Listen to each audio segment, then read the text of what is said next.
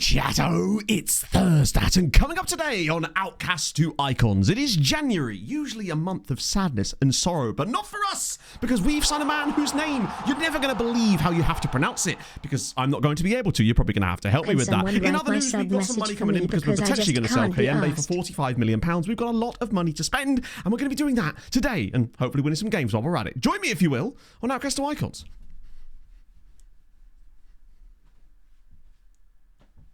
Don't ask me what that was. It just felt right in my brain and in my soul.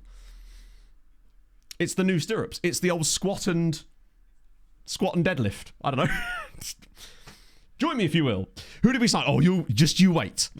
Just you wait. If you missed the end of last stream or didn't see the last stream at all, we found genuinely, and I know that I'm prone to hyperbole, I realise this, probably the best signing I've made in maybe the last 3 FMs. Legitimately. 20 Adam months as well. Of Thank you for the 20 intros. months. Keep up the good work, smile. You love to fucking see it. Hungry Hippos as well. Thank you for the 52. And Misha, thank you for the 24. You love to see it. No, I genuinely, I'm not joking.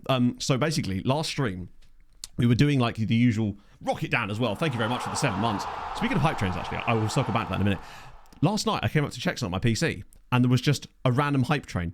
But it said, hype train finished. Your community gifted a grand total of 0 subs and 0 bits. I was like, Twitch, I'm not even live and you're pulling this shit now. It's absolutely insane.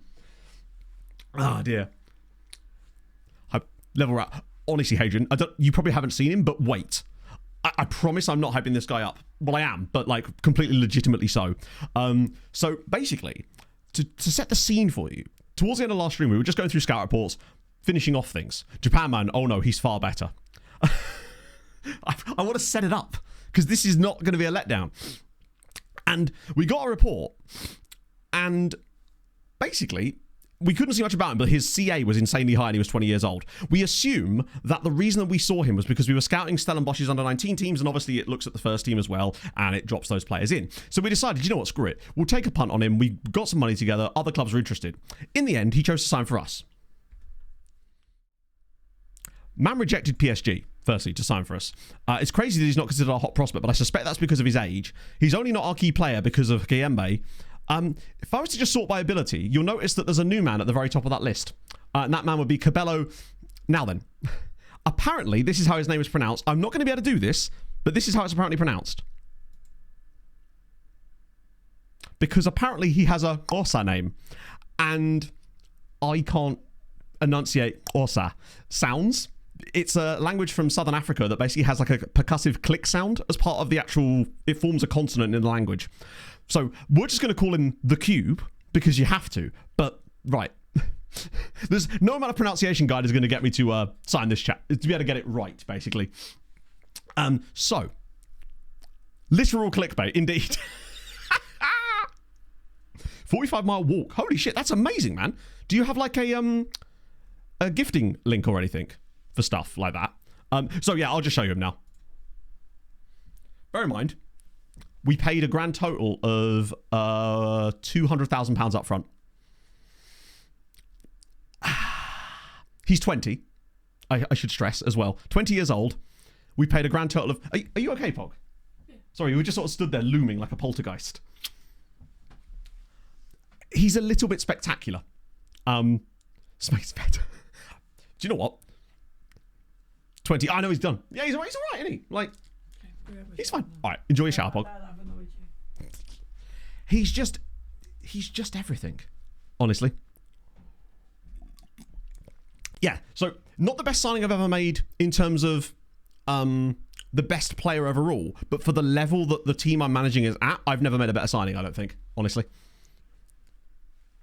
When you consider that he's 20 and we're a team that are a Europa League, like this guy should be playing for a Champions League club and like a good one too. I don't think at 20, with seemingly room to grow as well, that the fact that it still says could improve a lot is terrifying, particularly as now we can actually start to guide him a little bit and improve some other 17 passing and 17 vision. The work rate is insane. The technique is great. He plays both of our central defensive midfield roles if we need him to. We could even put him in the centre. I wouldn't though. Take him with you. Oh, no chance. And the only way, bear in mind, there's a lot of players that I've sort of priced myself out of now. The fact that he turned down PSG to join us. The moment that PSG came in, we went, oh, well, we tried, right? But Has compared to, yeah, that's not actually a good thing, unfortunately, but it is what it is. It just means we'll have to accept the fact that he's probably going to get a straight red card once a season. South African Pitlow, no, literally. Because I reckon he's the kind of player that could have 20 passing, 20 vision by the end of his career. He'd only have to go up by 3, and it's such an easy thing that just goes up over time anyway. I feel like, of the players in our club currently, him and Kiembe are the two that are going to be like Champions League winning level, which means they'll be very difficult to bring with us. Was he on the next gen list? I don't think he was, no. Which baffles me. But no, he can't have been. Because if he was, well, he's 20 now, but he obviously wasn't at the time. He can't have been on the next gen list because there's no way we wouldn't have like been like, holy shit, look at this guy's attributes, right? Because we wouldn't have scouted him for that. As in, it wouldn't have taken us that long to scout him if it was the case. Because I look at any player that's from a non-usual league in that point, too low rep. You're probably right. Although you do sometimes see South African players on there. But it might have been because he was at Stellenbosch and not like Orlando Pirates, Kaiser Chiefs, Supersport United, one of those teams. It might be that Stellenbosch's reputation is not high enough relative to the league they're playing in or something. I honestly think he would have got games for PSG. He is just incredible. And we get to play with him today, and I'm so goddamn excited about that. Not just that, there is every chance we possibly lose Kiembe in this window, but it won't even seem like a loss. Because if we get the amount of money that's being banded around for Kiembe, we can basically build an entire team that could potentially go for a Europa League win this season. Which is a risk, I realise, but come on, where's the fun in that, right? It felt too long. Oh, shit. Thank you for letting me know about that. I must have missed that. Luckily, I didn't actually accept it yet, which is good. From the best 11, uses well the best roles suggest for the players. I don't think I did exactly that, Peterek. I think the logic was I would use their best positions. Because the problem is, some players you get have got a role that I'm, like, either unfamiliar with, not sure how to use properly, or is simply inefficient in the game. So I probably didn't do it based on their roles per se. Sometimes I did. I'm pretty certain the reason we're using an inverted left wing back is because we had a guy that was there. But for the most part, I'm pretty certain it was just their positions itself. Room launch by any chance? I'm not sure. But you know what? It's the beautiful benefit of this save is we can literally figure it out ourselves. Also, chat. Can't believe... Oh, I love those kits, man. Those are some of my favourite kits of this entire save. Let's have a look. So we took over. This was the season that we spent there. I don't think we did play against them. Bear in mind, this was top flight at the time. Sleep Tokens on Caramel. I don't particularly enjoy Sleep Tokens, so I was unlikely to find that particularly... They just don't do what I want out of that type of music, I suppose. Or rather, the type of music they play is the exact type of music in that type of genre that I tend to avoid or not listen to very often anyway. Like, they just... I can't get the flow a lot of the time, right? First time Aiden, live in a while. thank you I for the hope 42 everyone months. is doing well. 4.5 years approaching. That's mad. I sure as shit am. I'm doing really... I was actually about to bring that for a... For ketamine levels? I can sort of see what you mean. Hello, It's like slow motion Matt. metal. Michael Hello, with the Pog. 57. Housewarming party incoming. I Yes. cannot believe it. I am now broke. I will always continue my sub to you though. If I had £4.99 left and I could eat a meal or sub to you, I'd sub to you, in more ways than one. Oh, naughty boy. this isn't where Fabio I parked Canal, my thank you very much car. for the follow as well. Mike, I did see your message last night. I just forgot to respond because I'm me. You don't have to say where. In fact, tell me where. Where's the house? But don't have to say it in chat, but like tell me where. Yeah, oh, Socrates. An idea might be to wait until a bit later in stream and then we can talk about your fundraiser again because I feel like you'll have a chance of reaching a larger audience when that happens. Because I want to make sure that you get the best out of that, right? Because that's really awesome what you're doing, man. Steve Scott, thank you very much for the conversion of a Prime to a tier 1. That's very kind of you, man. I did see your very nice comment on the VOD this morning as well, so thank you for that. That's very kind. Let's see if Mike says to me. This is where he's like, I'm actually moving in next door. Oh, wait. Man reads WhatsApp live on stream. Man attempts to, anyway. So how are you, chat? How's your day? It's W6. Oh, here he goes. Oh, okay. Oh, he's actually sent me a link to the house. Oh, very nice. Is that closer to me or further away? I wouldn't consider that doxing myself, Misha, really, because, like, but, well, I mean, I suppose you could argue that, but, like, regardless, I don't really care, because it's like, do you know what I mean? Before I lived in a tiny village in the middle of nowhere, whereas now it's a city at least, so it's not really such an issue. 3 a.m. Oh my god. Go to sleep, Inamorato. Hang on, wait. Before you go to sleep, just in case you missed him last stream, I'm going to show him again. Look now again. You'd love to see it. I'm doing better, Socrates. Oh, here's a fun one for you. Speaking of that exact topic, chat, we got an email yesterday from the doctors.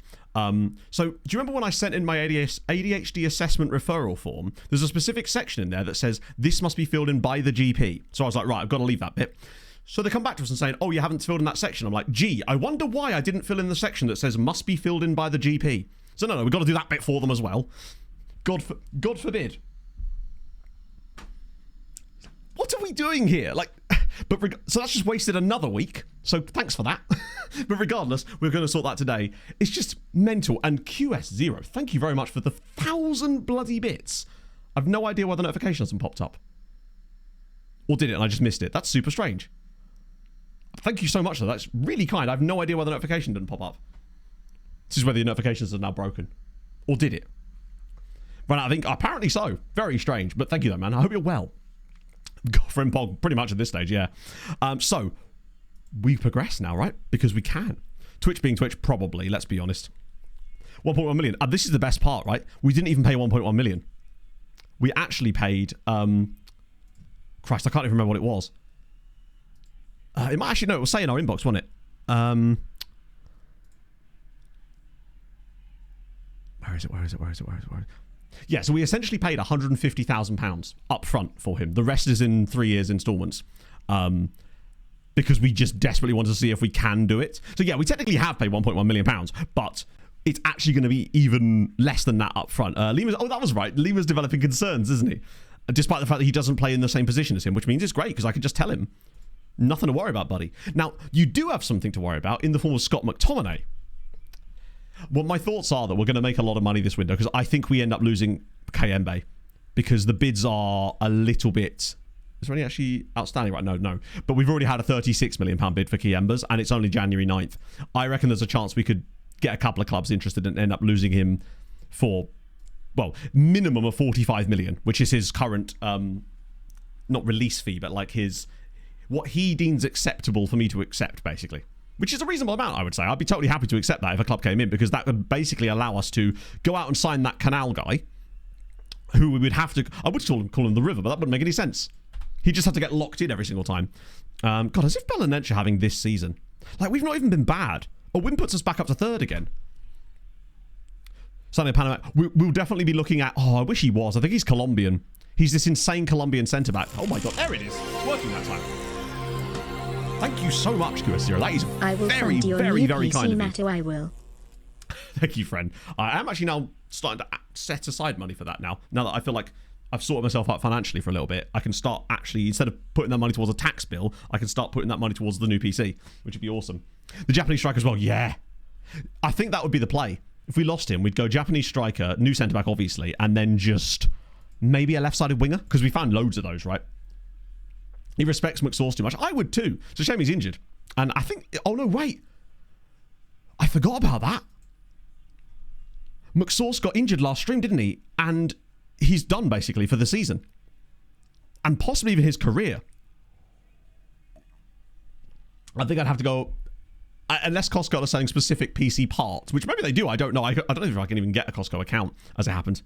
We signed him 2 streams ago. He was available, and we thought, fuck it, why not? And he's actually been really good. Ardlianu. Fuck it.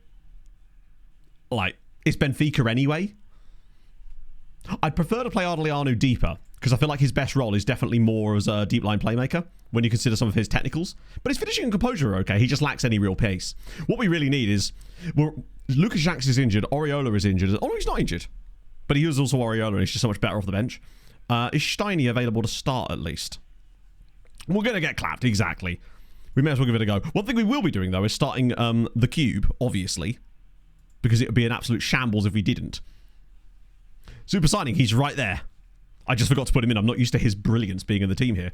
These two are just going to have to stay in the team for the time being. You come off the bench, you come off the bench, you come off the bench. I think there's probably someone who's injured on the bench as well. Oh, sort of. And there is another bench slot available too. So I will stick in... Probably Steiny, really. Yeah, we've got the Irish Moldovan as well, which is fun. 4 in 5 minutes. Damn. Dallas Stars just woke up in a cold sweat. Never given the cube. Someone gave me a really good name. Oh, 64. It has to be, right? I feel like 64 is the number he's going to get if we've got it available, which I believe we do. Custom built process for about... Yeah, I still feel like with the custom built ones, they still cost more than me just building it myself. Most of the time, it seems like. Because otherwise, where's the margins for them, right? I'd rather buy the parts myself and then assemble it like I did this one. I feel like he has to be 64. Like GameCube, M60, all that sort of jazz, right? We've got to be... God, this team is so good. So goddamn good. Right. Don't remember. I figured you might have that. I can't believe that. 3-goal lead in the final minute of the game, and they lost. Also, what was that? I mean, I don't know if Inferno's in chat today, but what a game last night between the Sharks and the... Oh, Christ, who was it? Wait, was that Dallas again? No, it wasn't, was it? Either way, the Sharks scored 7 goals and lost. So that's always fun. Right. Or did they lose? No, I think they did, didn't they? Right. That'll do. Yes, Landeskog, yeah, he's been sent to the Colorado Eagles on a conditioning stint, which basically means... There we go, 64. Nice. It looks like he's coming back.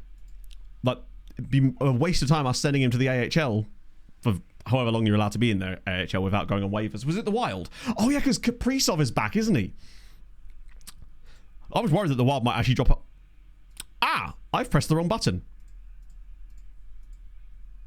Shows who's got the big game mentalities.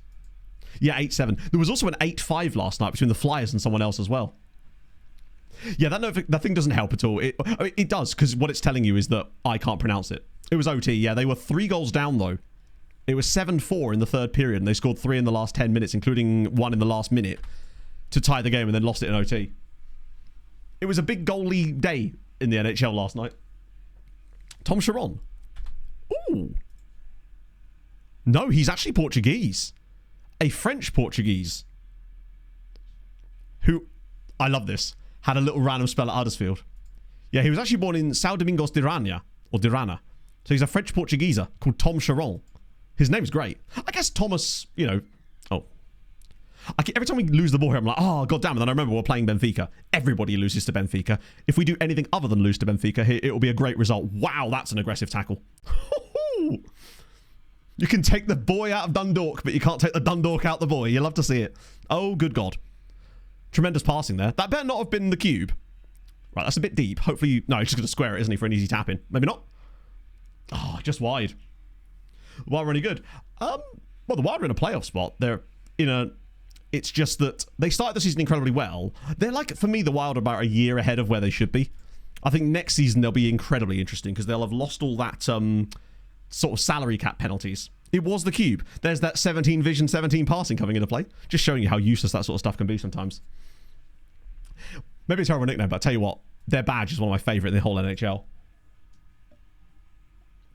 Just doesn't work in the match. God. To be fair, this tactic doesn't usually get a great deal out of your... The DLP struggles to gain rating. The only DLP we've really had lately that's managed to do that is, ironically, the guy that he's replacing, Arauz. However, we will find a way. I feel like he will just be able to excel. He's also going to give us way better depth defensively there too, because we'll actually have another good defensive player in that role. And he's got a bit of height on him too, if I recall. Not that it's mattered, because Darwin Nunez has scored against us. That's how you know you're struggling. Yeah. Kaprizov got injured. Yeah, exactly. And now that he's back, because they were slipping. I don't think they're going to be like a cup contender, but they're a fun team who have some cool players. And I think next year will be very interesting because they'll have a lot of money to spend. This is the... I mean, it looks like you're going to win the division, at least. I saw a stat last night that the Leafs had only won their division twice since they won the cup in 1967, which is mental. Is he 5'10"? Doesn't he have like 12 jumping reach though or something? 9, okay. Why did he look so strong in the air there? Either way, the other thing about him that I like is he's got excellent work rate and great tackling. I can, Michael, but it's not pretty reading.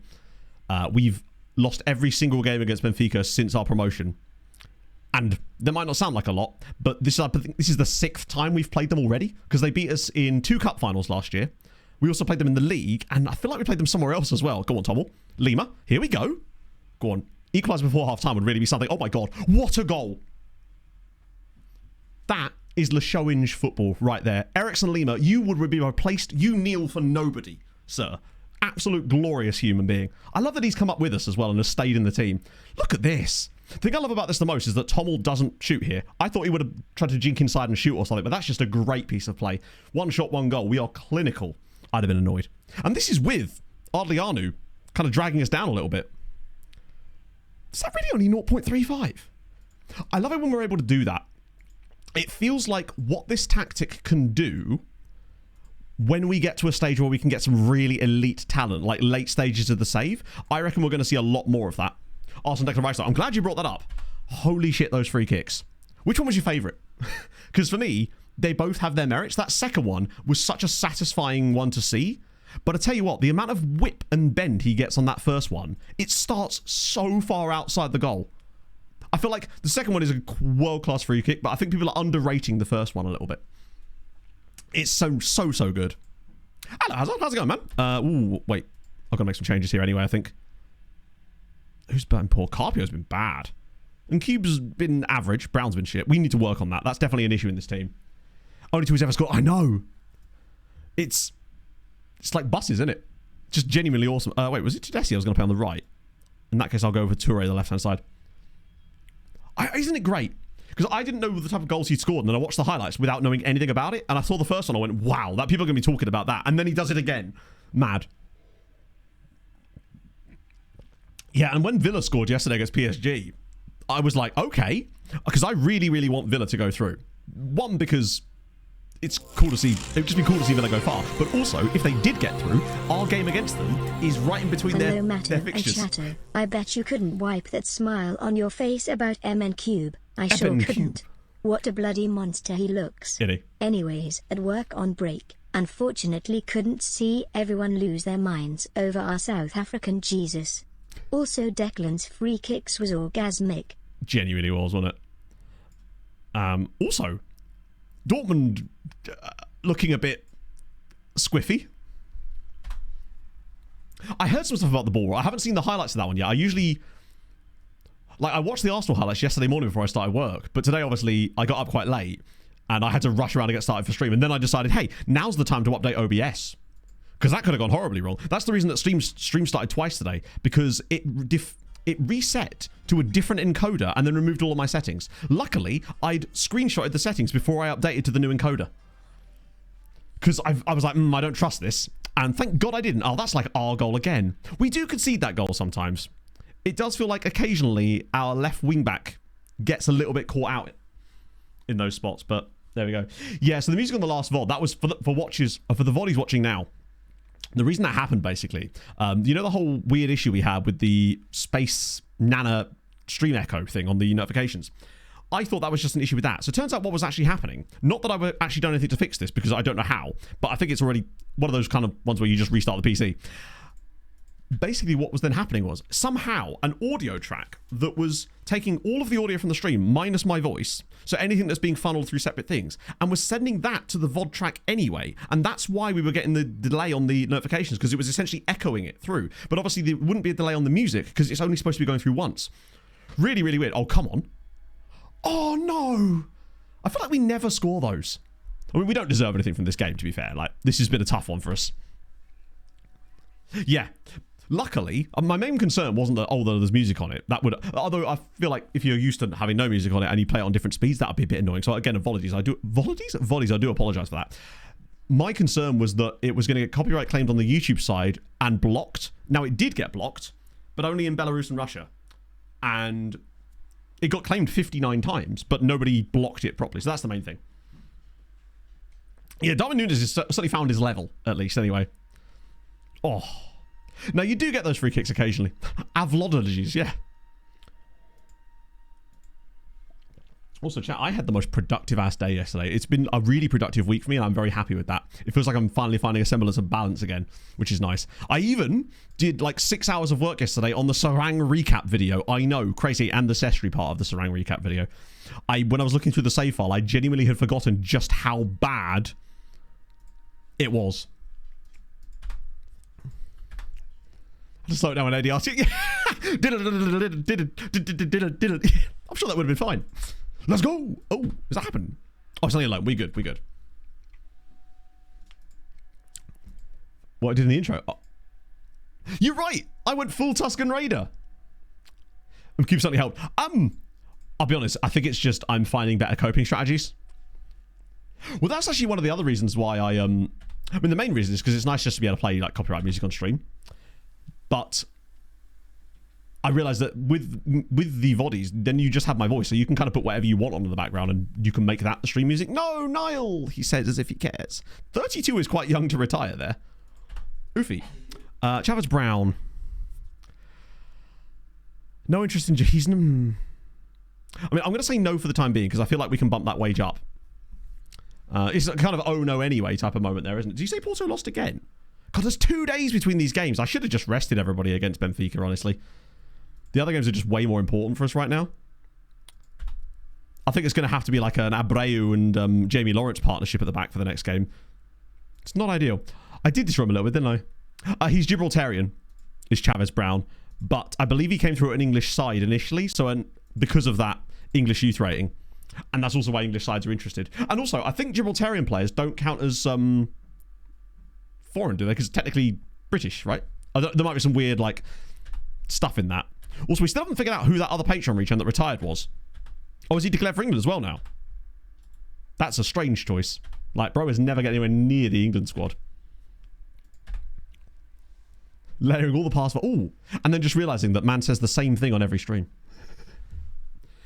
I'm a man of few stories, but I tell them well, while forgetting what I was talking about midway through them.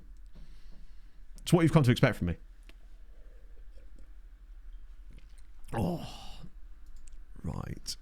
Spurs doing bits as wow, that's a huge set. Who the hell? Lucas Neubauer.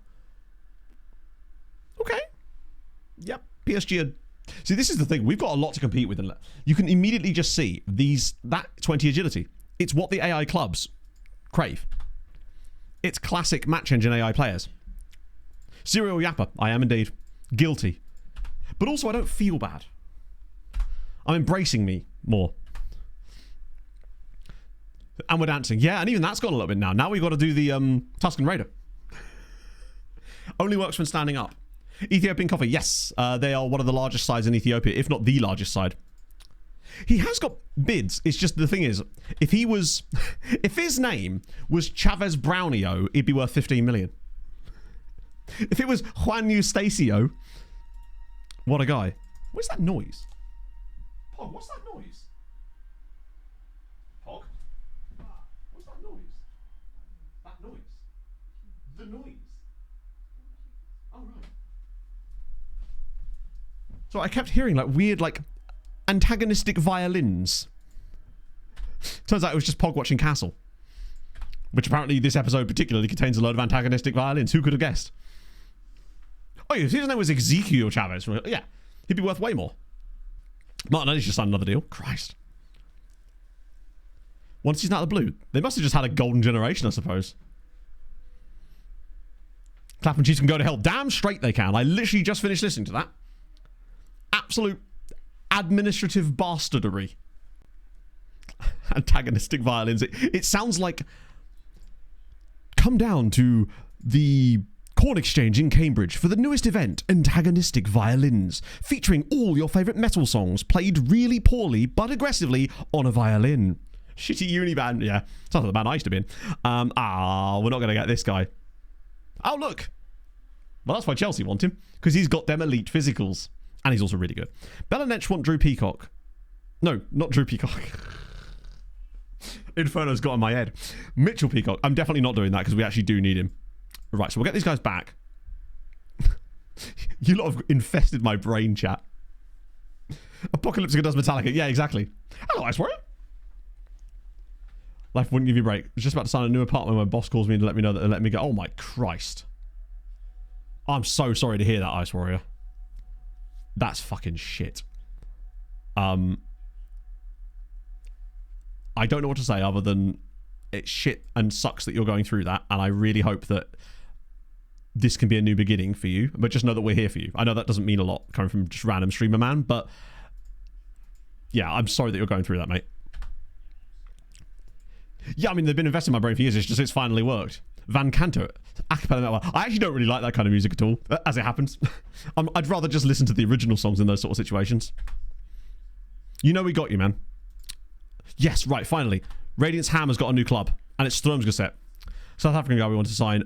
Maybe, but the other player I really want to sign, of the current batch, anyway, let me just make sure I've actually got them all. It should say 67. Yeah, it does. Okay, cool. Is Japanese striker, Colombian defender. Those are the two that are like in my brain right now that I must try to get hold of. This guy was ahead of the curve. I don't know if I can even... Antagonist violin. There you go. Oh, it's fine. I've just got a Labara mobile ad. Actually quite good. Oh, fair enough. I remember there being a few bands like that back in the day. Right. God, our goal difference is a little bit naff. This is just going to have to be a complete reversal of... Oh, God. Are we going to have to start? We're going to have to do it. It's happening. Svenny boy's in. And Cube is already knackered. Although at least it does allow us a bit of rotation options here. Hi, FM. Can I click the button, please? Thank you. We'll have Steiny.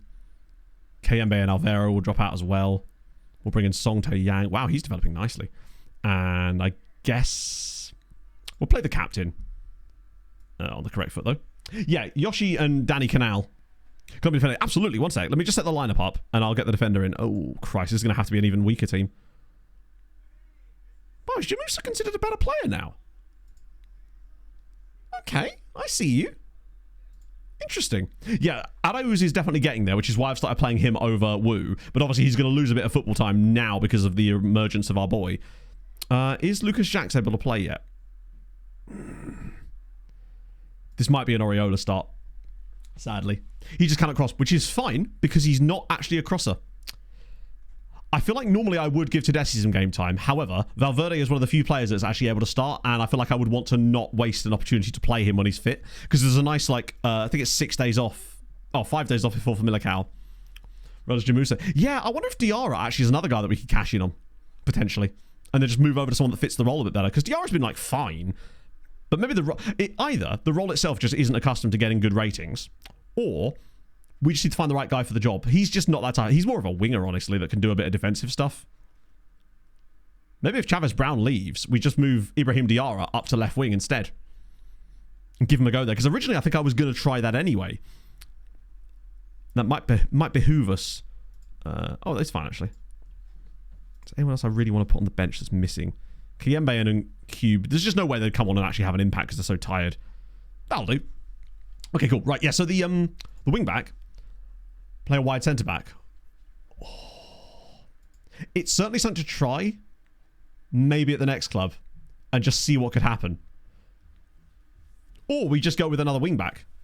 But there's less fun there. The one thing I do like about the role that he plays is the fact that he makes those inward runs that allows both of our DMs to sit slightly further forward, and it creates a third line of defence because of the way it does mean that he sometimes gets caught out though down those left sides, as we saw against Benfica in the last game. I think I've got him on my shortlist. The other guy, Natcap is not. There is I think it's ! Scouting filters is the pack that has all of them in it, I believe. Oh wow, our wage budget is bad. Oh, we're still on it. To be fair, who cares, right? Legitimately, we'll figure it out. Is he on here? I need to clean this up as well. I hate that it keeps resetting the view I'm using. We'll use Ironow's one. It is... There's Carabal as another good player, actually. This is him, Danny Canal. I think it should be pretty clear why we're interested in him. Like, solid tackling. It's not amazing, but his marking's okay. Heading's all right. Goodish aggression. Great bravery. Great positioning as well. Can play on both feet. 6 foot tall. 16 jumping reach, more importantly. Professional personality. It's Danny Canalfornia. 12 for day drinking. Tell me about it. I mean, I did a bit of the old day drinking on... When was it? I suppose it was early evening, but actually it was last Thursday. Mate of mine came over and we took him for a pint down by the river. I felt crap the next day.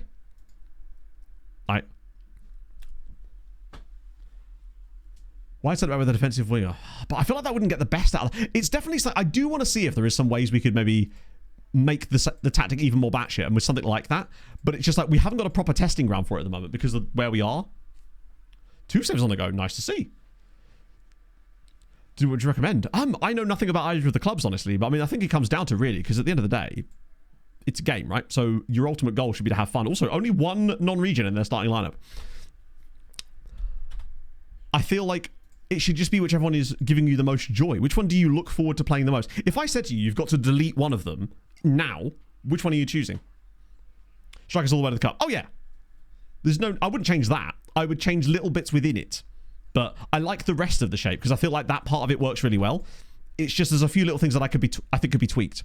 I think with a good right-sided player and the good right side, you get the most out of the shadow striker. The CM, you just need a guy that's got good like shadow striker attributes and can defend a little bit. The ball in midfielder, we already know all the rules for that. The DLP, I feel like Cube is that type of player. Centre backs, you just want the usual centre backs. The only type of player I've not yet figured out exactly what I want from is that left-sided. Oh, hello. Please tell me that's a goal. Oh, for my next save. Then I don't know. Palace is your final club.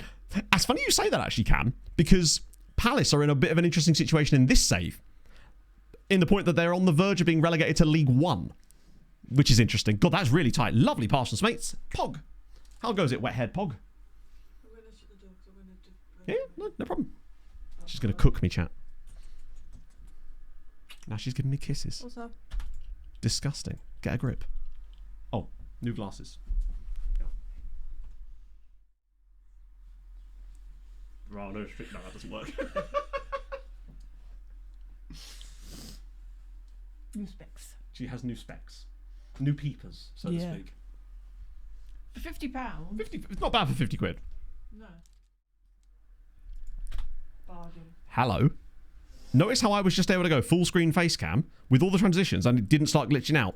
So I updated OBS and I've moved to a new version of the encoder and my God, does it seem to work. What is our goalkeeper doing there? Ah, dear. I'm king of the world. I actually saw some people doing that down by the river the other day. I don't mind a bit of defensive winger. I use it on my... I've got a lower league tactic I use that has defensive wingers in it, and it does really, really work.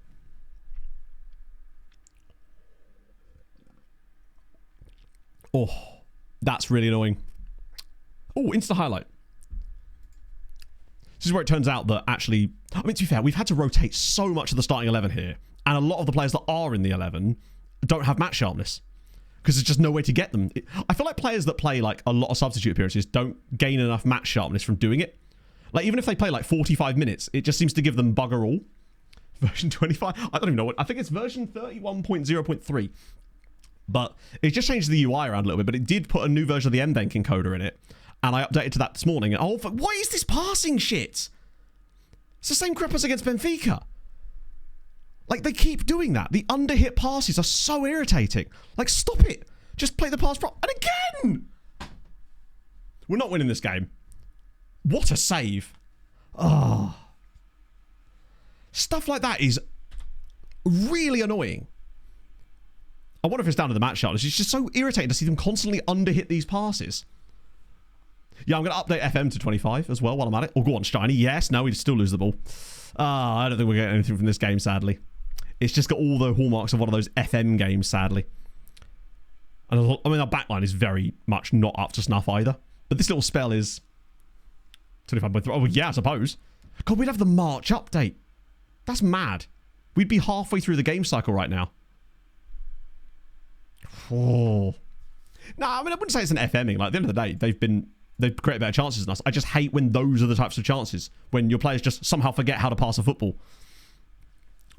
Right, here we go. Come on, let's get some oomph back into this lineup again. Oh, that's beautiful. Wait, he's actually got... That's the second offside goal in the first half. So we've managed to score twice, just neither of them have counted. Also, JM, I've been absolutely vibing that new Nox album.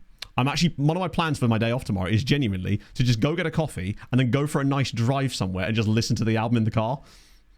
Because I can. It's the beauty of free will. So 2 offside goals. I don't know what to say. They just aren't cooking right now. Porto are winning, incredibly. God, we've been 9th in the league after that. I mean, it's still very tight, but we just need a bit of a break in games. The squad just doesn't have the depth to handle the amount of matches that we've been presented with, and we never had the money to build a team that could. Harvey Barnes, obviously, yeah, Alverca have been incredible this season. They're still massively overperforming. I think they're like 9th in the league on XG, but they're just doing Harvey Barnes things. This is going to be a penalty or something, isn't it? Or a long ranger. Oh, nobody's gone. Nobody's gone to him. Nobody's gone to him at all. Great tackle from Smates. Oh, fuck off. I'm so bored of this. This will be given as well, even though it never seems to be given when it's us. Oh my god, it actually wasn't given. I've got so used to them only being not given when it's us. But what is this nonsense? Fair play referee, though. At least he got it right. I know they had to introduce that sort of stuff so that they could have VAR correct it, but good God. Oh, wow. We are lucky to be involved in this game. And reaching for the bench is unlikely to make us any better, unfortunately, because of all the fitness issues. But we move. Oriola's been shocking, and I've got nobody to really obviously replace him, other than Ardlianu. Okay. We have to move Steinmetz up. Is Tommel at least on the bench? Yeah, an unfit Tommel is going to be better than nothing, I think. Tedeschi. Just got to cook here. Right. We've actually had quite a lot not given this season. Usually it's when we get a penalty it's not given. Although most of the time they don't even look like penalties, which is good. But then every now and then out of the blue they'll just pull a random one where it clearly isn't a penalty and it just gets given anyway. But usually it's ones like that. Of watching silly little man being angry at his silly little man in his silly little game. In it. Thank you, Cry by Heat, for the 11 months. I hope you're having a fabulous morning. We're just not going to do anything, are we? We're just going to bobble off, lose 1-0.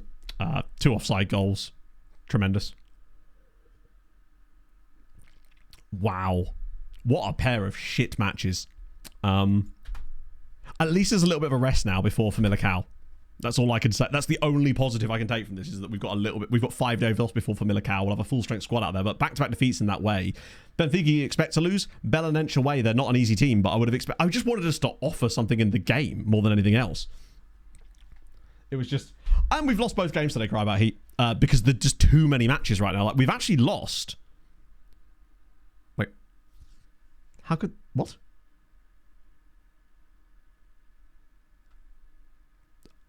Okay, that doesn't seem to add up to me. I'm assuming because there's a cup game in there or something. Either way, our actual run lately has not been particularly good. We're down to 9th in the league now. I don't know if that's where we deserve to be or not, but wait, he rejected the contract? Oh my God. Chateau. This winger rejected the contract that he was under. You know the guy that we couldn't bid on because of the stupid rules? He's available again. The thing I don't like is the right foot, sadly. Match sharpness, is that possible for you? It's possible, but then we don't have them available to us. So the issue is, if I put a player in the under 23s game, I then can't have them on the bench. So, like, yes, you can do that, but the only time I do that is when I've got a long stretch of matches where those players aren't going to be playing. Yeah, he is good for that price. We can't afford him, but he is good for that price.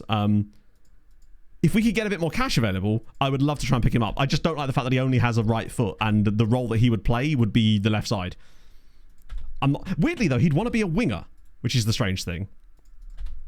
Oh, they actually are going to take the guy. Sell now, please, lads, if you could. 2.5k? They got him. Nice. Inverted winger, trains left foot up again. But then that changes the tactical setup, which sort of defeats the point, right? You can train their weak foot, but you're not going to get it up beyond. They're still going to be massively on their right foot, basically. Who are you? Oh, he's 29. He's 29 years old. Never mind. Jerome Opoku. Wow, he's playing for Strømsgodset. There is some fun player. Will Fish. Great name. A guy called Kante. Not the same guy, obviously. A few random. Ramon Blanco. I remember looking at this dude in the past. I think his wage demands are obscene. It's weird that he's even being listed by. The club does not believe he has a long-term future with them. Jesus Christ. All right. And we probably won't be able to afford his wages anyway, but I'm just curious. Yeah, 38 grand a week is a little bit out of our price range. Yeah, so basically, you can set players available for your under 18 team or under 19 team. The problem is, in Portugal, those games take place on the same day a lot of the time, which means that if I set them available for those games, we then can't have them on the bench. So they'd have match sharpness, but they would be unusable a lot of the time. That's where it becomes a little bit. I wish there was a bit more options that you could put through on that. Right, let me just get rid of any low potential ones on here again, just like we always do. I think there's a few pages. Wow, that wasn't that many, actually. I suppose we are in the middle of a window, aren't we? A few reasonables in there. God, he's good, isn't he? 3-star Croatian left-sided player. I assume he's still in the list. I'm sure I'll see him in a minute if he is there. This guy here, Borja. Oh, no, wait. No, he's Colombian. Oh, that is the guy you mean, right? Yeah, Henrik Larsson is there, isn't he? We saw him last stream. I won't bother with Blanco. There's no point in scouting him. This guy here, amazing player, for sure. Still can't afford him. Like, guys like this, we could absolutely bring in if we could get the money together. Actually, did I even see his attributes?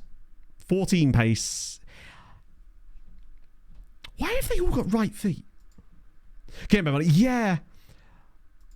I still like the idea of moving Diarra up, potentially. But he would be an interesting time just because of the price alone. This was the... Oh, he's not as good anymore, is he? He's just not really developed. He looked so good when we first discovered him. He's still only 18, I guess, but... There's this guy here, Velezinov. Ah, he's too slow. Ilunga, I think I've looked at his... Oh, he's not. No, it's a different dude. Jule Ilunga. Oh, that's a great signing. Paris FC have done well there. He's done well there. Yeah, or something you could... Oh, how would it be? I guess the game does kind of ask you before each game. It just... I don't know what other option they could give you to make that easier. Coffee. Yeah, man. Say hi to Suzanne. Salty Scotsman. They got 37 months. What? Well, I don't know. I don't know her schedule. I am? Yeah. Do you want my wallet then? Yeah. Nice catch. That was a bad throw as well. How's it going, Salty? She probably stooped to grab that. That was a great... Oh. The baseball crowd would have gone wild with that. That was brilliant. You're a regular baseball player. I couldn't think of a single baseball outfield. I suppose that's any baseball player, isn't it? But who's this guy? Oh, I've looked at this guy so many times before. That's why he's on the shortlist. Give her an England cricket. Damn right. Training testing up for first team regulars. The problem is most of them are probably on double anyway. And if I put the intensity up further, well, you can't put it up further than that. But also, they'll just complain about it in training, and then we'll lose their training ratings. Yes, Pog? A letter for the previous tenant? No. Tribunal service. It's jury duty. It's on the shrub. Look at the back. It's jury duty. Chat. We just got a letter through for the previous tenant. I don't know if you just heard what Pog said to me. Would you like to guess what this letter is?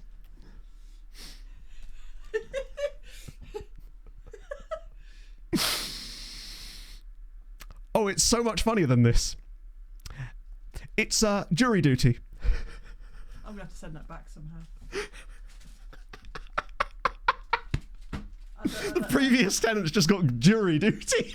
Literally, it says HM courts and tribunal service. Yeah, no, it says jury summoning on the back of it. Yeah, It's jury summoning on the back. just pretend I'm him. Right, I'm gonna send it. I'm gonna take this to the post. Chat also reckon it could have been a gas bill for £1 billion. Probably. I'm gonna take this to the post office, see if I can return address it. Yeah. Put tenant. Yeah, we don't want him getting in trouble. No. Or actually, I kind of do for his rocks nonsense, but no, I don't. I actively don't. They resend it to you as the current occupier. I mean, sure, but then they can just send it. Well, what else are we supposed to fucking do? Like, if they send it back again, then we'll just send it back again. Have a nice little bit of fun. Hello, Mike. You have to move. To be fair, it worked for him, right? Like, or not. This guy was really good, if I remember. Oh, look at that pace. If he wasn't like ludicrously expensive, it'd be really fun. So he's going, nice. Bench trial for impersonating a doctor. Yeah, he would be an expert witness for sure, yeah. Those pictures, we were discussing it earlier and I found it incredible. Went to Mexico to avoid jury. I mean, I don't know where he's moved to be fair. It's been a while since we've had any... It's weird that he would get that. Does that mean that he's still registered on like the electoral roll here or something? Because we haven't had a letter for him for a very long time. Real Madrid have just signed half. 175 grand a week. Yeah, in Portugal. That's really strange. Because the moment I signed up for things like council tax, that then put me onto the electoral roll here when I moved. So it's like, has he not signed up for council tax at his new place? or filled in the thing that you have to fill in. Somebody's not paying their council tax bill. Naughty, naughty, naughty, Mr. Name I won't say on stream. Rose correct before the election. Oh, almost certainly, yeah. We've got like a mayoral election coming up soon, I think, anyway. The amount of like spam I've been getting through. It's great because when they hand me like the political flyer, it's like they're saying to me, hey, here, you throw this away. And I'm like, why are you giving me more jobs to do, for crying out loud? Nobody understands. Maybe, but I'm pretty certain that when I moved here, when I did the council tax sign-up thingy, that automatically sent me up on the electoral roll and everything. Man, I had to change mine, but it was an option as part of the East Cambridgeshire County Council sign-up process for the like council tax bill and everything, which I did obviously before we moved. Asking for a tenant, I've been there 5 years. A 4-year-old woman. Did you just be like drop trow in front of the police officer? Like, no, officer, you see this? Still solve one on the other side of the country. Ah, yeah. I wonder if it's because I moved from Essex, so it's not like as far. Maybe they could speak to each other a little bit better. What was I doing? I was looking at Kernray, weren't we? Who is currently on trial yet again with us. There was some interest in you, but the moment I offer you a trial again to stop you from retiring, the interest dries up, and that's one of the biggest issues. But the risk is if I don't offer you the trial, you just retire. We used to get Tesco's club card receipts through to the previous tenant, but that stopped after like a month. I still also wonder if Man had a newspaper subscription, because we still get weekly copies of the Yearly Standard sent here, and I never signed up for a subscription, and it specifically isn't a free newspaper because there's literally prices on it. So, I mean, I'm not complaining. We get free newspaper. John T. Sewell. John T's been doing something, because I remember seeing a notification in my feed about John T. Sewell. It was either a loan or something like that. Wage demand's too high. It's nothing to do with custom regens. It's just they happen to be a custom regen and it's happening to them. Basically, because he came from a Premier League side, he will not drop his wage demands or drop down the leagues, basically. They seem to believe it's a real problem in FM's coding, basically, that players, once they reach a certain level of the league, they almost refuse to drop too further down, even if they are much, much worse than the level they claim to be playing at. It's really annoying. I didn't realise how bad it was until today. So yeah, you're actually on loan at Derby for the season, finally getting a bit of football for them, and it looks like it's going to become a permanent move. Yeah. So you're joining Derby permanently in the summer. You're still only 24. Like, there's hope for you. Yeah, I wonder how much it's going to be. I'm presuming 7 million quid. Get it from newsagents, you have to pay. Oh, fair enough. Either way, I'm happy. It's a cool little newspaper. Nice to stay informed, you know, on the local goings on. Oh dear. They're offering Cristiano Ronaldo. Wouldn't it be funny if it was who was the club? It was Sporting, wasn't it? Though I think there was a club before Sporting that he played for, right? Nikolaevich. It's weird that you've only just noticed this now. Oh, that's a shame. Not happy about it. Then leave. We already tried to sell him for like 700 grand. If we actually did get that deal done, I could probably make some moves. Madeira, yes. I was Nacional, wasn't it? Yeah.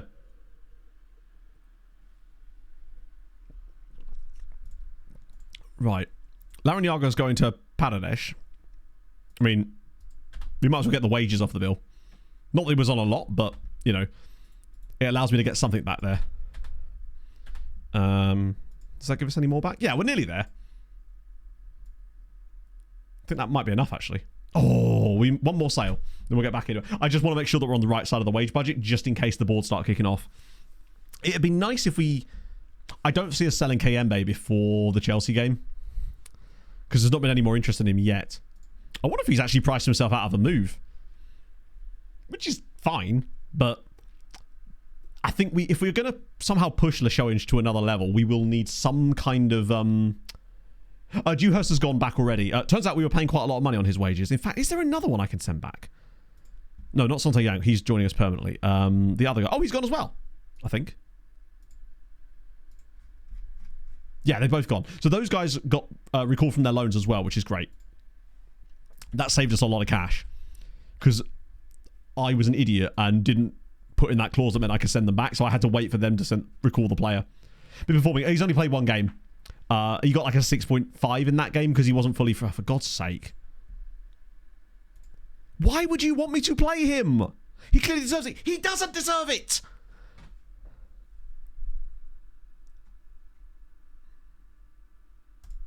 Melons. Oh. He's like our fourth choice centre-back. Well, the problem is, if we offer him out, we'll get no money for him. We've already established that he can be... So this is an example of that. So, to clarify... We had bids of £775,000. We accepted those bids. He turned the club down. Watch what happens now. If I can offer him out for that and maybe we'll get a bid. I bet we don't, but maybe we do. This is the problem. With agents. I'm not going into this again. We're not doing it again. If you engage those things, you will lose money on the transfer because now you're alerting clubs to the fact that the player is available and therefore you will lose money. That is the reason you don't want to do that initially if there are other ways around it, basically. It's like a last resort. And not to say I wouldn't do it at this stage anyway because it is a last resort, but the point is we've already had bids of like a 750 grand for the player, which means that clearly clubs are interested in him at that value point. If I start offering him out without that value point, he will simply lose all of his value and we'll be losing it for like 100k at best. That's the issue. A big cannon. Now that, there is a big cannon down by the cathedral, to be fair. Oh, Mitchell's getting some interest now. Ah, here we go. Hang on. Don't Anadia have another one of the Patreon regions, or did at one point? They do! I knew it. They're going for a second one. I respect that a lot. Like, to be fair, with someone like Nikolaevich, I wouldn't be opposed to doing that sort of stuff with him, but it would be to get rid of him rather than to get any decent money. That's the problem. Like, if you actually expect to get any good money for the player, you cannot be throwing them around like that because every club then knows you're trying to get rid. Make up with installments. That won't work at all. I have not once in all my years playing FM been able to offer a player out with installments based on the offer out and had a club even be vaguely interested in it. It just simply doesn't work. Which is annoying, but also I can sort of understand why. You're just taking a lot of control away from the other clubs. League One wants a bit of droopy cock, yeah. There's just basically the moment you add any kind of the more criteria you add to the offer out, the less likely any club is going to be interested. Almost to the point where the moment you add anything to it, pretty much, they're less likely they're going to be interested. Yeah, basically, it's stupid and it's broken because that's not how it works in real life or how it should in football. But that is unfortunately how FM. The game just says no, yeah, literally. It just blocks any club from being interested in the player at that point. You could literally be offering the player out for a third of their overall value, but if you put clauses in it instead, where it's the same value, the clubs just don't care. They just aren't interested. And will continue to bid more than that if they, yeah. It's... I find that the agent one isn't the worst. It certainly doesn't, but it will still often be less. Chelsea and Benfica. Well, we've got Famalicão first. Good look at this week. We've got like four. How are we supposed to do this? Just out of interest. 3.4 million for Chavez Brown.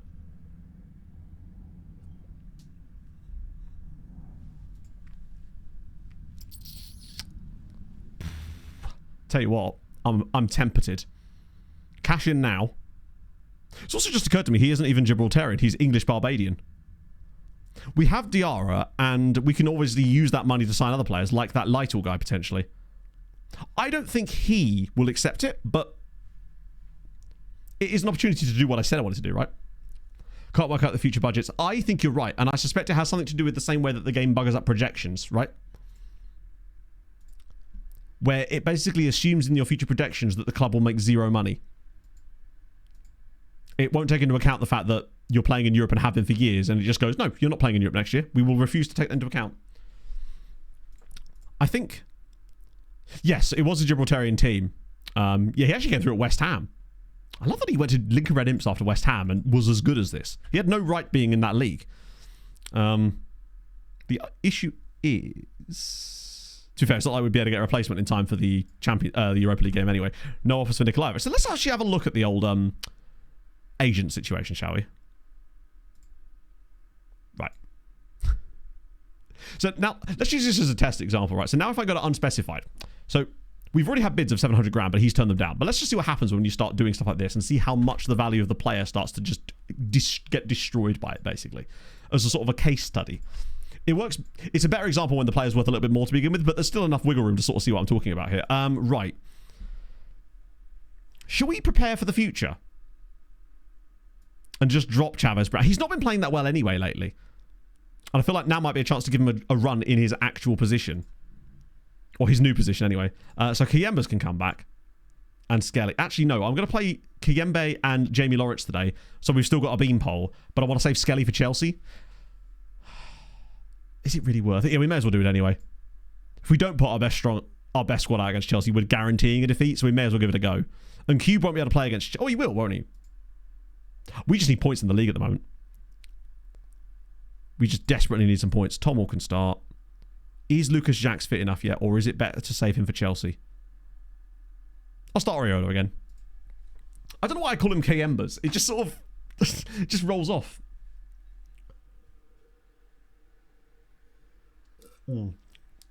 Okay.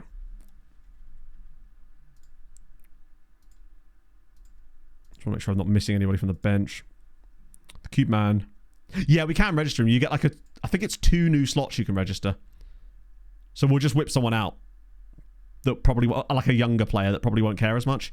I will make sure that I don't want Rosales on the bench. He's just causing problems. Ooh, our morale is if we do get any kind of break soon, which is looking unlikely, I think it would be a good time for us to get a friendly in there. Oh yeah, you haven't seen this yet, Anarith. Yes. This is the missing striker report. It's glorious. The simple story behind it is that when we got to the first club in this save, I decided that I was going to make a tactic that only used the best positions of the best 11 players that we had at the club. And that's sort of... Wait, is Abreu in the starting 11? Oh, right, sorry. I thought you meant in the starting 11. Wow, we're 13th in the form standings. We've got to get it together a little bit. I'll be really, really sad if we don't win this one because we're at home. We've got basically a full-strength lineup with a few extras in there, with the exception of Skelly, but we've got Jamie Lawrence, so he's going to serve the same purpose. I just want to make sure that Lawrence is actually on set pieces. Just in case it's done some silly bollocks again. Okay, so yeah, it's still going to Jamie Lawrence. That's fine. Because Skelly isn't on the team yet. I would like to see a little bit more out of Uncube today.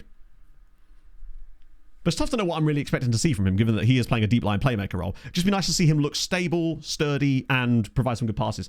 Kiembe is in the starting 11. Oh, hang on. That's a great pass. We've got 4 bodies in the box. It's kind of evenly matched here. Go on, drill it. Oh, look at this from Tommel.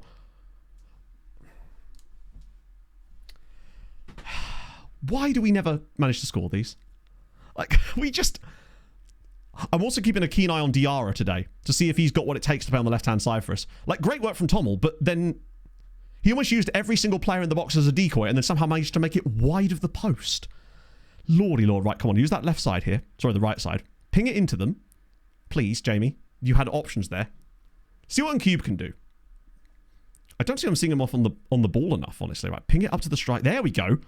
Drop it down. Oh, lovely interchange there. That was really unexpected. Oh, go on, pass it back to him. Yes, that's glorious. Okay, that was a waste of a cross, but still, that was really nice play. Lima. Use the overlap. There it goes. Come on, Valverde. Drop it across. This has got to be a tap-in for somebody here. Oh, and it is, and it's Roman Tommel who can apparently score those. We've started really, really well in this game. Wow. Just really aggressive off the boat. Unplug everyone's internet. Ah! Isn't it great when they do that with no warning? In fairness, that's only happened to me once since we moved here. And they actually took some money off the bill because of that. That was very fortunate. Wow, what a finish. I think Tommel is better when he's instinctive. Kind of like Smates. Like when he doesn't have to think about it so much, he comes up with some great finishes like that. And all of a sudden, what were we even worried about back into the European places? Oh, what a guy. Tom and Rommel. Okay. Cube looks solid. Diarra is on a 6.8 so far, which is a really good sign. Because Chavez Brown was regularly putting in proper stinkers in that role. He's been underrated bad this season, I would say in many ways. So losing him for £3.5 million would be a really good pick. Oh, go on, Tommel. Oh, he's going through again. Come on, you've got to square it this time, bud.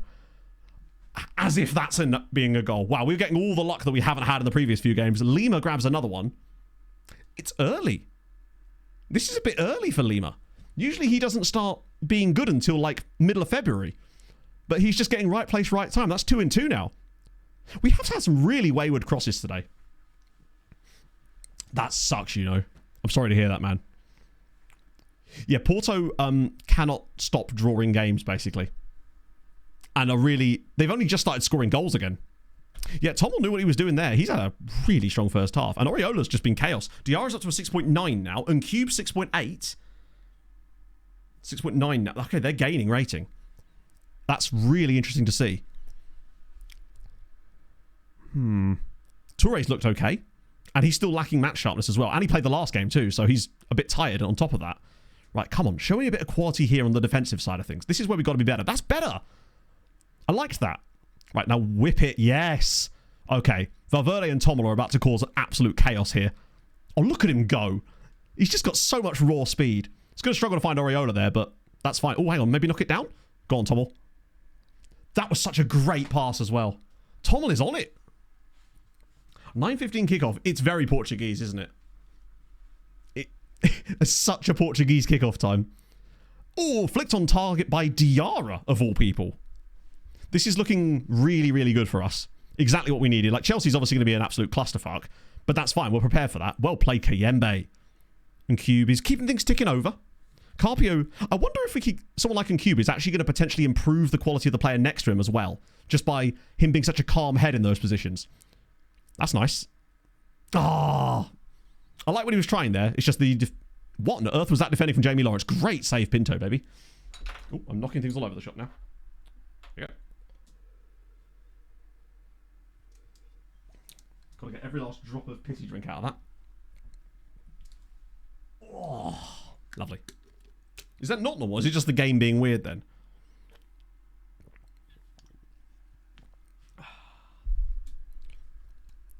Also, you feel like with the, as you say, with the flares below the roof, you just be collecting the smoke right up there. That is beautiful. It's 3. BDM, thank you very much for the follow. Lima's got another one. This is quite some first half. It's what we've been threatening at times. When things actually work, this is how they look. Because this is, again, brilliant little interchanges here. Tommel again, pops it across. Lima again. 2 goals for Lima. 2 assists for Tommel. Some great work from Cube in the build-up. That's more like it. Much, much better. Where's Diarra? 6.8. That's fine. I'll be good again. It's hard to say. I think it's just a question of we had a little bit of... Lima just seems to go on these mad purple patches. He usually starts the season well, disappears through the whole winter, and then comes back after about the middle of February. Well, this will certainly help the morale. Unless we throw this game away, which is definitely within our wheelhouse, let's not forget. We've still got every opportunity to do that, no doubt. Okay, there's 1 yellow card away. I might actually use this as an opportunity to rest some of the players for the Chelsea game, so we might actually have a chance at playing out to start some of them. Given that we're 3-0 up.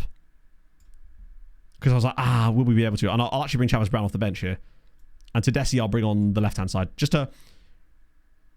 And Cube might be okay anyway. We've got Steiny. I probably should have taken Cube off as well, but I kind of just want to see what he can do over 90 minutes.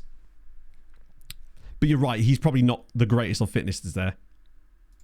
Because the reason I didn't take Carpi off is because I know that we can start Steiny against Chelsea. Oh, look at Drew Peacock. Come on, lad. He's got 3 players on him. And he's got Sven. Just drop it across. Drew! Oh, I know that you've done really good work there, buddy, and you felt like you needed to have a shot, but that was not the best choice. But that's what I mean about Drew.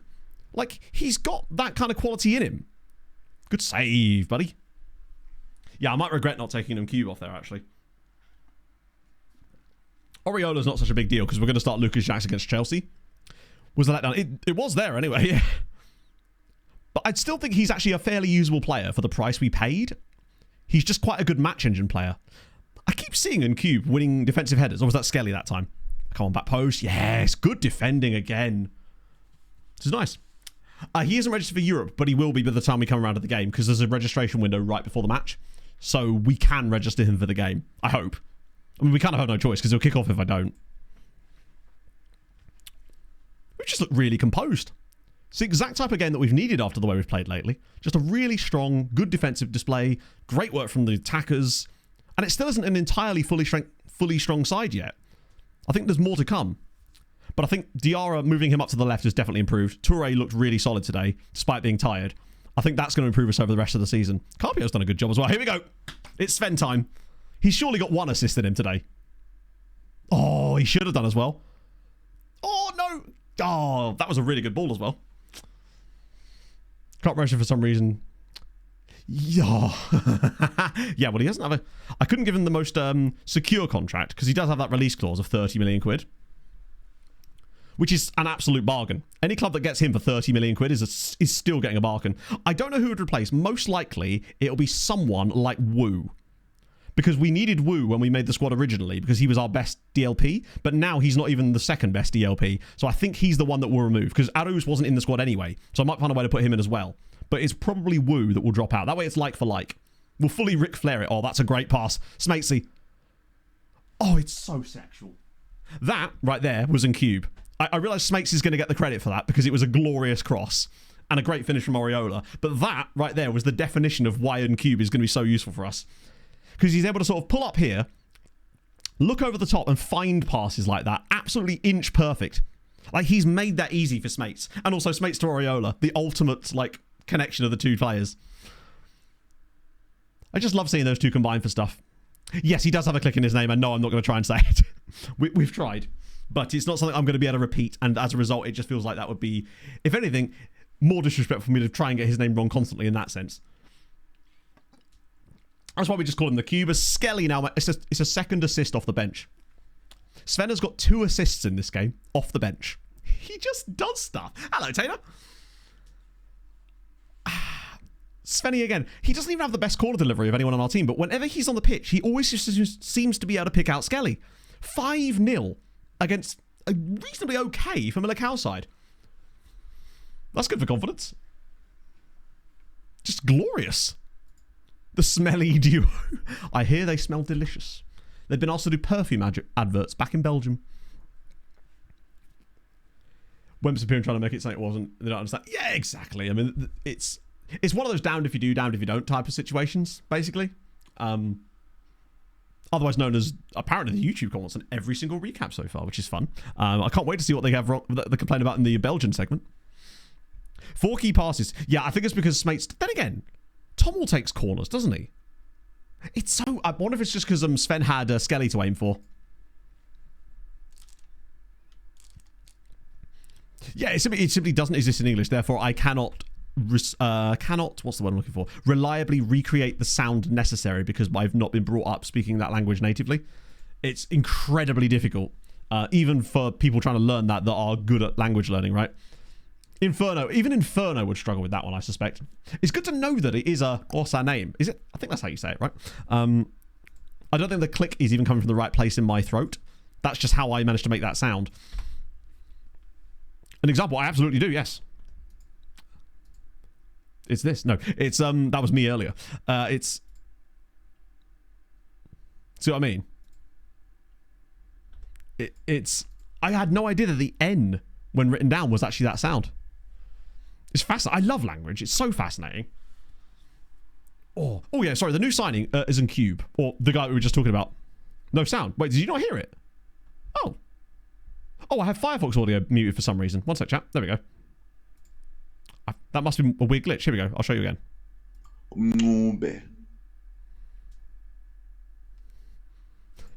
His entire name is just silent. Forgive me, I don't know how that ended up getting muted.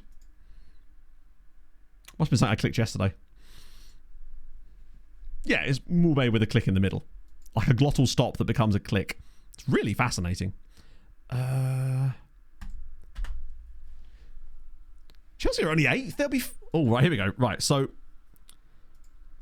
Players unregistered. Shiny still counts, and Cube has to come in, which I think actually might be fine. No, we have to take someone out. Alan won't kick off if he's not in the squad. That's fine. Jamusa is in the squad. Arus isn't. Buo won't be. He won't be. He doesn't care. Buoksham won't care. Rosales, I'm going to take out the squad because he's a knob. So we simply don't need him. Chavez Brown... what if he says no to Swansea, though? I can't risk taking him out the squad until he's gone. Mustafa Cisse, he's a squad player. He'll kick off. Those guys are all homegrown. You're Oriola. Is there anyone that's going to kick off? You won't kick off. You won't kick off. None of you will kick off. You won't kick off. You will, but I don't care. You will, but I don't care. You won't. You won't. You will, but I don't care. You won't. And you won't. All right, cool. I think we're okay. Where's Wu? I don't know where Wu is, but apparently... Oh, he's there. So I actually could take... He might kick off, but I'm actually not asked if he does. Who do I want to bring in instead of Wu? Since we can. Maybe Arauz, actually. That way we've got a backup to... and Cube. If we're going to bring them both in.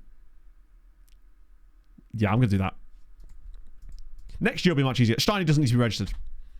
We can register him, but it's a waste. He's under 21 and has been at the club for 2 years now, so he's exempt. Next year will be great for that. My pasta princess? Cook of chucking my avocado to my seed in the office lunchtime. Huge curry from the street market. You love to fucking see it. To Ric Flair. There's just so many players called Woo. We'd be doing it all day.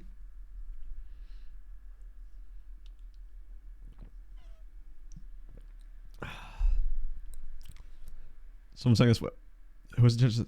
There's no need for that. Deary me. Yeah, taking Areola out would be too much chaos. Was Negrao free? I think Negrao is actually leaving in this window anyway, potentially. I swear I'd already agreed a deal for him to go to HJK, although there is a way that he probably said no to that, let's be honest. Ooh, San Pedro. They're always fun. Let me just have a little look at the older reports, if there's anything. Wow, they are... Other than this guy from Ghana, it's been a bit of a poor batch, actually. I was kind of hoping we'd get some really fun stuff from some of these nations and teams. But we've got Nuruddin Tiwaya. He's okay. Yeah, we've basically got... our schedule here is cracked. So we have Monday, Thursday, Saturday, Monday. So essentially 4 games in 8 days. It's massively stupid. And also there's another game there as well on the Thursday, which is our final Europa League game against Mulder, I think. No, Ferencváros, of course. I know. If anything, they should ask for regular, large, or half. Those are the options there. Burning Revenant. Thank you for the 8 months. 8 munch? 8 munch. That works, actually, because you would have eaten munch. Look at me go. I imagine they're heavy favourites. Yeah. This game is basically an absolute free hit. Putting the kids up for Benfica. Is it a cup game? Because if so, then yes. As much as I can do, anyway.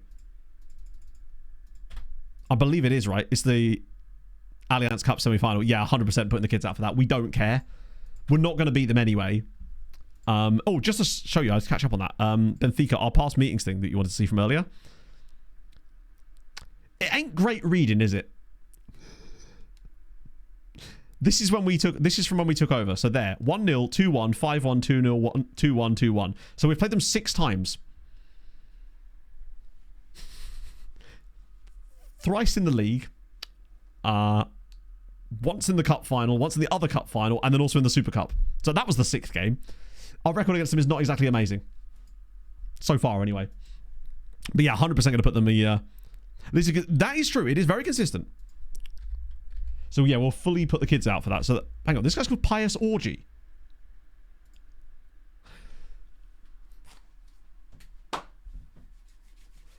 For when things get a little bit spicy down in the Vatican Vault. Yeah, there's a player called Pious Orgy. And he's really good. Oh. Europa League. We're into it's the last 2 games of the group stage. Have to buy him. He is very cheap. Actually, while we're here, 300k release clause. Brother, I'm signing you for 190. Why on earth would I do that?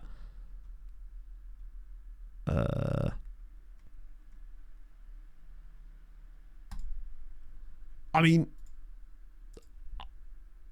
sure. I'll trigger that, but there's no way I'm giving him a £300,000 release clause on a signing that cost us £190,000. That's mental. Well, because maybe. It's more for the name. We actually technically can't afford him at the moment anyway, so they may not even let us officially offer him a contract. Or they can. That's wild.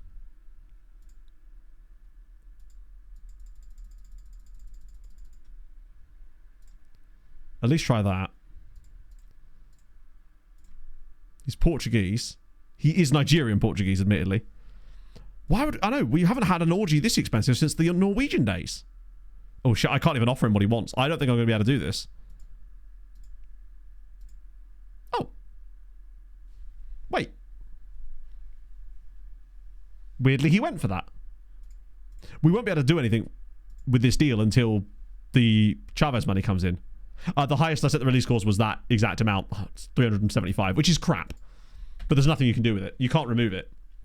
The moment he wouldn't let it come out of the agent thing, though, I knew he wasn't going to remove it. It's frustrating when they do that. A 6'8" striker. Oh, mate, your corners are about to go up a notch, that's for sure. We'll just pretend we didn't see the release clause, yeah. But on the plus side, the release clause expires in like... Wait, that's this year. I've just realised his... I've just realised that expires in September. So unless he gets sold in the summer, then it's fine. What a strange release. It suddenly doesn't look as bad. It's just really weird that you would want that. Is that like in case we got relegated? But in that case, just put a relegation release clause in, right? How very bizarre. Let's have a little look. Orgy's got a time limit. Fair. He's not quite got that Tantra level stuff right now yet. Any high ability guides? He's 21. Oh my god. What do you reckon? Do you think he's actually going to be good, or is he just like fake good? Okay. Cool. So I feel like I might put some of that Chavez Brown money towards him potentially. Technically can play wingback as well. Oh, I would, for the time being, I'm just going to shortlist him and scout him again. Actually, let's ask his agent too.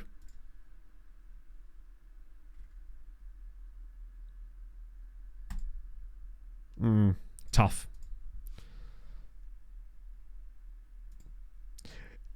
It just, I don't know, could we just get one of these guys to be on the right side? Is that too much to ask? Oh, don't forget, there's also this guy here, Patrick Lytle, still, who's only got a 450k release clause.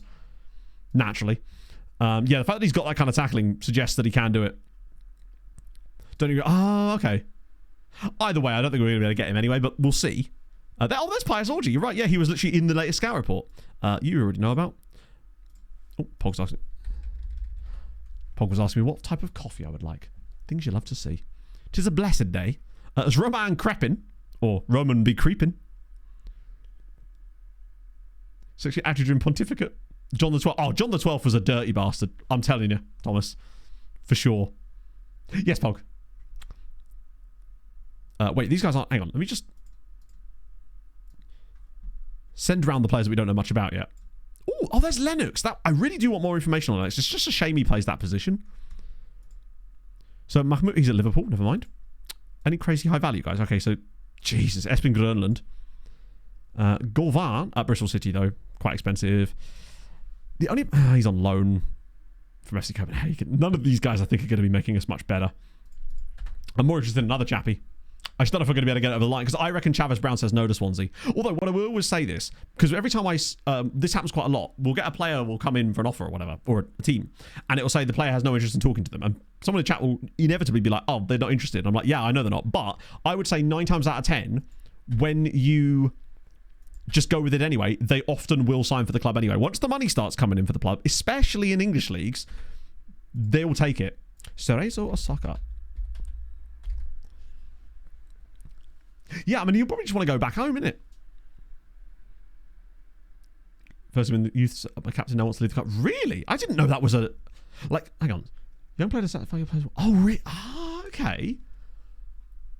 To be fair, usually I just sign a player with insanely high squad status, and as a result, 9 times out of 10 they get put straight into my first team anyway because of their squad status. But occasionally you might find an issue with that, I guess.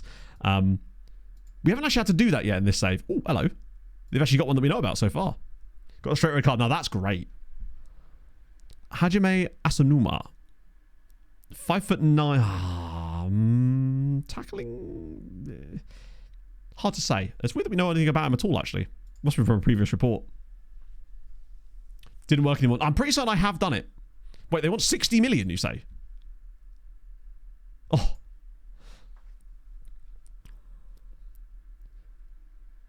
Moving on to... We're not really sure, Harv. I think it depends on where we're at the end of the season. So say we miss out on Europe entirely, I think I might look at that as an opportunity to move on. Oh, they must have sold someone for huge money. You're right, they do have a lot of money. I guess it's because they're not really spending any money, but are just routinely selling players. Are they routinely selling players? Yeah, I'm a level with you. I have no idea. They did sell a guy to Everton for 9 million quid. If Vitaly Yen out, love that. And he said yes, for I am the card, my word is gospel. Damn right. Can't you imagine now? We've got what was it? Ray Minaj. Ray Minaj. Wasn't he the guy that was at Hamron? So yeah, we've got National B license. We could technically get another coaching badge right now, but I've kind of decided to limit us to 2 badges at this club because we could just stack them up. Oh, that was Arb Menage. Right, okay. I knew there was a Menage in there. It wasn't Nikki. I mean, it could have been. Oh, JMG. JMG have got absolutely nothing, have they? Oh, no, nothing good. Right. Any more orgies? Let's find out. That's OGs, Matt. All the OGs are in here right now. There's a few. Elvis or... Oh, my God. So, yes, there is, in fact, more orgies. Elvis orgy being a particularly fun one. Orgy... Oh, no! That's for the Australians in chat. We've got Jimmo orgy, Payma Dorgy. I particularly enjoy Elvis orgy here. Love me tender, love me true and whatnot. Chisholm orgy. Oh, so close. There's a Thai dude in there as well, actually. Sleeping on the... Apparently, yeah. Kennedy Egbert. Wait, really? Hang on. I'll swing that back. Oh, I thought it was duck then. That would have been incredible. Sunday orgy. Why is he further down? I think Dorgy must be a really common Bhutanese name. Then you got Gift Orban in there. And just Craig Mudd. I just really like that. Craig Mudd. That's just a real guy, I bet. Oh, yeah, it is. Just love that as a surname. Love me on my left back orgy. Damn straight. So you said the guy was called Kennedy... That's not how you spell any of those words, Matt. Kennedy Egbus. Kennedy Egbus Mikuni. Tremendous. Also, incredible name. Higashima Tsushima. For some reason, it felt like it was going to take longer to say that than it actually did. It's not quite Malagasy. Right. So, for Chelsea... Let's do a quick pick, actually, just to freshen things up a little. So I want that, I want that, I want that. I want Diarra there. I want... Oh, actually, do we have an option for left back? Or is Diarra going to have to play there? That's where I can play. Carpio at centre back. I don't know how I feel about that. I can tell you now, it isn't good. Why is Kayembe not starting here? I can understand why Skelly isn't, because my assistant hates him for some reason. Biggest going to say, not really, because I just don't see us beating Chelsea. Like, biggest team we've played, perhaps, maybe, but it's like... I think if it was the biggest, it would imply that there's a lot riding on it, when in truth there is, but it's not like... I'm not expecting anything from it, you know? This is more of a free hit, but I want to give it the best shot, right? And I think this team is our best shot. Sven with 6 assists this season. That makes him one of our top assisters, right? Legitimately, he has the second most assists in the team. For a guy that only comes off the bench for the most part. Actually, he started 10 games. Yeah, I've written this. I mean, look at this result. Look at this team. Petrovic in goal. Reece James, Wesley Fofana, and Juro Hato as well. Maurizio Pietro. I actually don't know who that is. Matthew Taylor and Jonathan Reeves as a double pivot there. They're probably both regens. Vladimiro Corujas. Actually, it's Corujas, isn't it? Javi Makeda, Nicholas Jackson, and Armando Broja up front. That's an interesting pairing. I love that they've still got a front line of Nicholas Jackson and Armando Broja. Yeah, he's almost certainly a regen. Yeah, and I imagine both of these two are as well. Matty Taylor and Jonathan Reeves. Yeah. Oh. So he's going to score a volley from the halfway line is what we're saying. Chelsea also top the Premier League right now as well. God, I love having actual context here. Okay. Yeah, I must say, a Jackson... The thing is, Jackson is cardio man. So he is going to be perfect for the FM match engine. Wait, he has brothers. Gifu Alberix. Nagata. Wait. And... Wait... I thought you were saying that his brother's name was Career Statistics Club references external links. I mean, after Manchester United MacGyver, I wouldn't put it past him. I expect to win today. I couldn't have possibly got away with saying that. I reckon we lose this 3-1. I don't think we're going to be as bad. Also, if you've got sensitive ears, prepare for the Europa League music. Whoa, whoa, whoa. Unai Emery's Chelsea, by the way. Everyone's favourite. Oh, we've got a nice little spread of regens, actually. It's kind of crazy seeing 5 players that are actually at Chelsea in real life still in their team. But what about Ashile's in there as well on the bench? The rest. There might be some Chelsea youth players that I'm not familiar with. And Juro Hato is just masquerading as a regen there. Okay. We push. It's the sugar-free eggs. I think this will be a good little test just to see where we stack up against, let's be honest, one of the I mean, to call Chelsea Europe's elite in this save would be a bit dishonest considering they're in the Europa League groups and are 8th in the group. But they're still one of the better sides in Europe, have some of the best talent. So it'll be an interesting test of us against Chelsea right now. But it's all about that Ferencváros game on the final day. If we're still in the top 24 going into that game, we've got a chance. But anything we took from Chelsea here would be a complete miracle. I'd be amazed if we even have a shot, honestly. Doesn't help that Lucas Jackson isn't even fit. I'm just keeping an eye on the ratings of some of these guys to see how they're getting on, really. Like, Diarra's kept his rating relatively high. And Cube, also, Steinmetz playing away at Stamford Bridge. He's still only 19, remember. What a career he's had so far. It feels like he's been around in this save for literally years. And he has, I suppose. This is his fourth season in senior football. He's going to hit 100 appearances before he even... I think he probably already has. Before he even becomes out of his teens. They're just playing some nice stuff. That's great. Really good defending from Kiembe and Steinmetz, though. Kiembe's now going to give it straight to Chelsea, of course. This is where we mess it up. God, look at us playing out from the back. I feel like we're about to screw it up any minute now. There it is. Why didn't he pass that to Nkube? Like, he's literally the DLP. Please give him the ball so he can deep line some play. He should have got it there. That's a great goal. Frustrating, but it is what it is. That's just that elite finishing that we're not... A good result here. Anything that isn't a defeat. Or even a heavy defeat. I'm not opposed to throwing Smates in against him in the second half. That's frustrating just because of the way we gave the ball away. 23 goals. Yeah, he's clearly been smashing it for Chelsea this year. It's frustrating. Because now our goal difference is what's actually costing us a place in the top 24. So if we could just avoid a heavy defeat here, that will really help. But we're probably going to have to beat Ferencváros on the final day. And that ain't easy. I know we're at home, but they are a top 8 side. They're above Chelsea currently. Even with a Chelsea win. And with them losing. So they're not a muggy team. I think we'll really struggle to get through. The biggest issue was the first couple of games. What a goal from Fofana. This is what you're up against. That elite level players that we simply can't get hold of ourselves. I feel like even Kayembe would be nowhere near the starting 11 for this Chelsea side. Also, by the way, Feyenoord 7-0 up. Not even half time yet. That's going well. 8-0. That's just insane. We've had a shot. Nobody's really played that well. Only players actually managed to keep passes and Cube, which is good. But yeah, nobody's been able to do anything here. Double pens, it probably was. I mean, statistically, out of 8 goals, right? I'm feeling Smatesy. Good God Almighty, my baby is feeling Smatesy.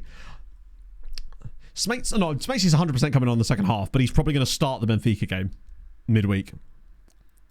Very much want to keep an eye on that final last game for later.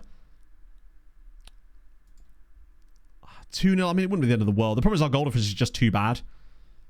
We've had some poor results. Have a difference? Yeah, it absolutely has a difference. Because basically, the way to look at it with any instruction in the game is if it didn't matter, it wouldn't exist, right? So having work ball in the box basically means if you don't have that on, your players are just going to be shooting more from slightly less... Like, that might be what you want, to just be like a little bit less fancy build up and a little bit more just shoot on sight type of thing. I look at it as this. Shoot on sight is we're going to shoot the moment we can see the goal. Work ball in the box means we're going to try and create the best possible scoring chance before... Are we getting a penalty given against us? Sorry? He had the shot. It's not my fault he missed. Also, where was the foul? Mental. I guess that's just you're playing a high rep team tax. I didn't even see what the penalty was given for. He literally has a shot. And then obviously having it not on is kind of in the middle, basically. Hello, Fran. Good lord. I genuinely do not know what caused the penalty there. But yeah, Hazard, it basically just depends on what type of tactic you're going for. And what type of style of... Oh, hang on a minute. Go on, Vava. He's just going to shoot, isn't he? Look at the space. Drop it across. We've scored a goal at Stamford Bridge. Roman Tommel bangs one in. Now it's time for Smates. Was it a handball? Wow, that's so rare. The thing I find most annoying about that is, like I said, he literally went through and had a shot on goal. And they still got given a chance to score and took it. Right, now we're making subs. Oh, dear. Let's see. Yeah, sorry, what I was going to say. Oh, yeah, Frog. Did you try out the thing I sent you? Standing desk. They should, honestly. It's really, really good. I would highly recommend it. I never really thought it would be a good idea, but I love this desk now. Now that I've actually started using it as a standing desk again. I didn't for quite a long time. I used it a little bit as a gimmick at the start of getting it, but now I absolutely adore it. Yeah, we'll go brown. Might as well make the most of him before he leaves. I want to see what happens if I put Cube further up, where he can influence the play from a slightly higher up the pitch position. I do like having a big old bench, though. Steiny for Carpio, one last little sub there. There's 5 is a risk, I realise, but you've got to go for it, right? So far, he's got an assist. No, sorry, he hasn't got an assist yet, but he's looked good, I would say. I think he makes us better.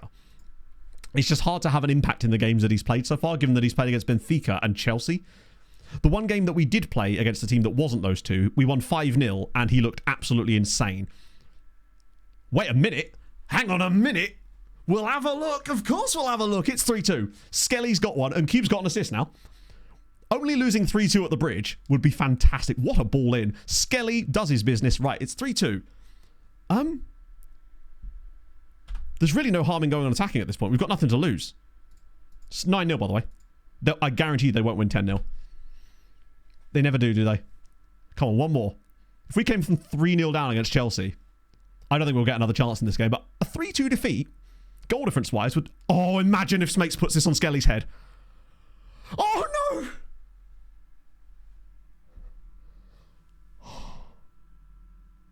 I find when I turn on playing for set pieces, you don't ever actually get any set pieces. You tend to get, like... The problem with it is you get a lot of throw-ins that don't lead to anything.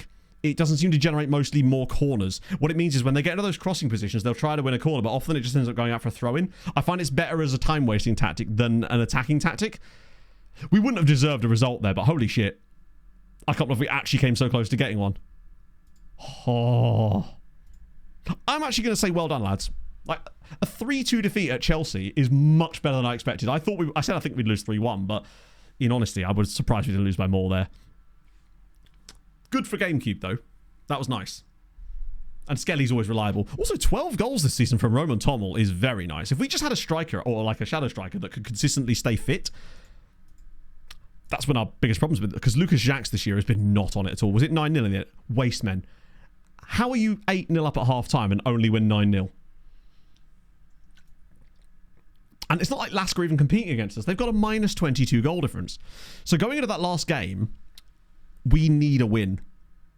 Really. It's going to be tough. Pinto's injured. Wait, what? You bruised your hand? Oh, my God. All right, fine. As long as he's back for the next one, it's fine. You are going to be rested for the next game anyway. What's the betting they'll kick off again? Do you reckon Skelly will kick off when I try to rest him again? Okay, good. That's nice. I'm going to rest everybody for the next game. We're just going to get... I might even insta-result that game. Play the kids, insta-result it, because it's a game we don't care if we win or lose. And I'm realising that the seasons are going a bit longer now. The reason for that is because we're playing loads of European and Cup matches, but normally if we were doing that with Sirens, we weren't playing the league games, but we obviously have to... Oh, come on, Chavez, you stupid man. I'm starting to dislike him immensely now. Man has literally just cost us £3.5 million, which is how much Swansea were willing to pay. It's also noteworthy that nobody's back in for Kiembe again. Since that Intervid, I know there's that crappy Lazio one as well, but nobody's come back in for Kiembe yet. No, we can't have him on the bench either, I know, yeah. For Millicao on Peacock, I bet you do. You saw how good he was against you. If they cost us the orgy, yeah, we can't afford the orgy right now. Hello, Pog. What time to walk in? Can't afford the orgy, I'm afraid. We do it with the cane syrup. Nice. Thank you, Pogstar. It's very kind. Bit of that. Careful. Yeah, once you enter the Church of Smakes, you're not allowed to leave, ever. It's just the rules. Oh, imagine if Porto lost. Not that it really matters, because we're going to lose. Oh, they didn't win. Sorry, they didn't lose. It's a bit of sucking ASMR, everyone's favourite. You want a sucking ASMR? You should have heard me on a McDonald's milkshake last night. After dinner, Pog and I realised that we didn't actually have any sweet treats in the house. We still had loads of calories left from the day.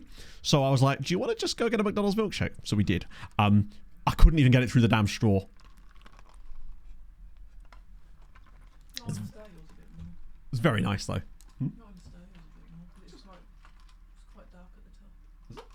Sorry. I'm used to those things. You stir for me. You be my stirrer. Apologies if you can hear a Pog stirring off screen. She's a proper shit stirrer. Oh, as if he's left him out the right. Because you're a wamper. That's a new one for you there, chat. Oh, he's actually going to go for it, naturally. What an absolute wamper. A wamper and a romper. Sick. That is delicious. Yeah, I think we'll into that one. We've got more important things to do. Huggins. I mean, you are leaving. You're leaving this mortal earth. You've already decided that. Are you actually going to get pissy at me? Is that even... I don't think I even can sell you. He's already decided to trot off the mortal coil. Bye, Pog. Oh, Isaac's going to an Adia as well. Star Wars mods today. I'm going through them all. There's no point in interacting with the board, though. They're never going to say it. I think we'll be okay. I just need to find some money. I don't want to miss out on a pious orgy. The orgy has been rain delayed, indeed. Oh god, here we go. I could try and sell Rosales, since he's a proper wamper.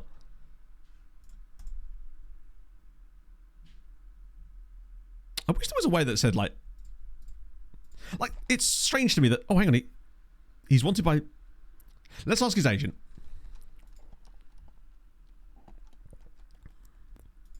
Right, that's useful. Just offer him out, see what happens. I just want any money. Enough money to pay for the orgy, basically. And for a guy that's worth £4 million, let's just see how little money we get for a guy that's worth 4 million quid. Okay, this is a proper, like, pit youth prospects. Okay, cheers, FM. A proper pit youth prospects kind of day. Ardliano, Lisa. Let's probably not do Lisa. Let's do Khalif. Oh, no, it's the Sven. Stupid not to, wouldn't it? Marino's not a real player, so we'll play Drew Peacock. Tedeschi is fine. Steiny... We'll play Wu, just in case. We'll give Emilian Gay a run out. Yeah, just the old grey striker at fullback strategy. Oh, shit, hang on, wait. Oh, of course, yeah. We have to put these guys in because of the stupid rules. Surely we have someone that counts. True, yeah. Let me just find anybody that counts. There we go. You're at least a real player. The problem is there's not enough players in the squad that would have played in the last game either. That's the other issue. God, this makes the... God, why is this cup such a pain? What other position? Actually, I don't care about Rosales playing. Let's just find another under 21 dude. Thiago Silva. Is that enough? This is where we get done for fielding an ineligible player or something. What are they going to do? Kick us out? Shit, I've gone to the goddamn game. It's fine, I'll just instant result it once we go in.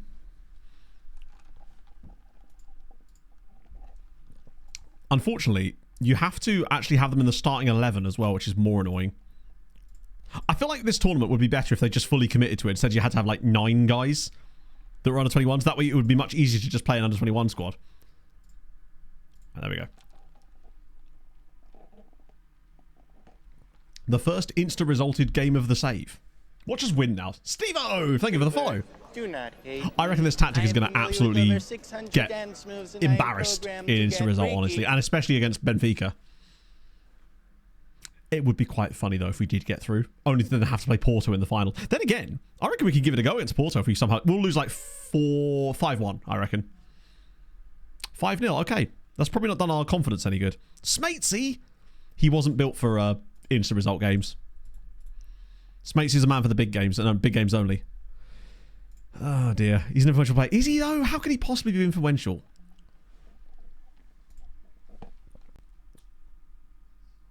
Nah. He can just leave as well, then. He's not worth anything, but... Might as well ask his agent. Oh! Yeah, fuck it. Bring me the offers. Because isn't Wu on, like... He's on $4 a week. Oh, look at that. Wow, I've never seen that little blue dot before. Lovely. Oh, does Smates?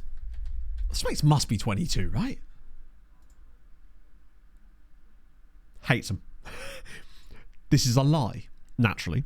This is a complete lie. Like, Tonting's injured. We got 160k for that, so not that it matters. Well, wait, are we back into the negatives on the transfer? Oh, of course we are. Yeah, we still have no way of getting money for our orgy yet, but hopefully one of these Cristiano Ronaldo's reject. What a sentence that is. Oh, it's the post-match break. I need to start doing these again because I need to start building up our media handling again because I think it dropped right off when I was. Actually, it's not too bad. 68%, nearly there. Yeah, wouldn't it be great if you had to register players that every age had to be slightly different? Estrella have lost, that's helpful. And Belenench have lost as well. That's actually very helpful. Means our game in hand, we can hopefully move back up into the top 6 again. Yeah, they're too easy. He only likes super big matches. I'll be honest with you.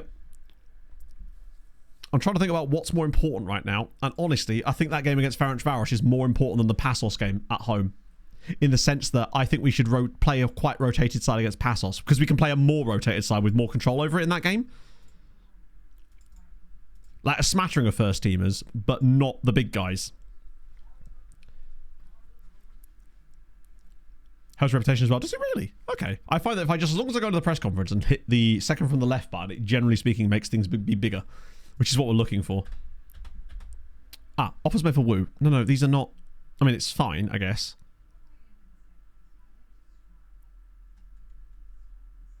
Are they all the same? You know if there's a train coming anytime soon? Oh yes, very How soon. is that the same as that They when are it's saying building it wages now. 100%?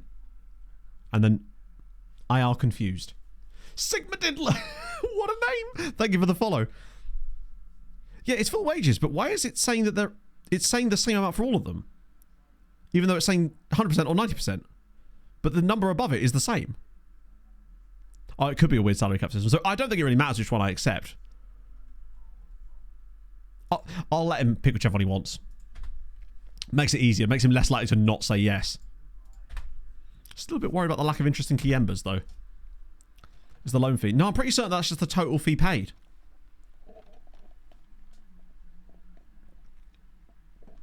Yeah, we can play Pinto for the Passos game.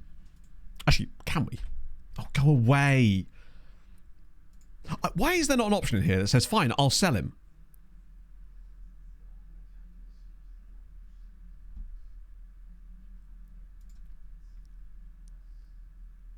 Big decisions wrong. Oh, shut the fuck up. It's a broken record of me saying it, but fuck me, I hate Babysitter Manager. It's just such bollocks. Like, you don't care that he's not playing. Obviously you don't care. Why would you care? You're a goalkeeper. It's the way they act like, oh, this squad player of yours that we don't care about and we barely know his name. Oh, well, he needs to be starting every game, boss. Yeah, I thought maybe that was the case, but usually it shows you the monthly fee in there, but maybe it just doesn't actually show it on that screen. Ooh. Shamrock Rovers in for Hamburger. Wow, that's 1.62 million quid to Shamrock Rovers. Oh dear. I don't think I've ever seen Shamrock Rovers put that kind of money on the table for a player before. What's their record signing? Holy shit. They paid 2.8 million quid from Malcolm Abioway from Livingston. 2.8 million for Shamrock Rovers. That's amazing. Yeah, Syrenes is where Hamburger was insane. He was the one that started off at Palace and then went to Liverpool. Really? Nobody's interested in him at all. Like, nobody wants this player. Like, that's mad to me, considering how many clubs in Europe exist. He's withdrawn it. All right, sure. Election model. No, true, yeah. Strangeness. Oh, for God's sake, you as well. I mean, some of these guys were just going to have to... but right here, right? This is where I wish there was an option that said, all right, fine, I'll sell you.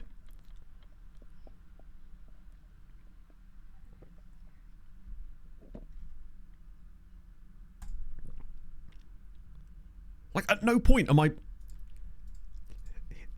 That's what actually is the biggest annoyance about the stupid interaction screen, is that half the time it doesn't give you enough options to actually say what you need to be able to say, which is fine. I'll sell you. If you're unhappy with the way I'm treating you because you're not being registered, then that's fine. You don't have to be here. But it doesn't give you that option. It just gives you 3 different ways to upset them and no way out of it. Just needs to leave. True, but I want to sort of demonstrate how bad it gets when you're actually trying to get rid of someone, basically, which is obviously an example of that. We've got more time. Because remember, we can delay the orgy for another week after that as well, if need be.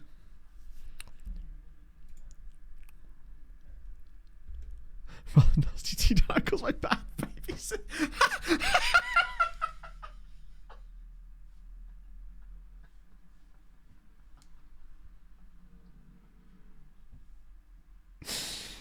Oh, it just tremendous. I'll tell you what, your Simpsons memes, you and Passpro lately have been absolutely crushing it with the Simpsons memes.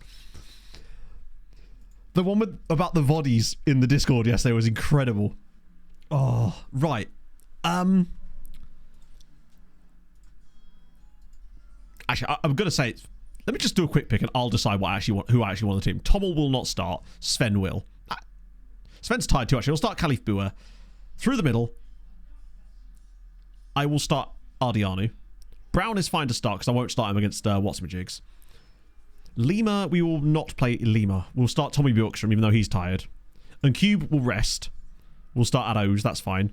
Steiny, I'll start and I'll play Carpio in that game. We obviously can't play Kiembe or Skelly, so we'll play Lawrence and Abreu, and I'll take them both off the bench as well. Wait, what the hell?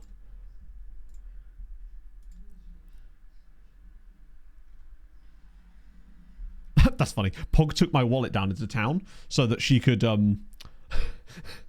pay the copies, and then she just put them on her card anyway.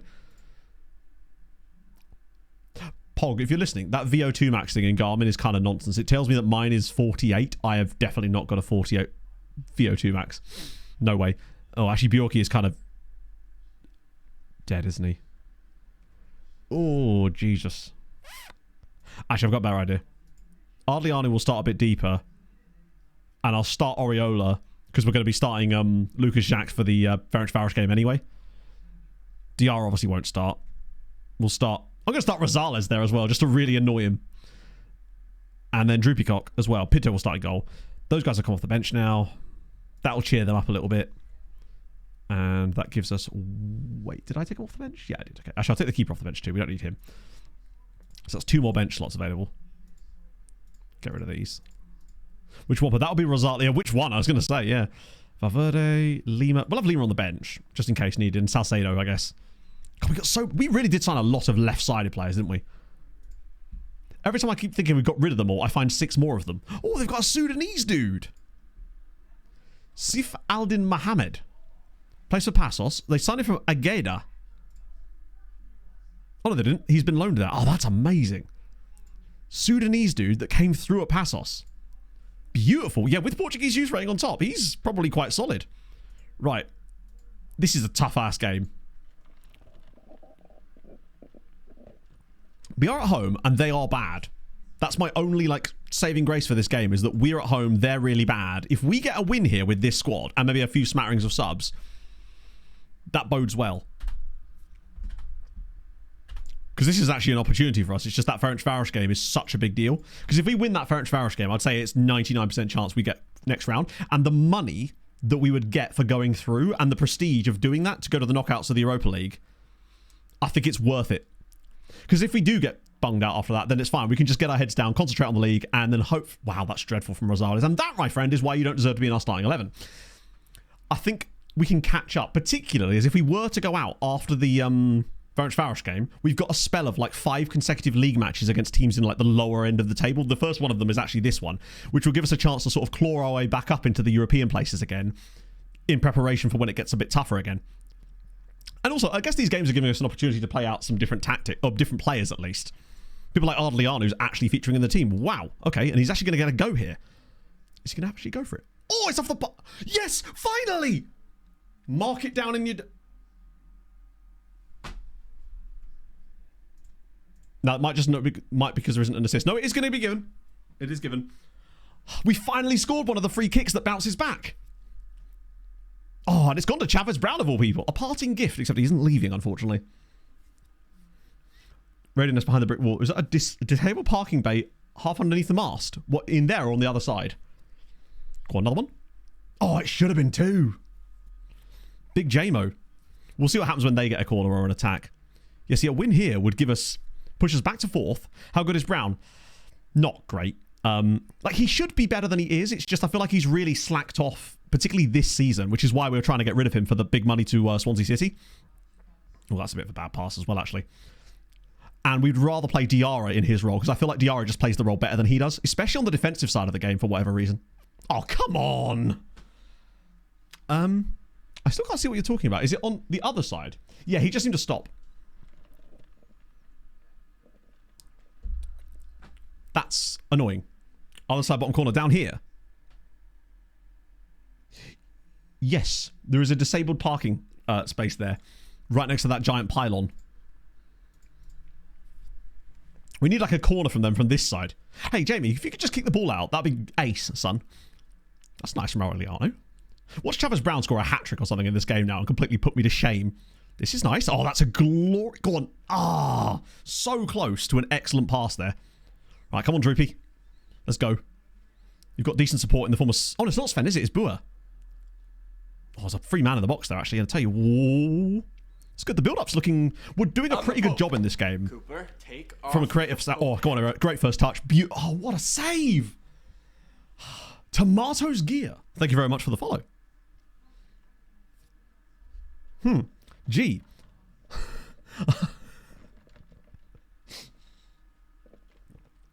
I'm good, Tar. But thanks for asking. I'm alright, buddy. But there's no need to spam. It's fine. You can have a great time in here without doing that. It's all good. We're better than this, really. We should be scoring. That was a good chance for Areola as well. It's like it doubled it. It's like, hey, possible ban evader. Fried spammer. Never had it myself. Also, you and Zeep are really difficult to tell apart in the chat at distance because you both have the VIP badge. You both have the same sub badge and exactly the same text color. It's like so close. I know. I'm purplist, Zeep. Fuck Barney. No, I would never say that. I love you. You love me. Please score a goal so I can be happy. Come on, son. Drop it through. Oh, Droopy's gone all the way. Hang on. Is that not a foul? Sorry, he's going to come up with some magic now. I can feel it. It's... Oh! No! Chat, I think he just scored a Rabona. No. Seriously. I'm fairly certain that Aru's just scored a Rabona. Hang on a minute. It might be a glitch in the match engine. I'm fairly certain he just Rabona'd that in. Wait a second. Watch him very carefully here. When he gets this ball at his feet.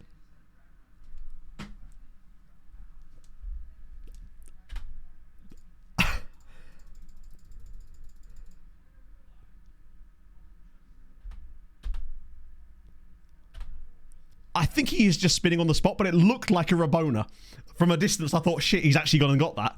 Because I know it is actually in the game. I think. Well, it was in the past, and obviously.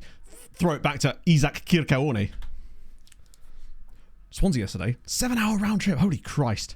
That's... Speaking of Swansea, Super Badly, we're actually trying to sell a player to Swansea as we speak. It's not gone well. 360 degree. Yeah, it's unfortunate. Makes me honestly wonder, actually, if Rabonas are in the game, or whether that previous one that we saw back on FM20 was actually just a glitch as well. The Isaac Kirkaone one. I didn't actually see if it did or not. Oh, go on. Oh, Chavez should have scored there. With Emmy Mod had to do it all the time. Oh, interesting. Because, I mean, you'd have to be a real OG to remember, but do you guys remember the reverse Rabona free kick one we had? Oh my god, I thought he was going to get another one there. And in fairness, that wasn't even technically a Rabona, that one. It was like a back-heeled free kick where he crossed his legs. They do Rabona cross, yeah. I've never seen a Rabona shot, though. I'm going to say that's a Rabona, not because I think it actually was, but because it's nice to believe in these things, isn't it? You know? We're believing in the Easter Bunny while we're at it.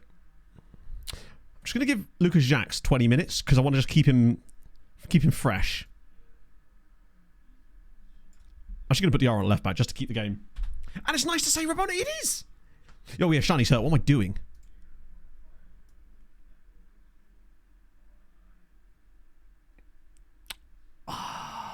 We can get away with 20 minutes of Kiembe.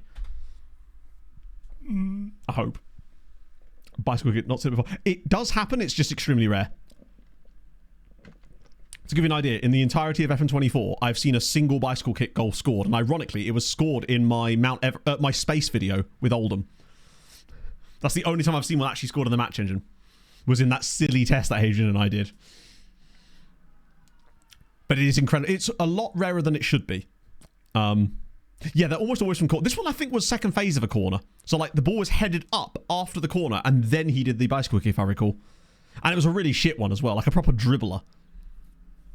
This is a really good performance, considering the quality of the lineup that we've been able to put out in this game. I'm very impressed. If we actually get this over the line, I know Passos are not exactly a great team, but this is an no, don't you dare. I've said too much. Fuck off. Longest name in Portugal there. I've just... crying out loud. How is he out jumping Jamie Lawrence? I'll tell you why he's out jumping Jamie Lawrence, because Jamie Lawrence isn't jumping. That's tremendous, isn't it? Ah, yeah, the Rocco Simic own goal is definitely the best own goal I've ever seen. The one that Aaron and I had in the World Cup, where he literally volleys it into his own net and then runs away celebrating the other team. I just... fuck me. That's so irritating. But it's just how it is, isn't it?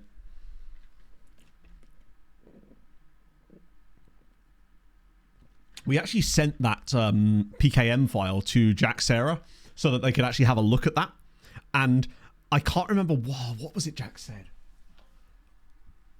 I think it was something to do with the fact that the game had got confused and essentially had Simic briefly down as an attacking player.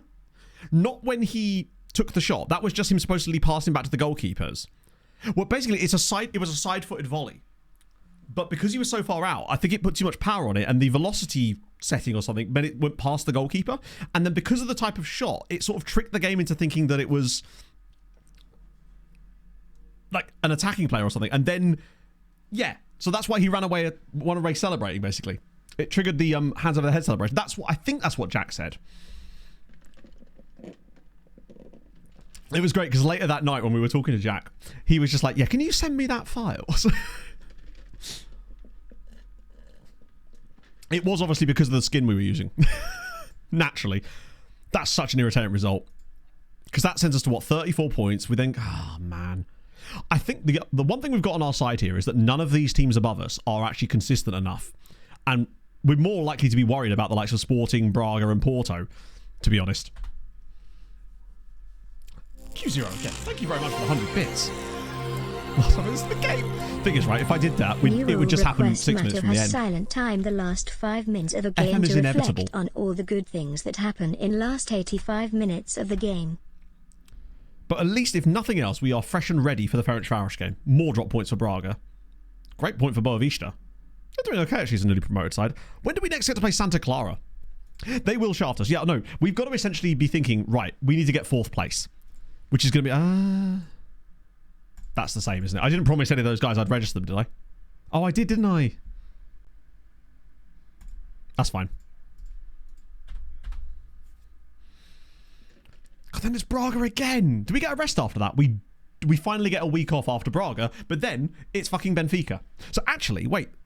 The easy run isn't until after that, right? Yeah. Okay, so we've still got to get through Braga and Benfica. Braga away as well. Benfica at home. But then it's Boavista 14th, 18th, 13th, 16th, and then Alverca, but then Maritimo. So we basically, after Benfica, we have 5 of our next 6 games are against teams that are 13th or lower. That's what we need to be looking for. Sunderland want Carpio.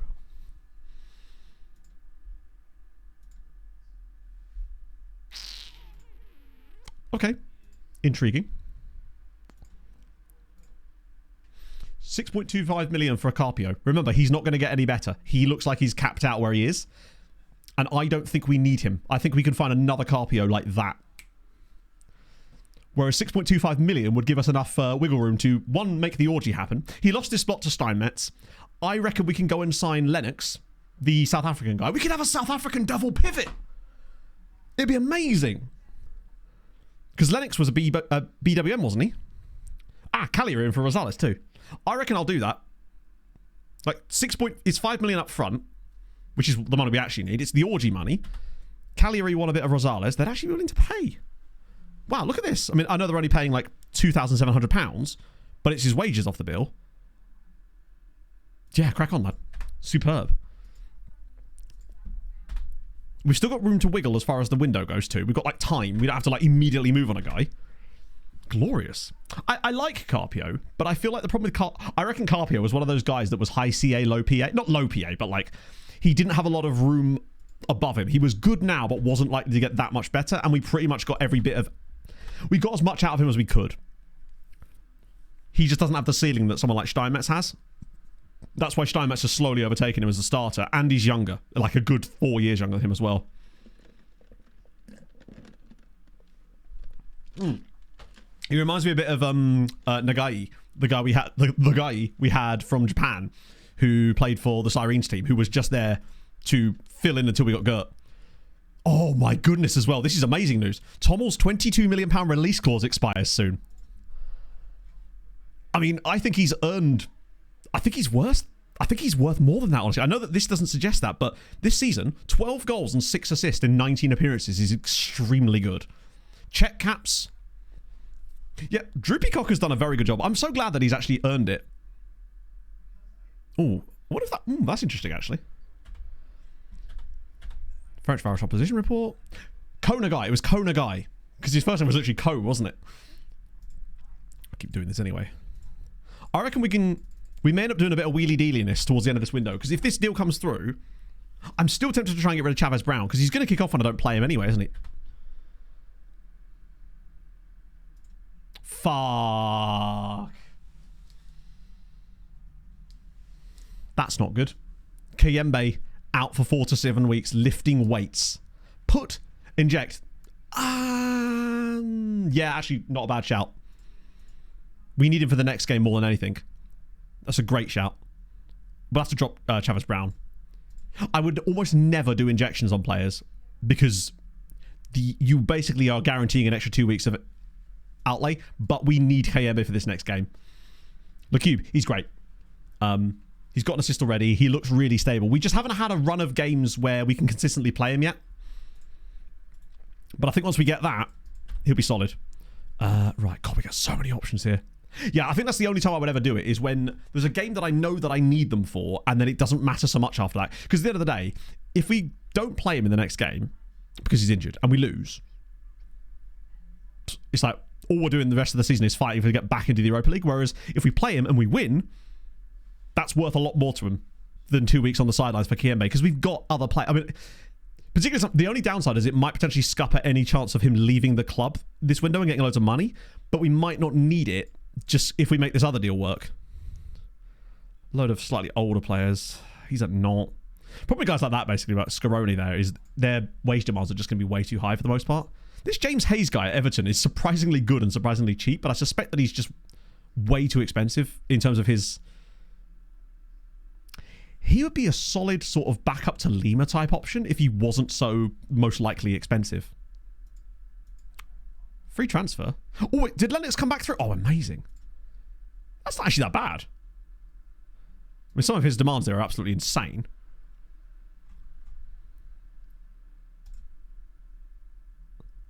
Like,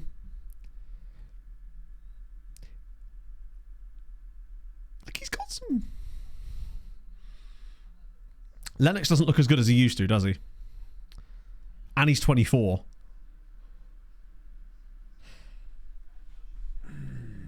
He does have really nice physicals, though.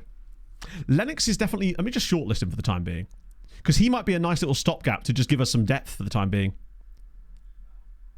Yeah, I think if Hayes is 21, 20 years old... Well, the price is actually free. We could sign him now on a pre-contract. He might be one to keep an eye on. You're not fully scouted yet. Lennox isn't fully scouted, but he's definitely worth a... Basically, with Lennox, we'll see what happens with Carpio. He'd be a bargain anyway, and I do quite like his current attributes. In fact, South Africa go, oh, okay, fair enough. Either way, they were both quite cheap, to be fair. I thought he was actually at a Polish side then. Too expensive. Loads of Boca go. We must be back in South America again with our scouting reports. There's no way we'd be seeing all these guys otherwise. Did I actually... Oh, I didn't do this part first. Excuse me. Ah, you fucker. Get rid of all these guys. Yeah, we've definitely obviously gone to like some South American scouting. Any more? Arnada we already know all about. You're at Casted. Oh, he's a bit older though. There's no way he's actually going to reach that potential. Right, what's actually available to us right now? Hernandez we already know about. He was the guy that I was looking at as an option instead of Japanese guy. Because look, he's not bad. He would require retraining, but he's cheaper. Andreasen, he's on loan. You're quite cheap. Ooh. I have no idea, James. Genuinely, I would love to know. I assume it must have been down to the playing time that he was being offered. And because of his personality, he favoured playing time over pure wages. And remember, he is on 20 grand a week here. And if PSG were going to put him as like a breakthrough prospect or something, or like a youth player, my guess is they probably weren't offering him much more than that. Because I don't think he would have been a starter there. So I suspect that's what it is. It's just that the amount of football... Remember, he's a star player for us, which is not a contract I like. But on a player like him, I'm willing to do it, you know? Yeah, I don't think there's much there for us there. This right now, I would say, is the biggest game of the save. Yeah, I think the Carpio money could get us... Also, Canal. The Carpio money could allow us to get Canal too. Or it could allow us to get the striker we want, potentially. Because I do think that's... We don't see... I'll show you the stats, and you can sort of get an idea of what I mean when I look at this. Because I think Lucas Jacques has had 18 months of overperforming quite dramatically. But now when you look at him, he's underperforming his XG, whereas Tommel is above it, which is great. Ericsson Lima is great. He's doing exactly what I expect from him. Oriola's underperformed. Like, the players in the shadow striker role have gone back to underperforming. Sven has underperformed a lot as well. We've had to pick up goals from elsewhere, like Skelly. And I feel like it might just be that they're playing at a level that they can't quite reach. And I feel like the Japanese striker / shadow striker, whatever, is the guy that makes that, like... He's the guy that takes this team from what it is to what it could be. Or begins to push us in that direction. Maybe. Oh, Utrecht. Does have some clauses in there. Of 6.5... Not that they pay it. I'll do it anyway. He has 6 assists. I think that's his XA per 90, isn't it?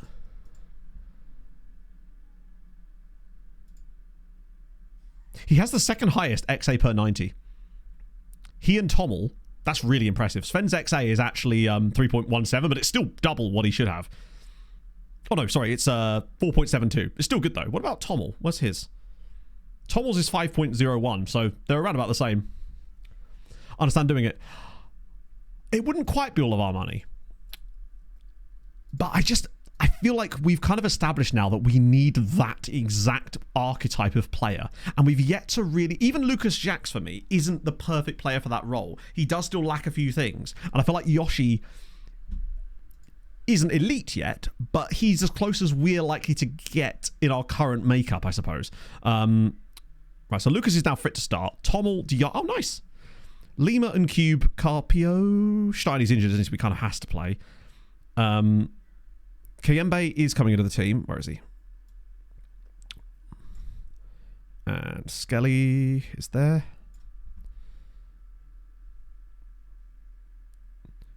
Receiving injections. So that's fine. I love that it doesn't show you the full thing here. But he will also have full match fitness. Or as close to it as you're going to get anyway. You don't have to worry about the bench because everybody's on the bench. Tourette left back, Alvaro, Pinto. Wait, hang on. Wrong way. That way. At least one on his right foot. Okay. Miles Lewis, Skelly, Alvaro, Dos Santos, Ribeiro. Is that the shortened version of his name? Yeah, I feel like that's the thing. We don't have to be quite so financially... I mean, the fact is, if this was a long-term save, I wouldn't be spending at the rate that I am. Because there is some issues later down the line. Although, actually, I think I probably would be. I think I'd basically be sort of... I'd be backing us to essentially make Champions League soon enough if we sign the right players and thus be able to recoup all that money. And there's always the back pocket idea of, you know what, if worse comes to worse, I can actively sell Kayembe. And we'd probably still, even if I forced him, we'd probably still get 20 to 30 million for him. So I've got that option in the back pocket if we need it. Like, we've got a lot of players that are worth a good amount of cash. A good chunk of cash. Like, that's the difference. What's this?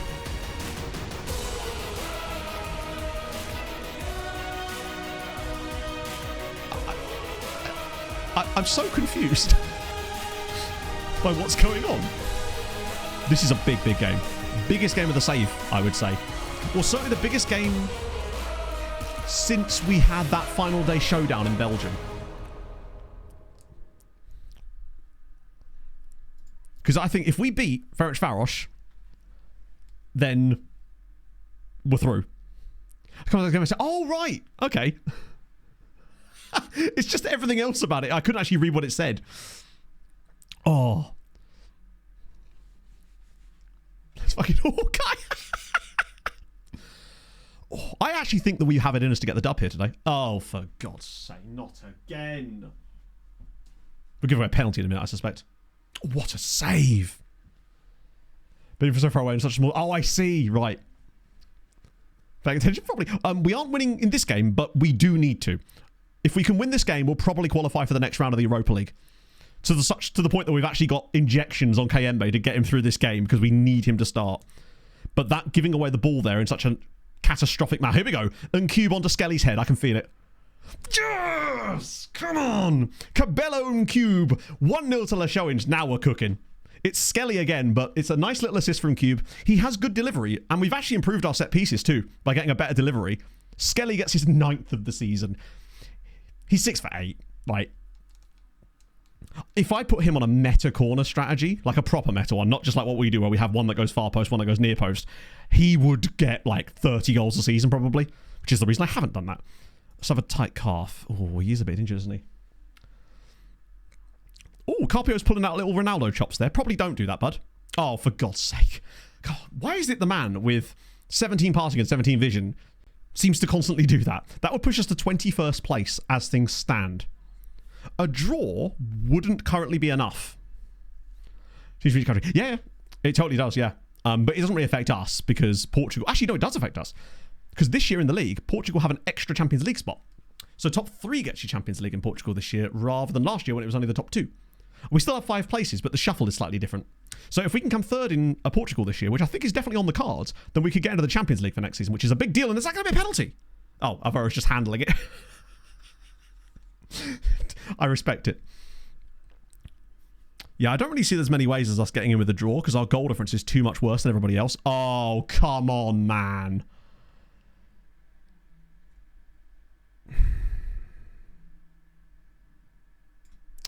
Where the hell is Chavez Brown? The fact that we've outperformed Sporting so far is very surprising. This worries me a lot because we've not been very good in this game. Oh, is Chavez Brown injured as well? Crap. I don't think we get through the rest of this game. We've not played well. We're very lucky. Oh, he was sick. You're right. Yes, he was. I guess I just figured we'd play with Diarra. Oh. Right. Then we're going to... Oh, they've made changes too. They've brought on Sheehan.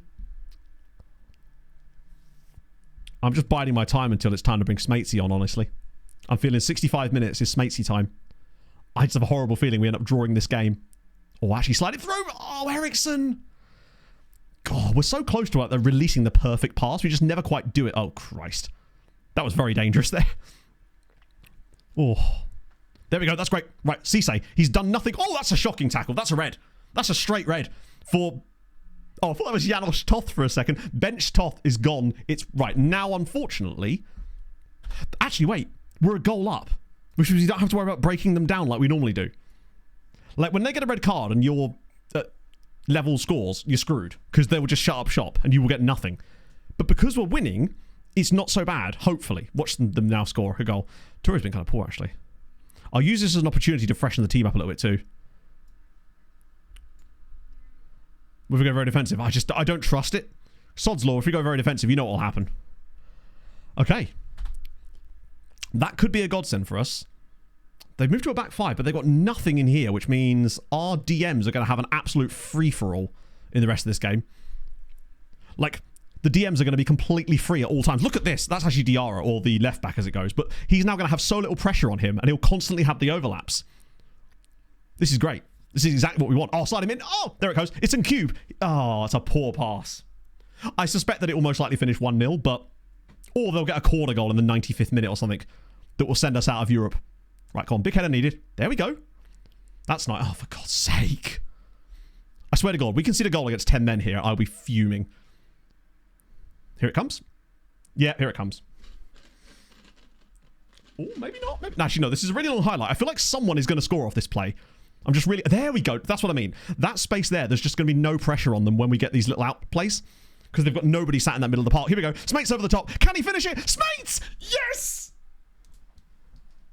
It's 2-0. Who else was it going to be but Sven Smates to surely put us through to the knockouts of the Europa League?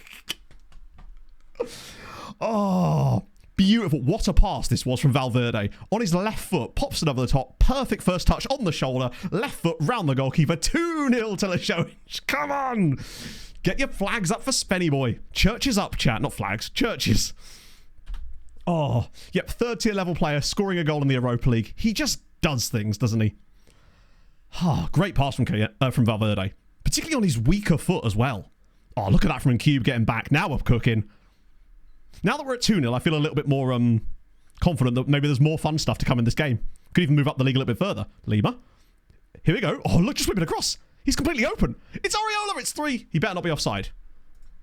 Nope. 3-0.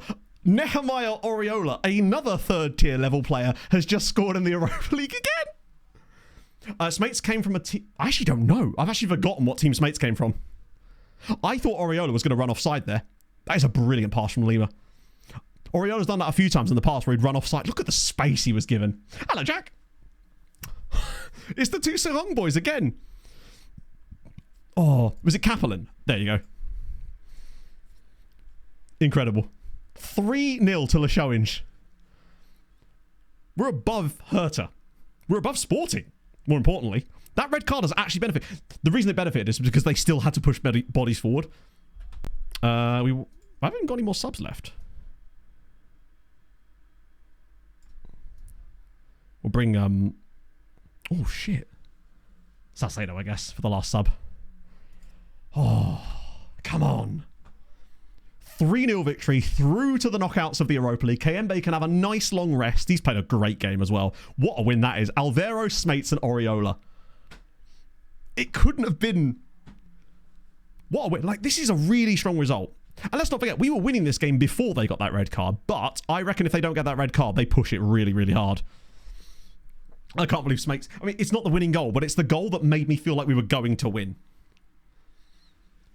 It's the most us set of scorers in this game. The tall guy, and then the two guys that are definitely not good enough for this level, but absolutely excel in this tactic. And I think that's why I love this team and this tactic so much. Because it allows players like Sven and like Areola to flourish when they really have no right to be playing at this level. But because they just about fit things, they work. Although Sven really shouldn't. Areola makes sense a little bit more. Sven, he doesn't. 130k for that, but also... It's only a tight calf. Tremendous. Kiyembe's going to be out for a while now. Wait. Sure. Skelly could do with a rest. We've got 3 days off. I'll rest you against Braga. 130k. It's not a lot. Oh, wait. Kiyembe and Alvaro are both going to be suspended for the next leg. Not that Kiyembe will be able to play in it anyway. The slight downside is it does mean we have to play even more games in Europe, but we get to play even more games in Europe. Yeah, I was hoping Sammy Sausages would be really good, but he didn't need to be, apparently. We don't get the money yet, do we? Because it's not officially like wrapped up yet. That might be Carpio's last game for us as well. There's going to be a lot of business going on between now and that window, I suspect. We just need to know what happens. What happens with Carpio here makes a huge difference. Because if Carpio leaves, I reckon we go and spend that money on Lennox and... the Japanese fella. My worry is that we might not have enough wage budget available. Unless we... Because Japanese... Oh, come on, you stupid man. Cheers, Diego. You tosser. So, unfortunately... Well, yeah. They want to stay in... Yeah, now we get to upset some more players. Abreu is going, I guess, for 26 grand, which they are at least paying us, so it's going to get some wages off the bill, but he wasn't playing.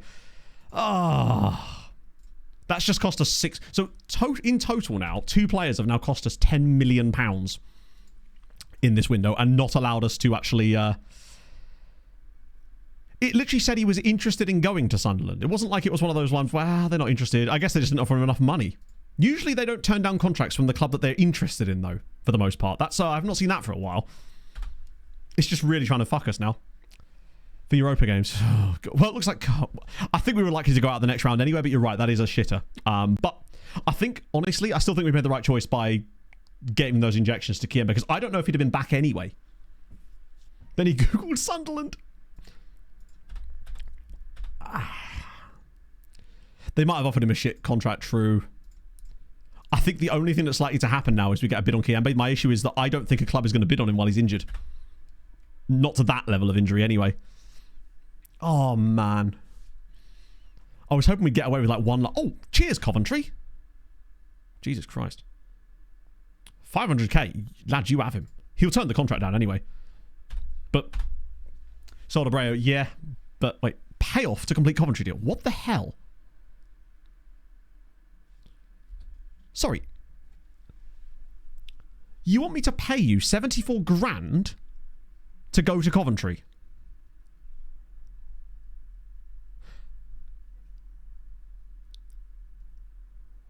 I mean, we get more than that from the transfer fee, won't we? Fuck it. He's gone then. We get his wages off the bill, and we're getting a transfer fee for him. Watch him turn down the contract. I haven't had that happen for ages. A player actually want to pay off. Also, he's the one that wanted to leave. What a tosser. It's the orgy money. Oh, it's true, yeah. Fuck. Speaking of the orgy money, here it is. If nothing else, we may get the orgy money over the line, but unless we sell someone else for big money, we're not going to be able to get anything else done. This will give us enough for the orgy, at least. God, our players have been properly wemping out in this transfer window. And we've not had a bid on Kayembe for a good while now. Not since, well, last stream. The injury really hasn't helped.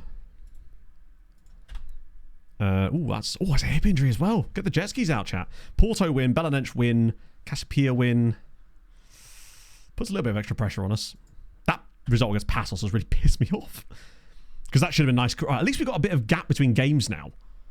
Although, I don't know when the Europa League game is going to be. It's usually like mid-February, isn't it? Towards the end of February. Okay, so... Christ, it's right in the middle of that easier run of games. Who could we even get? So, Rangers, Lazio, Austria Wien, Ferencvaros, technically. Lech Poznan would be tough. I'll tell you what, I'd take a bit of Ferencvaros again. We've already proven that we can beat them. Why not go again? There's nothing to stop us getting them a second time. And honestly, I think we were matching Rangers pretty well at Ibrox until we got that red card. That was when the game kind of flipped and they scored all those long-range goals against us. So I think we could definitely keep going. Yeah, Feyenoord would absolutely destroy us, I suspect. Particularly as Dutch is a strong-ass league in this save. Because the players aren't always being poached. Like RZ, for example, are really good. What if they're still cooking in the Netherlands again? Yep, top of the league again. Any fun shit going on elsewhere? Just while we're at it, Birmingham. Birmingham have won a game! Arseholes. For those of you that missed it, Birmingham had 1 point after 18 games. Who did they beat?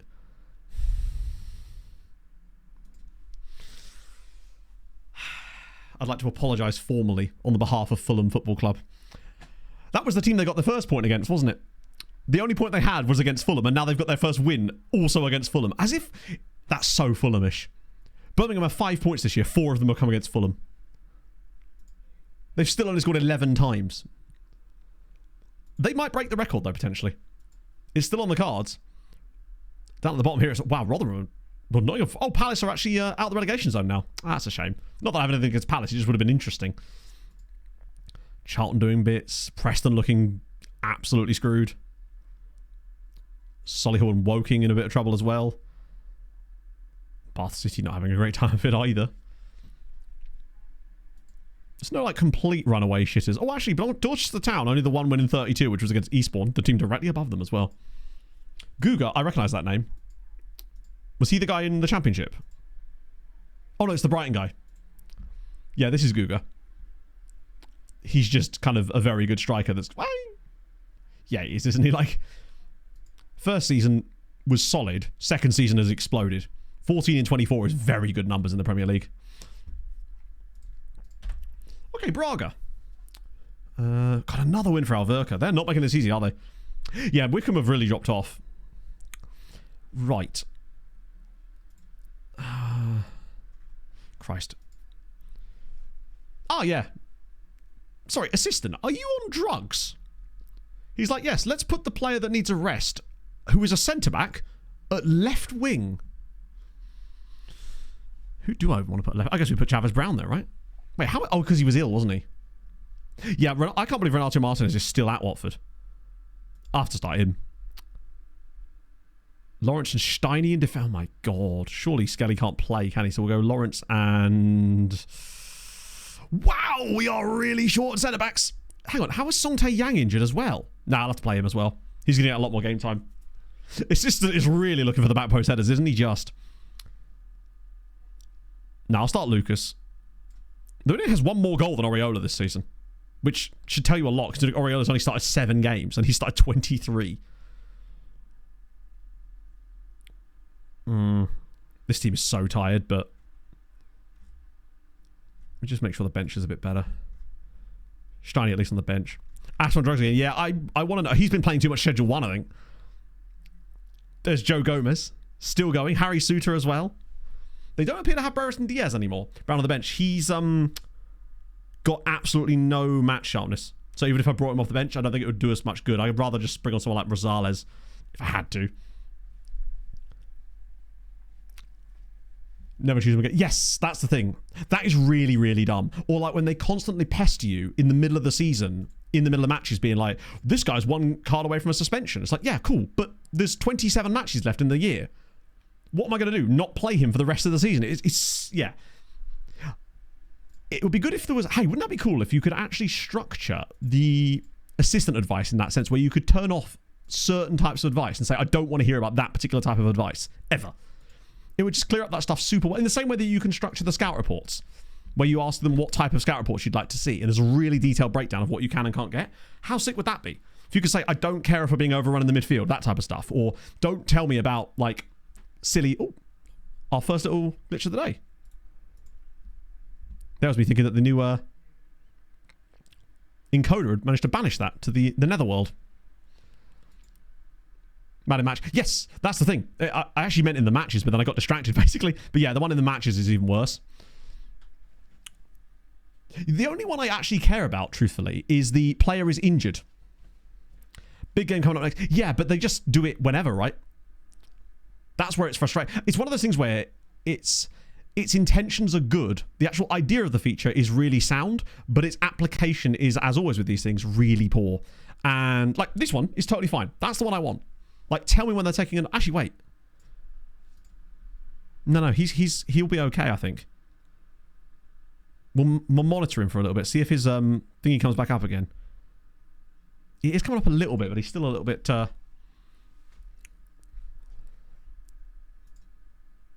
The other thing I find hilarious is the way that... You know when you haven't got a player that's exactly suited for the position you want to bring on the bench, and they just recommend you someone random? God damn it, man. I don't know what criteria it uses to pick that player, because half the time, say for example, I need to put on a right winger, but there's no right wingers on the bench and no one that has that role as part of their system. It will, instead of choosing like a striker that has some okay wing attributes, it always tries to put like a centre-back in there who definitely can't play the position and has definitely not got any of the attributes for the role. It just seems to choose them at random, but it always seems to choose centre-backs, I noticed. It's... Really, really... I might actually have to bring the cube off, unfortunately.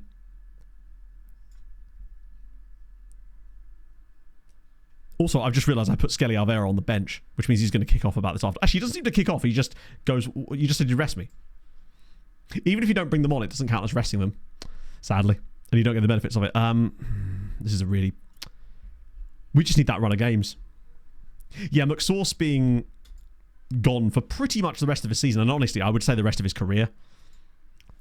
I would be very surprised if McSauce recovers from that. I think he retires in the summer. Like, he had a clause in his contract that meant that he would get an extra year here if he played 15 games. There's no way he played 15 games before he got that serious injury, unfortunately. If we pull out anything but a defeat here, I'd be very impressed. Because we've not been on it. But I do feel like one of the players in this squad has got something to offer. Like a random run for Lucas Jacques or something to just get us going. Because nobody's really on cards. I mean, let's be honest. What's going to happen in this game is we'll end up getting a late one from Oriola and Smates, because it's just what they do. It's a great touch from Tommel. Can he add another one to his tally? That's a great save. Coach going to be the staff member. I haven't checked, but I doubt it.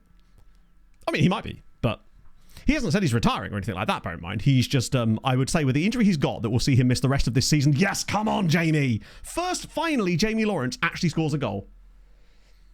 Cube is fantastic. Cube is the guy. I think he has definitely improved us.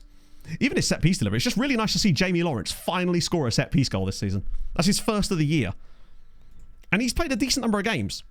Really unlucky. No, I know Cube isn't, but he's still a good player. I was just talking about him in general. Like, I think he's had a good... I think we won't really know how good he is until we get like a nice spell of matches that are spread out enough that he can play every single one of them. I want to see him play like 5 games in a row, us finally start to get a bit of form together, and I think that's how we'll know how important he is to this team. See what his numbers are like over that period, like his key passes, his average rating overall, because I think what he really does give us in that position is more, obviously creativity. He's incredibly creative, but he has really, really good defensive attributes in there as well. And I think it's just going to make us more sturdy in that double pivot. Oh, God, that's a really nice goal. Ah, dearie me. He's offside. Nah, he's going to be good. Oh, he's offside. Wow.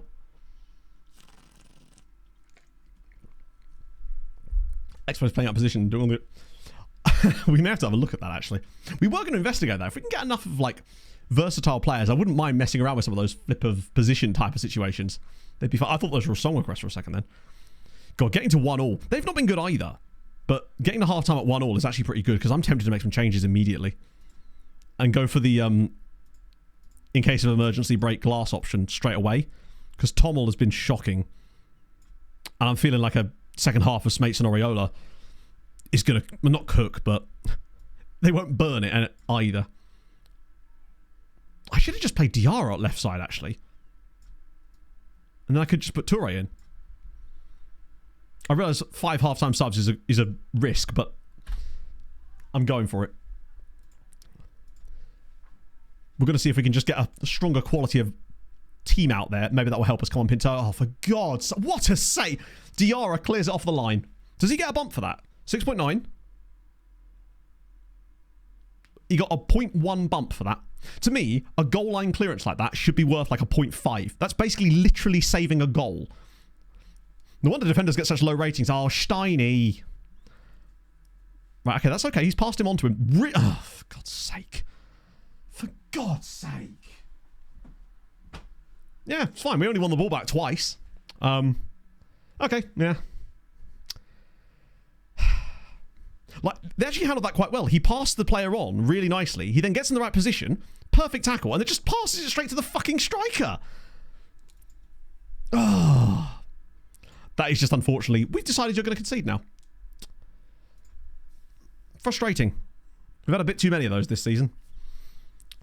Just with that lack of consistency of starting 11, I think hasn't really helped. That's a shame. Might as well throw on attacking at this point. We've managed to get away with it. I actually reckon if we've got a chance of scoring here, it's probably just going to be another random... It'll be like a Smates corner dropped on the head of Jamie Lawrence again. Because Song Tae Yang has been really poor today. Here we go. Right, Steiny, come on. Oh, what a pick out. He's offside, is it? Oh, surely not. Yes! As if. 2-2. It's a goal. It's 2-2. Schmates again. How does this man do it? The way he drops this ball... Oh, no, he just loses it, actually. But look at this. He just makes this lovely little run in behind, into the half space. Ah! Their right-back's playing him on. And Diarra's at the back post. Bang. Smates does it again. This guy is absolutely unstoppable. I can't believe this human being. He somehow gets another... That's his 7th assist of the season. Hi, can we just not leave their player completely unmarked there? This is going to be a goal. Oh, what a save. That was actually really selfish. If he just squares that, that's basically a goal. I can't believe he doesn't square that. I can't believe Spates has got another one. 7 assists this season. He has the same number... No, he has more assists now than Roman Tommel. He just does it. I reckon he might end up with double digits this year. Every time I think that he's, like, past it. One thing I will say is Sven this year has been less of a goal-scoring threat for us and more of an assist threat. He's not always in the goal scoring positions anymore, but he's definitely in the creative positions to make stuff happen. Imagine if we went and won it. Oriola. Oh, use the space, please. There's so many runners to your right. One of them is Sven. Hang on a minute. 92nd minute. Make something happen. Come on, Droopy. Find the pass. Sven's in the box, you know. Steinmetz! Come on! It's 3-2. That is a massive goal. Steinmetz of all people. Oh my goodness me. It's 3-2 to Leixões. The Belgian boys combine again. Peacock does brilliantly here. This extra touch to go round the defender. And then just pops up. Steinmetz in there from DM. Bang. 3-2. Turn off of attacking. Just pray for no more. Don't you dare. Do not even think about... we might as well just resign ourselves to the fact that it's not going to let us win this game. We're going to do something stupid now, I suspect. Oh, wow. Actually, I tell you what. Bit of space for Toure. Here we go. Don't do something stupid, lads. There's nothing I can do tactically now that's going to make any difference because the highlights already started. That's nice. Patience. Good. Oh, Shiny's got to run. Slip him in. Oh, please, Sven, be careful. Oh, Toure. Go on, have a pop. It should have been 4. It should have been 4, but it's going to be 3 at the very least. Oh, no, as if. Don't you even think about this, FM. Well cleared. Oh, come on. Braga 2, Leixões 3. Diarra with the equaliser because of Smates, and then Thomas Steinmetz with the winning goal. I thought it was a penalty coming there. Come on, what a win that is. But again, it's those guys. Incredible. Peacock again. He has really impressed me this year. Valverde obviously has done the thing. He's not been... I would say Valverde's not been as good this year as he was last year. But Peacock has been exceptional. And it's kind of proven yet again that it is about the attributes for that role. And I think we've got the perfect archetype now. But I think we would have struggled this year if we'd have used Peacock as our starter the whole year. But he's such a good backup. That's a huge win. Massive, massive win. You're already very tired. But yeah, I don't have the option to rest you, weirdly. Come on. Yeah, this is how you stay invested in saves, is having players like that have no right to be as good as... They are third-tier players, those two. Well, Schmates is. Obviously, Steiny is very much not a third-tier player. He's a very good footballer. But even he is, like, such a good win. God, how many times have Benfica won in a row now? Yeah, they've won 8 in a row. I don't think we're going to be beating that anytime soon. What was I going to check? Yeah, actually, to be fair to Valverde, he does have 11 assists this season, which is very, very good. I can't criticize him too much. Like, what was his record for us last year overall? 15 assists and 1 goal. And this year he's got 11 assists and 3 goals. What's interesting, actually, is that he has 6 assists in Europe. Like, that is incredibly impressive. I didn't realise he is the joint highest assister in the Europa League. To have 6 assists in Europe for us this season is actually incredible. And that's some big game attitude, which he does have. Which I've only just realised. He does have big matches as well, and it shows. But yeah, good lord. He's actually underperformed a little bit in the league as far as his assists goes. I'd expect him to have more, but it could just be because he's not played as many games. Oh, lovely stuff. 11 overall. Smates is the second highest assister on the entire team. And now has the joint highest XA. Oh, I was going to look at Peacock, wasn't I? Like, he actually only has 3 assists. He's underperformed a little bit. You can't really underperform his assists. That's not really on him, is it? But I'm impressed with him. He's done the job that was needed to be done. Right, let's see on these look-upsies. Triangle. Could I interest you in the triangle? Oh, it's Henley's football pitch.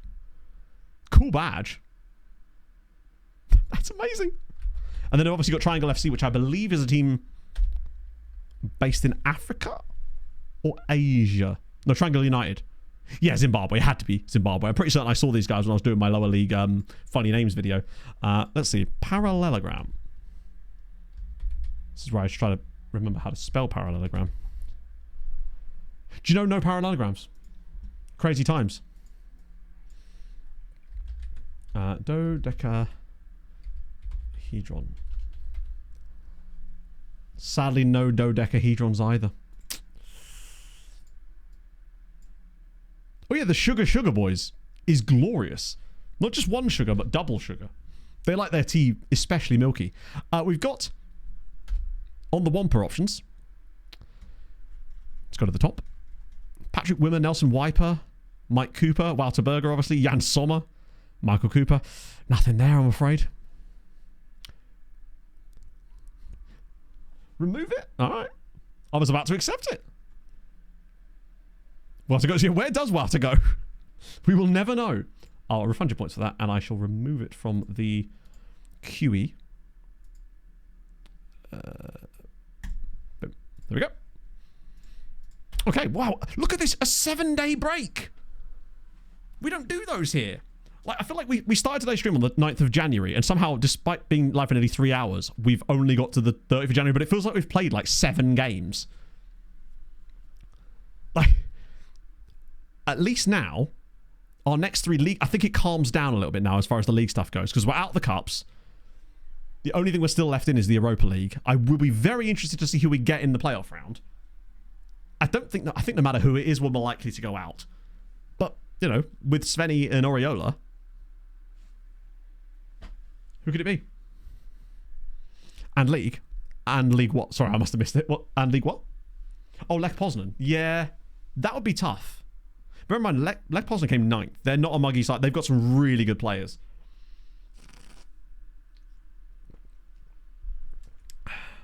Oh, I know why it's going so slow. It's because it's technically transfer deadline day for a lot of the big European teams. Which means we should get... We are still in the league, yes. But that is famously not a cup.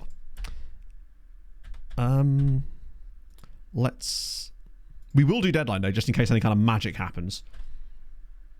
Plus, I just like taking part in the deadline day. It's fun. Attracting interest. Anyone we got? Arrows is in. Oh, okay. I don't think I'd want to do that deal. We'll see. Carpio's got interest again. It's still Sunderland. He'll probably say no again. Kayembe has finally got interest again. From Brentford, Brighton, Newcastle, Napoli. Ooh. Okay. Rosales, any more interest on him? 11 clubs. Birmingham. I'm going to offer him out again. Nikolaevich.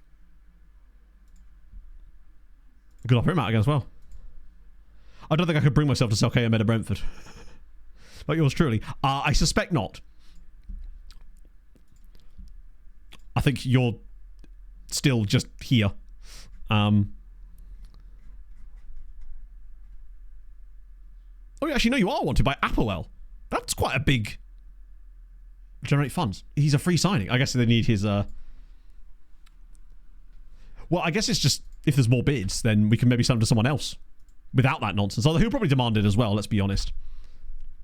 But if he could get another bid on the table for Rosales... It's weird that Kayembe's stock seems to have fallen ever so slightly.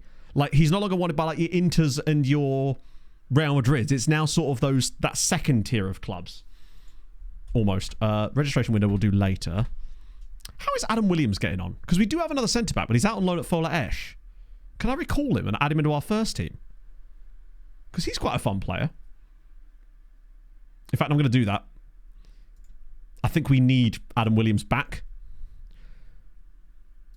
Montpellier, I want Drew Peacock as well. Nikolaevich. 250k.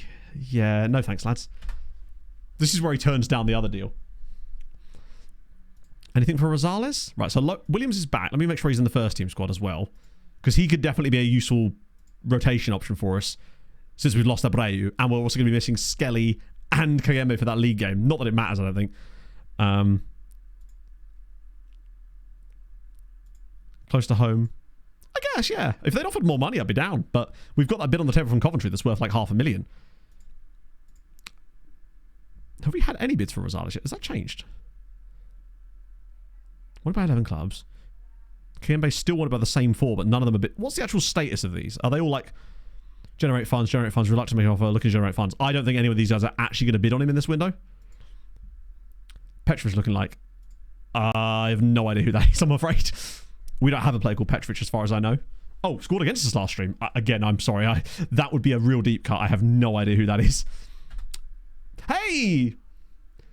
Inter in for Joloff. Wait, he wanted to leave? That CDM... Yeah, no, I know, but forgive me. you must have a lot better memory than I do, but that CDM that scored against us is not... Ooh. Okay, so Wu's gone for a loan. Rosales is also going for a loan, but it's money in Europe. Yeah, no. Forgive me, but that doesn't narrow it down. And also, I simply don't know. He's probably getting on just fine. I'm not sure what more I could tell you. Like, I've not been tracking the career of a random CDM from Slovakia, or was it Mura? Yeah, was that Slovakia? Wait. Forgive me. It's just I'm not. It's not the sort of thing I would have information on, like off the top of my head, anyway. I promise you, even if I do remember us conceding a goal to it, wasn't it that like half volleyed second phase of a corner? I do actually remember that now, but that still doesn't mean I know. Like, we have player lookups if you want to look the player up potentially, if that's an idea. It's just, you know, my brain remembers things, but it ain't that good. Yesterday when I was doing the washing up, I poured washing up liquid directly down the sink while I was waiting for the water to fill up because I forgot I hadn't put the bowl in yet. That's how my brain works. Just to give you an idea, right? Okay, so he's gone for 400k.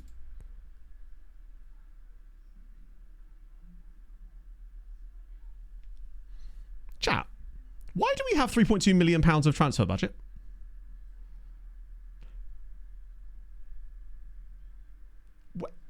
What? How? Why? What? How? Why do we have £3.5 million of transfer budget? Oh, the Europe. Yeah, but the Europe money doesn't go into our transfer budget. It's that glitch. Which glitch? I've never seen this before.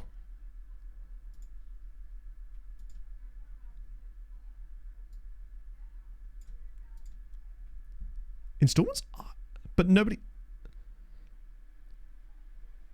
But that deal... Probably installments. But installments from who? But also, if that was the case, wouldn't the installments show up in our balance? Like, our income this month is £2 million. But doesn't the option to buy... Isn't the option to buy an option and not a mandatory option, right? Let me just check. Confirm, sure. Oh. Right. So I won't be spending that just in case. That will just... Okay, right. So it's because it's a mandatory... Sorry, so it's because there's an option on there, but it's not a mandatory one. Right, that's... I've never seen that glitch before. I mean, it may have occurred. I've just never noticed it. The Austrian. Nah, I don't like the Austrian because he's... At the end of the day, he's a left winger that has no left foot and therefore wouldn't fit in our system. So to me, it would be a bit of a waste of time. If we were signing anybody, it would be... We can't get the Japanese guy with that money, no. The Japanese guy's release clause is 5.2 million. Even though the game says it's 3.7, it is actually 5.2. As usual, we're being lied to. The agent lied to us. They're like, oh yeah, that's what it actually is. It's like, yeah, but that's not the case. I could see it, you know? Optional counted. I guess that must be what's happened. It's just that it was an optional deal, not a mandatory contract. They don't actually have to do it. So, as in, he is currently on loan there, but where's he gone? It's the Rosales deal is the one that's 3 point... So if they want to sign him permanently, they can sign him for 6 million with 3 million up front, 3 million in installments. But it's an optional future fee, not mandatory. So it's weird that... Because they could just say no. So then, you know, do you know what I mean? That's 3.5 million. Yeah. But again, we don't need the Austrian. There's no point in spending money on a player we don't need. Arrows. We won't do that. Reading make loan approach for Steinmetz. What? What are we doing here? Drew Picot can't go. Toure. Wow, what a shitty loan bid. Hey, let's just have your player for free that's starting for you. Casapia want Lawrence. That's a crappy bid as well. The Colombian winger... Also, remember, that money doesn't really exist in the sense that we aren't getting that money. So we'd be spending money that literally doesn't exist. Really good and cheap. He's not that cheap, though. Wasn't he like Wasn't he like £3 million? Unless I'm thinking of a different winger. No, it's fine, James. It's just that there is, I think, to expect me to... Okay.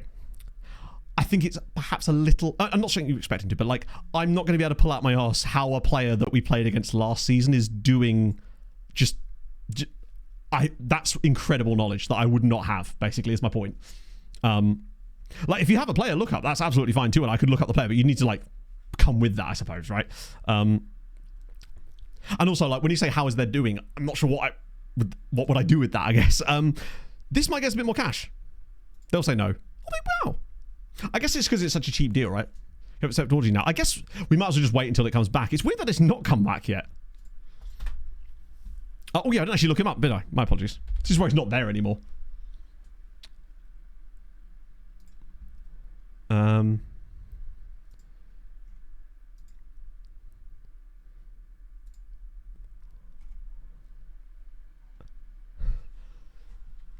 Just to clarify, guy was called Petrovic, right? Was he a youngster?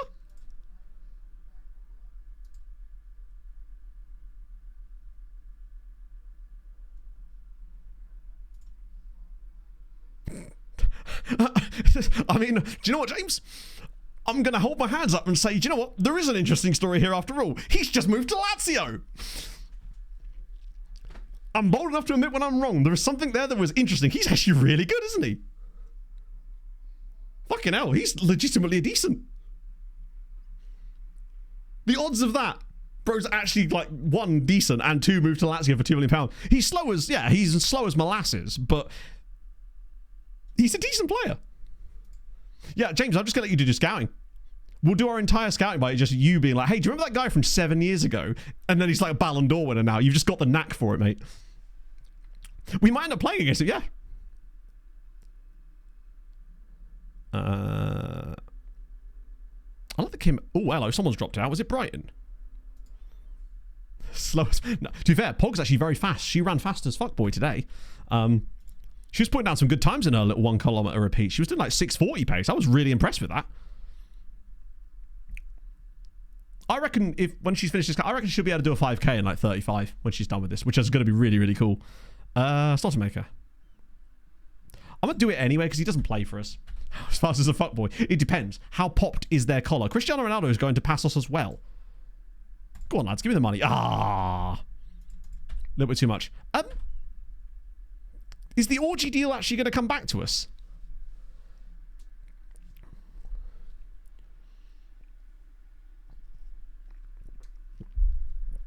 Because it's weird. We're getting weirdly close to the deadline, and I know I could just go and trigger it myself. I just want to see what the game does here.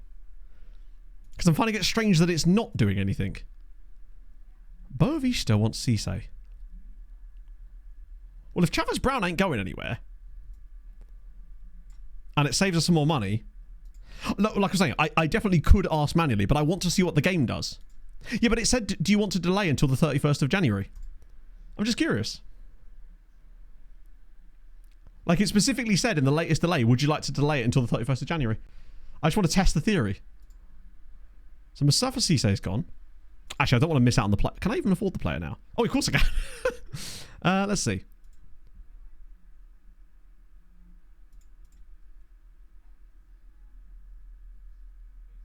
We probably should just ask for confirmation. I wanted to see if it would come up by itself, but I don't want to risk losing it. Since his last birthday, I guess. Like, and until he's 31, he's still 30. So we've got Orgy in. He's not great, is he, to be honest? We got Adam Williams registered for the squad. Did Orgy just go into the youth team? Let me just go back out of that. Move him up. It's never too late for an Orgy. If anything, the later the better. There we go. We'll get Pius Orgy in. Wait, he counts as homegrown because he's Portuguese, isn't he? Or like trained in Portugal. Oh no, he's actually Portuguese. 6'2". He's a fun player. And he's just another left back. Sick. Hello, Icarus. We've just signed a guy called Pius Orgy. How's your day going? Backup centre backs. Yeah, can he actually play backup centre back? We've got Adam Williams back now, which will help.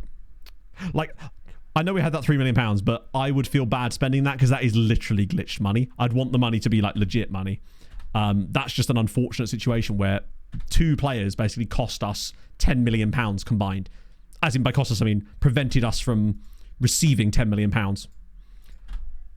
It's a bit of a piss take. Particularly Carpio. The club he wanted to go to, and I got a great deal for him, and then he turns down their contract. It's like, you wanted to go! Because I think if we'd have managed to sell Carpio, we'd have got the Japanese guy in, and I think that would have really had us cooking for the rest of the year. We're just going to have to rely on the fact that Oriola and Chalupa wins Player of the Year. Well, holy shit. Yeah, Crapio, indeed. Wempio. Anyone doing crazy good out on loan other than Adam was? Paul Frost is doing okay. A few goals from Carlos Alberto. Yeah, we could really do with getting some money for him. Pogger's done my referral. The second referral. Wait. Czech Young Player of the Year. This is good. Once that release clause expires very soon, that'd be great. I think it expires before the summer as well, which is great. We don't have to risk losing him for less. Yeah, and Kiembe, I mean, I think the injury is part of the problem. When a player gets injured like that, it does seem to put clubs off because they'll probably fail their medical. So it definitely didn't help, particularly as we've been missing him for some time. At least his suspension will be served during... Right, here we go. His suspension will be served while he's injured, at least. Okay. Europa League draw. Wow, this is our first, major draw, isn't it? I've forgotten how to do this. We want an overview. We start draw, then we change the speed. So it's been a while. Here we go. Partizan. Who do you think we get? I have no idea. I'd like Ferenc Varos, but honest... No, never mind. I don't want RZ. Oh, we can't get RZ. Never mind. Dinamo, maybe? Of the teams that are left, Dinamo or Rangers? No, okay, never mind. We're 100% getting Lazio, you're right. That Petrovic guy will play against us for Lazio and will score. It'll be the ultimate turnaround. Yeah, oh, Christ. No matter who we get, we're screwed. Unless we maybe get Austria Wien. Valencia are really good. Okay, so it's not even... We've got the 3 toughest sides, basically. Feyenoord, Lazio, and Valencia. So no Lazio. Okay. We're humped either way. It's Leixões, but it'll be Feyenoord, I reckon. Yeah. The team that beat Lask 9-0 on the final match day. Oh, we are in for an absolute clarting. What's... we're getting piped in Portuguese. Drawn immediately. I know, it's... I have an incredible knack for this. I should really start calling out the lottery numbers next time we're doing this. When is that game? So it's right in between the Benfica and Boa Vista games. Because we can't even... Now we're at the point where it's like, how much resting is even worthwhile? Also, did we get any bonus money for qualifying for the next round? Or do you not get it until you get knocked out?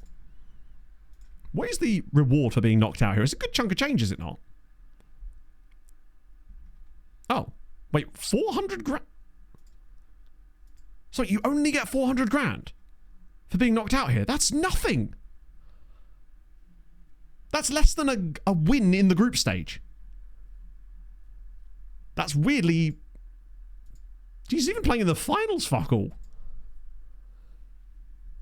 I know we'll get some TV money and stuff later as well. Yeah, I don't expect to go any further. It's a bit too early to be looking at any crazy shit going on here, but we do have the Europa Conference League draw as well. See if there's any crazy stuff there. Rana, Djurgården, Omonia versus Norrköping. Ararat Armenia through. Alexandria, nice. Almere City versus SJK. Aston Villa versus Linfield, which means Linfield qualified. In 12th. They beat Slovan Bratislava, Kairat, and Drita. Wow, the Yorkshire Turkish side didn't even get through. Big up them. Estrella looking quite poppy. What about Champions League? Just want to have a look at the league phase. Anything crazy? Spurs won it. There you go. There's your crazy. Brighton in 7th. Shamrock Rovers came bottom, sadly. Yeah, Dutch football do be popping right now. This feels like the type of year where we'll lose a random side. I mean, the way I'm looking at it is we've done very, very well to get out of that Europa League group, given the lack of depth in our team. Hello, Golden Arrows. Moses Nimatswarani. I reckon his PA is fake, but Golden Arrows have clearly had a Golden Arrow generation there. Also, this guy actually is quite good. Stephen Wankwo. Work rate's not good enough, really. I suspect he's one of those guys that's, as you say, he's got some physicals and maybe has okay PA, but I'd be willing to bet he's one of those ones that also becomes immediately a 4-star player when you start scouting them properly. And the coming 31st is surprising. Next stage, do I need to register anybody? Can I even register anybody? Oh, we do actually have some slots available. Or, yeah, we've got 2 more slots available. Steiny doesn't need to come in. Adam Williams will be useful because we might need him.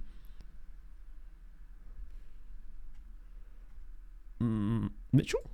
Ah, we can't register another one. Although we can put Pius Orgy in.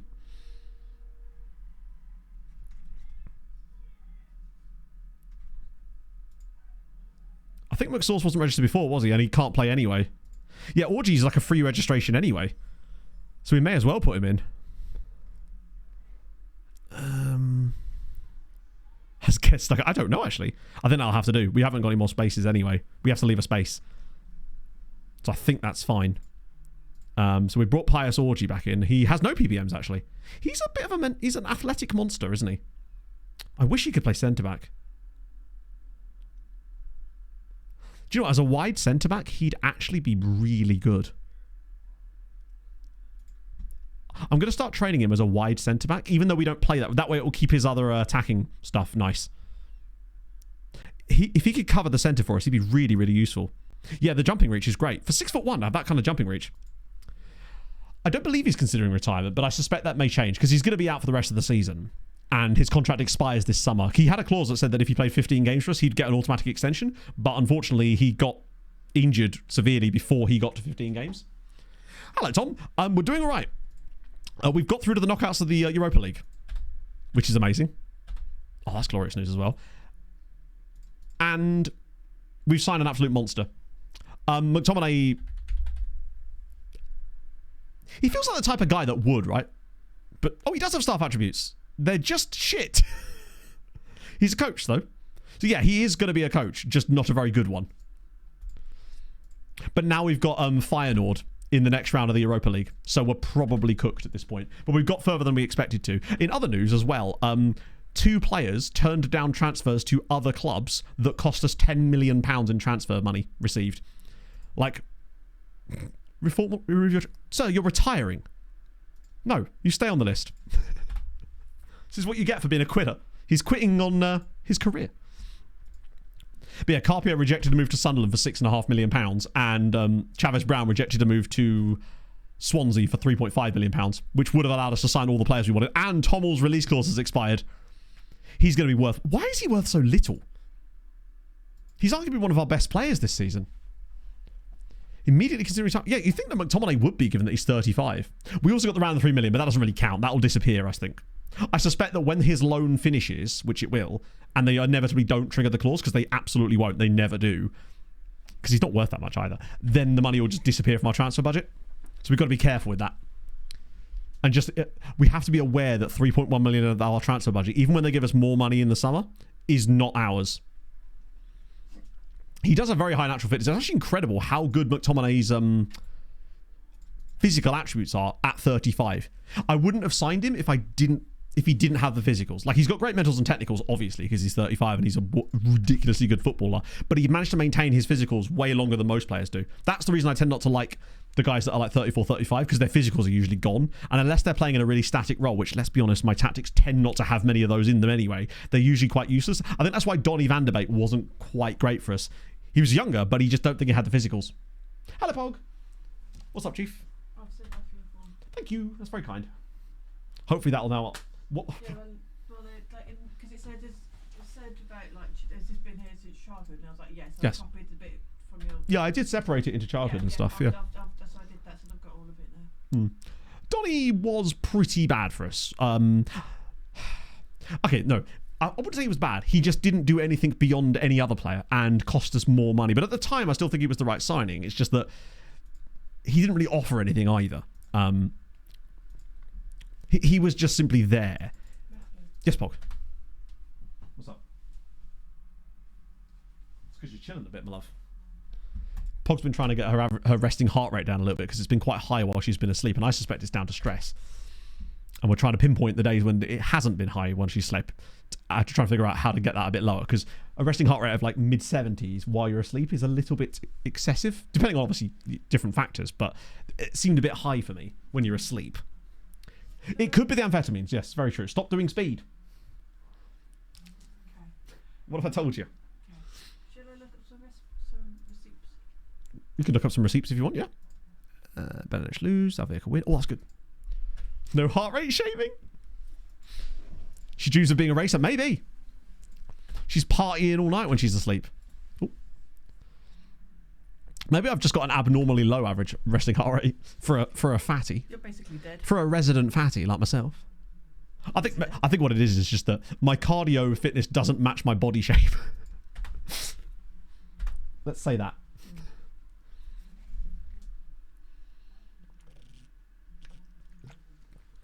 I also reckon that Steiny, due to his low natural fitness, is going to be retiring at like 32. We're not going to get a long career out of him. I mean, we are, because he's started so young, but he'll retire very young in this save just because he doesn't have that natural fitness. And contrary to what that argument we had in chat the other day, it's not going to go up. I genuinely don't believe I've ever seen it move more than 1 point, and even then I actually struggle to think of a time when I've seen natural fitness go up at all. Certainly not by the 4 to 5 points that people were talking about. 32-34, I'd definitely accept that for him. Sporting win, ooh. During service then. Hey, we got to send it. We got to try and find a way to get it to the other tenant. Maybe we should send that actually to the estate agent, because they may have an address for him potentially. Wow, Song Tae-yang has actually had some really shit performances, hasn't he?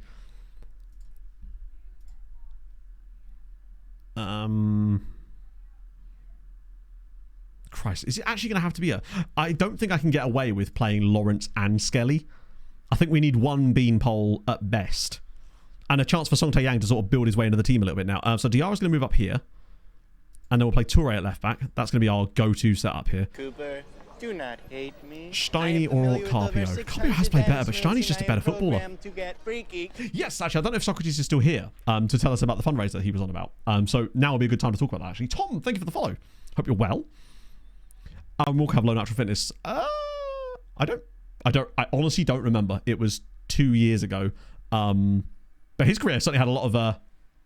what caused the echo? I don't know exactly what caused the echo, in the sense that, like, nothing changed in my OBS settings, but restarting my PC seems to have fixed it. But what was essentially happening was somehow a copy of the audio, excluding my microphone, so basically anything that is in my audio controller file, was being sent to the stream as a background track, which meant that there was a slight delay between it and the existing audio, which is the reason there was music on the VODs. Because somehow it had managed to bypass that. No idea how it happened. Just random computer quirks, unfortunately. But yeah, I'm suspecting that's what happened. Right, we've got 2 spots on the bench, so that means Chavez Brown is 100% going in one of them. And yeah, Sergio. The VOD's got the full experience. Unfortunately, it then meant that the VOD got blocked and copyright claimed 59 times. Oh, Pinto's won it again. They couldn't get Carpio, so they've gone for Pinto. Yeah, there was 2 sections of the VOD that were muted. One bit in the intro, which makes sense because I wasn't speaking over it, and then one bit towards the end, which may have been when we signed the cube, potentially, because I obviously walked away from the mic and sat down for... Oh, no, it was probably that bit where I sat on the floor when we gave away that stupid penalty. So, yeah. Luckily, it didn't actually stop it from being uploaded. Did it get fixed? Well, I mean, like I said, if it's fixed, then yeah. Like... If it's not currently happening, then it is fixed, because, as in, it's hard to say, because I didn't do anything, and it made the problem exist, and I also haven't done anything, and now it's stopped. So, do you know what I mean? Just another weird quirk. I mean, the VOD. I'm not sure I understand the question. The VOD, you can't fit, the sound is embedded in the VOD. There's nothing, you can't take it out. Well, you can, but you can only take it out before it goes in. The way I have it set up is that the sound doesn't go to the VOD at all. The only thing that goes to the VOD is... Well, the only thing that doesn't actually go to the VOD is the Spotify sound. To quite a bit, like you said. Yeah, it was annoying. That's why I put the comment on it, just to make sure that people are aware of what was happening and why. Yeah, no, it's basically I have it set up so that the VODs don't get the music on it. That way it doesn't get copyright claimed. It goes to a separate track. And whatever this glitch happened meant that for some reason an audio track got sent to it, even though there was nothing in my settings in OBS that should have allowed that to happen. It's so strange. It's kind of like, you know, the other day when the alerts randomly broke in OBS and we have no idea why or what happened with that. Oh, for God's sake.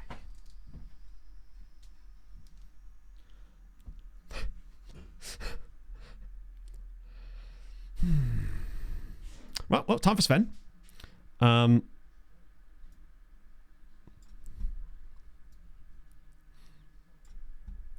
I just can't believe this man. What a silly human. Well, that was... I mean, it's Benfica, so we weren't going to win anyway, but that's really frustrating because that means he's now going to be banned for God knows how long. Which is a pain. Tom will just obviously fancied a rest. Like, we'd finally had a rest between games. We're ready to go. And then that. Ah, dear. So he'll get like a 3-match ban for that too, won't he? Which means he's going to basically be absent for all of those easy games. Although, that does mean there is a chance that Sven, against some good... the passing, man. It means that Sven, up against some tired defences with a full-strength squad around him, could potentially be in for a good time of it. Maybe. Of the stream is this. I think this is our 3rd game against Benfica of the stream. It's our 7th or 8th game against Benfica in the last 2 seasons. We do nothing but play Benfica. Oh, hang on. Lima? He's through. Ericsson. Oh, for God's sake, man. He buries those normally. That's his bread and butter is those chances. He's so good at those.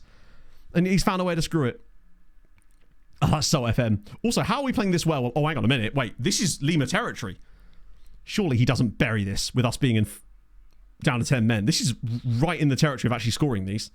Usually these go in. Off the wall onto the bar, naturally. That was right in the sweet spot as well. Where if I see one of those, it's like, that's a goal. Benfica at home again this season. I don't know, actually. I mean, look at their goal difference. Plus 43. Usually they do. Like, if bear in mind, if we concede a free kick there, that's going in. I just assume it's a goal. Yeah, he's going to give us the 10-man boost. Never mind. It's a good finish from Darwin Nunez again. Ah, dear. Lima's been good today. Genuinely. He's actually had a couple of games where he's got braces. Well, that's us cooked. I mean, we were going to be cooked anyway, let's be honest. It's just trying to... It's... All the games after this, we've got 5 of our next 6 games are against teams that are 13th or lower. We really need to be winning 4. I reckon if we can take 13 points from those 5 games, that'll get us right back into the 3rd place hunt. Because I think 2nd is gone. Like, Alverca are 10 points clear now. They're gone. They've left the rest of us in dust. Harvey Barnes and the lads are cooking. Lucas Jackson's actually been okay, but I think the problem with Sven is he can't do well when he's not got Oriola to aim for. Lima's been shocking. Unfortunately. I might even get Droopy Cock on for a bit. That's 4 subs. What, do I do one more? Just to keep the movement going? Fuck it, we'll get Tedeschi on the left-hand side. How to Porto. They have just been really weird this season. They're basically, quite literally, Portuguese Spurs right now. As in, insane goal difference, can clap people sometimes, but simply lose too many matches in the process of doing that. At one point, they scored like 1 goal in 6 games. They're such a weird team. At this rate, they're not even going to get anywhere close to Europe. They will still naturally come 3rd in the end when they eventually figure it out. But yeah, they had a tycoon. Porto haven't had a tycoon as far as I know. What a shocking pass. Oh, Tedeschi's had to bail him out there. Right, give it to someone who knows what they're doing, like Thomas Steinmetz. Oh, for goodness sake. It's so frustrating watching this shit. Just this constant bad passing ability is...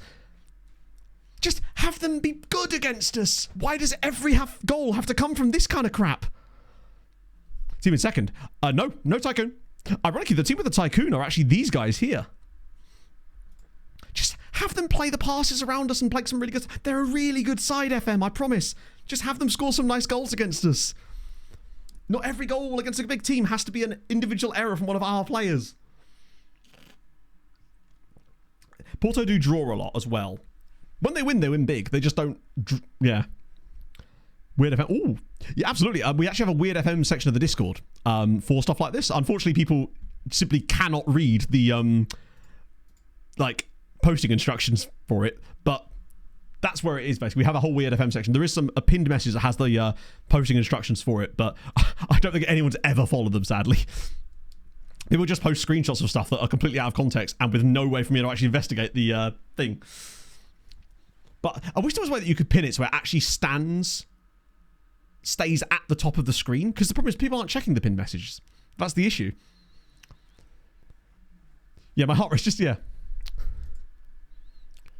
It's just like, you'll just see like, hey, this is a funny name. It's like, but that's not what this is for. Like, there's specific posting guidelines for that channel so that I can actually find usable save files. That's the whole point of it, right?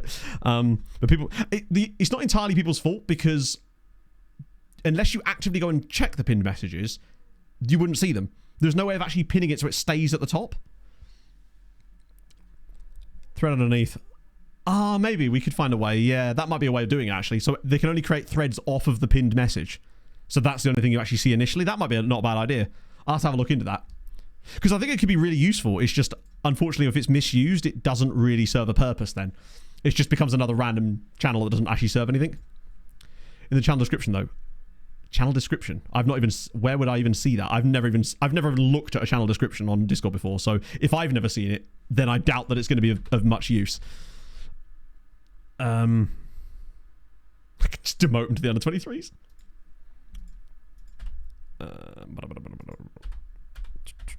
That'll do. You'll post a guidelines and the name's channel. Ah, okay.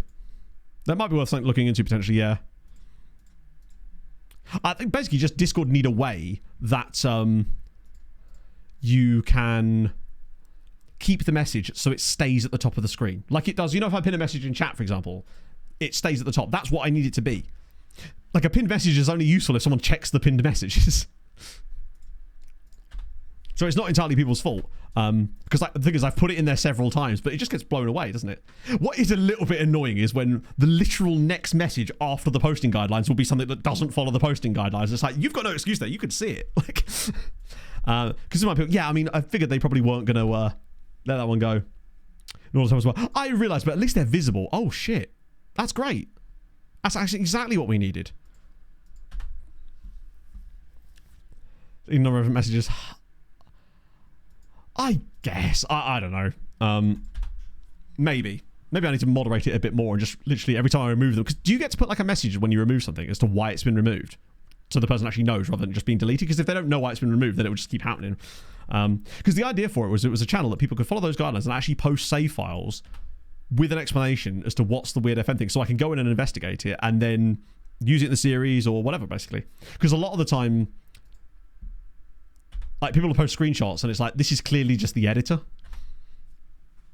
The rest is linked. Yeah. StickyBot app. Interesting. I've never heard of that. I'll have to look into that after stream. Make channel description like this. Let's have a look.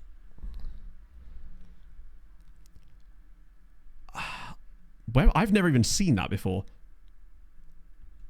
Oh, the fuck? That was weird. I didn't realize if you minimize it, it disappears.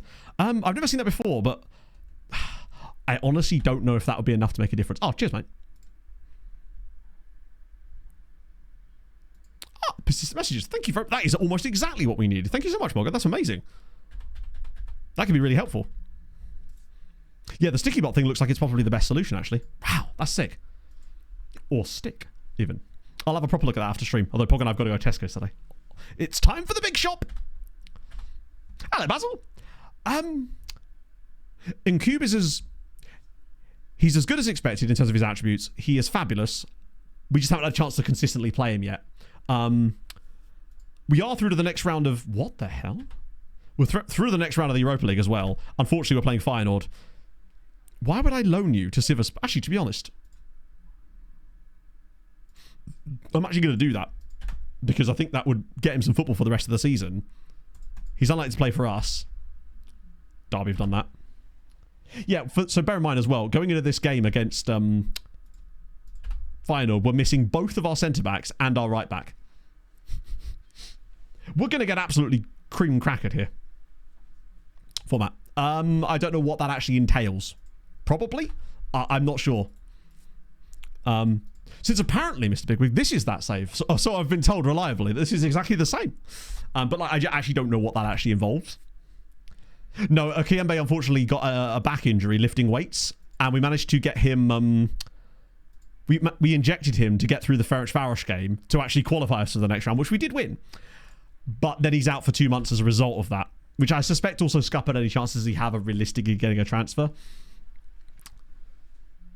We're going out anyway. You're right, Skelly and Kiembe are both suspended for the first leg anyway, so even if he was available, it wouldn't matter.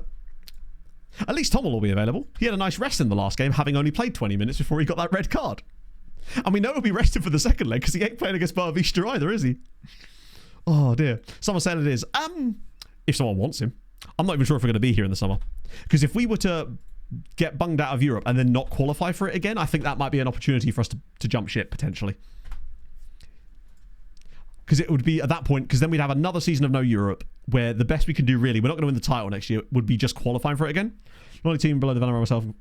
I haven't done that exactly. Oh, no, actually, I've done it with Stockport from the National League North. But it was just called Rebuilding Stockport. So just like lower league English save, basically. But you move clubs, or do you just take the non-league team? Because if it's just like a lower league, non-league side, then yeah, I did a load of saves like that back in the day. That's actually how I got started on YouTube, was taking lower league sides to the Premier League. My original save files with like initially Portsmouth and Wimbledon, but then with Stockport as well. I think Stockport was the lowest I started. They were National League South. All the way. Oh, okay, fair enough. So then, yeah, I have done that with Stockport.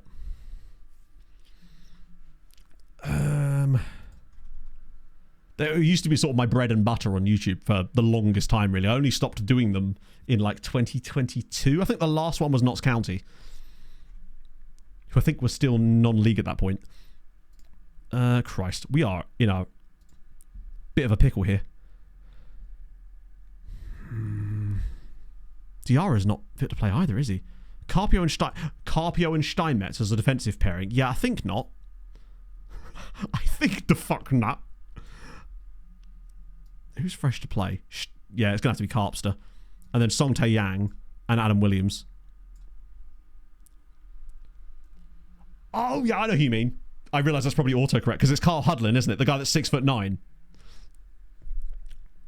Fitera hasn't played in 111 games. No, minus 111 games. So that's actually 250 games? Close to it? Jesus. Tom just really wanted to play in these games. Fair. Adam Williams is actually a guy we signed in the summer, but he spent the first season on loan in Luxembourg.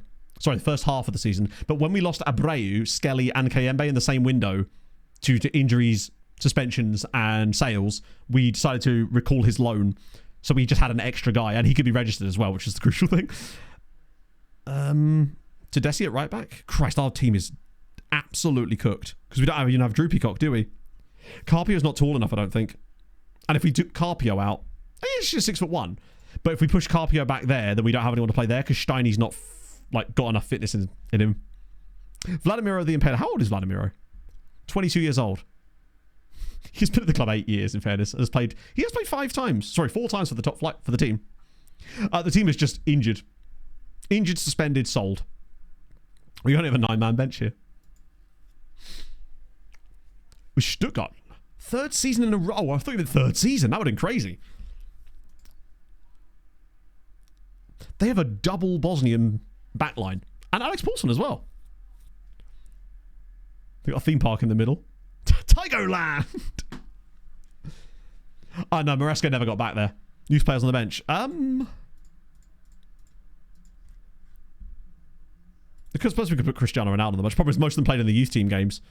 So they won't even have any match fitness anyway. Peter could probably come in.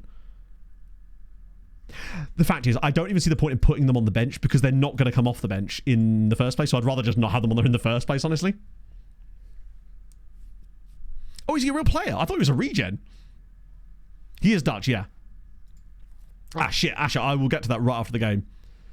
Oh, I know who that guy is. I don't think he's in my save. We looked at the tallest players in the save, and the tallest guy was a 6'9" dude. Cockland could be a thing, you're right, because Dutch. Yep, and Dickland too, presumably. But Cockland is different. And Gisland. Gisland is very much on the cards. We are about to get absolutely roasted here, aren't we? They got any fun on the bench?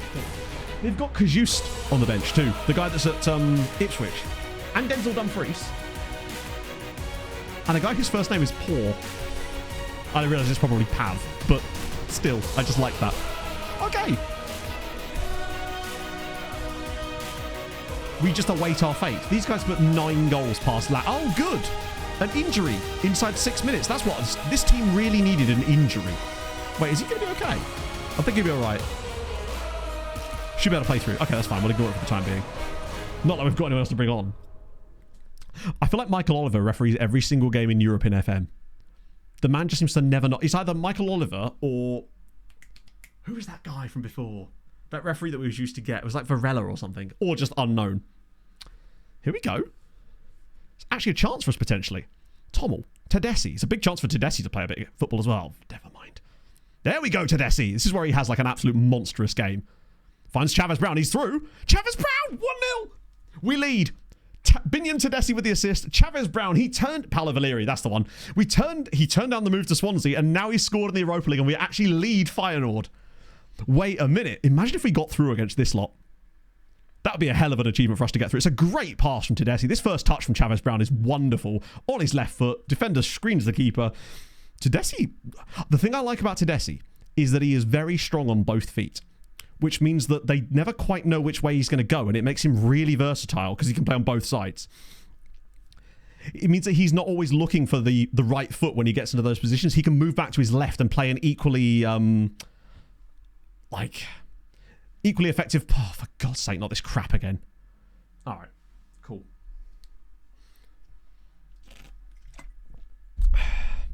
I like it when it does that. When it just decides that, actually, no, you're going to ignore your own set piece instructions today. Where's edge of area? Hi.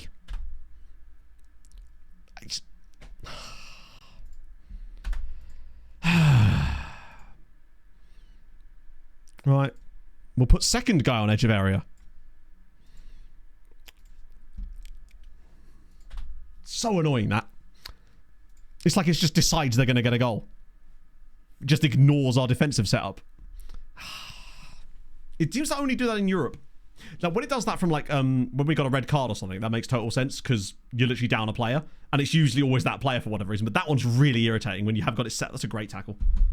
Oh, actually, wait, it actually is a great tackle. Here we go. Slide him in. No, what are you doing? Actually, no, he's got it. Roman Tommel. Can he make it 2-1? Or can he... Oh, go on. Slide it across. There's some... Oh, he's overdone it there. Oh, God. We're going to concede now, aren't we? Come on. Tackle. Yeah. Unfortunately, it is going to be a goal here, I suspect, for Feyenoord. Oh, good save. Oh. Yeah, I was going to say, Song has this incredible knack of tackling the ball to opposition strikers. They have Brahim Diaz as well. I didn't even see that. I can't believe he just buggered up. We had like a 3-on-1. Or was it like a 4-on-2? I think it was 4-on-2. Oriolo actually did quite well. I think you did... What? Hang on. Scored far too early against a better team. Maybe. I just think that we should have made a lot more of that opportunity. When you get a 4-on-2 like that, you've got to take your chance. And Tommel went down a blind alley when he should have just driven straight towards goal for a start. Like, usually I like him setting up a chance, but in situations like this, he's just got to use what he has, which is all of that athleticism, and take advantage of it. And instead, he's just gone down a blind alley. Everyone gets in the box waiting for his cross that never comes, and then we just get caught out the other end. Really good goalkeeping from Pinto to keep that out, though. These guys like I said, they put 9 goals past Lask in their last group stage game. They're a very good team with very good footballers. And we are not making the most of our chances today either. I mean, how's that? Oh, come on. When that happens too, it doesn't help. It's just more of the you're playing against the big rep side, isn't it? That's going to be given. 2 assists for Brahim Diaz. I like how Song is tackling that. He just has an obsession with tackling it back to opposition players. Like, what is he doing? It's incredible how often that happens with him. What's his tackling stat? It's only 15, to be fair. Well, hang on. Has he got something that's glaringly obvious in his mentors that's costing him? He's still only 18, but there's nothing... It's not like he has, like, 2. Oh. Weird. Oh, well. At the end of the day, we are playing Feyenoord. But it's just yet another one of these examples of, can we just let it create some nice goals against us if they're the better team? And now he's made up for it. It's 2-2. Song Tae-yang scores his first goal in European football. Oh, well, there we go. He may have, like, horrendous big matches as well, potentially. Just we can't see it until he's 22. Oh. It's a great cross in from Chavez Brown. Look at that. He's outjumped 3 of them. Yeah, 15 tackling 18 is really, really good. Oh. We've done all right. We're actually competing relatively well against the team that we should be losing to really heavily. So I'm actually somewhat impressed with the lads. It's time for Sven, because when is it not? Touré's been poor. Diarra, I reckon we can get some time out of Diarra now. And Cube has been kind of anonymous, but that's kind of what I want from that role, really. Wow, Carpio's been really good. Tedeschi's done okay. There's just a limited amount of options on the bench. Maybe we actually switch over to Lucas Jacques. Probably should. I just realised I should have started Lucas Jacques and not Oriolo, actually. That's on me. Oriolo's definitely a much better bench option than Lucas is. Usually bringing Sven and Oriolo on at the same time is like a cheat code. Ooh. Go on. Like, we've actually... I'm very impressed with how much we've been in this game. I wouldn't have... I thought we'd lose this game like 3 or 4-0. Maybe 3 or 4-1 or something. So to have a 2-2 draw here, I'm impressed with the lads. They're showing a bit of quality. Hey, they've tackled it back to us for once. Oh, never mind. Wait, hang on, he's still got it. Come on. Lucas has got no chance of shooting from here, but we've got support. Oh, what a part. Oh, I like the idea. I still think something's coming from this. And Cube is the man I want on the ball here. Because a pass is like that. He's offside, surely. Miles offside. But that was good football. I like the build-up. Oh. Something about a striker. Yeah, it's just a strikerless tactic. It's just, it looks weirder because of the asymmetry of it all. I think he was a bit more than fractionally offside, but I really like that little pass from Cube. He's miles offside. I like the idea, but that was never going to fly. Respect to that left back sub. Wait, did Joachim Andersen say that? Lima's given all he can. Oh, do I really want to do Steinmetz as a CM? I guess we will. It's frustrating the 2 goals that we have conceded in this game because they're just more like match engine nonsense, but it is what it is. A 2-2 draw, though, is better than I would have expected. We've got no hope of getting any results in the Netherlands. If we were going to win this tie or somehow get through, we had to do it at home, really. But you know what? Actually, don't put it past them. We'll have Skelly back for the second leg. It was Egg. Oh, no disrespect to Egg. I thought that was Christian Fuchs that said that.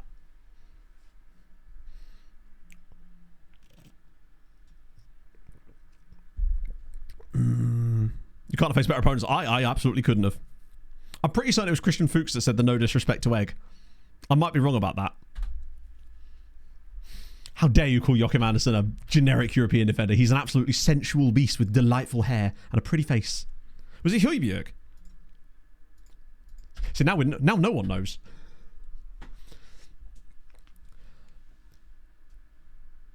Maybe we're all wrong. This is where it's actually like James Maddison or something. We'll definitely get youth intake next stream. Unless we somehow... Well, no, we will. Because youth intake's like March, isn't it? So it's definitely going to be a youth intake type of stream next up. Which is a nice day for it, because it'll be Sunday. This feels like the longest season of this save, just because of all the football we've had to play. But we just can't, like, instant result games, other than that one we did, which I think was still the right choice. But other than that, it definitely is moving a lot faster between days. Like, the processing speed outside of transfer windows is vastly improved. It's just we've got a game every 2 days.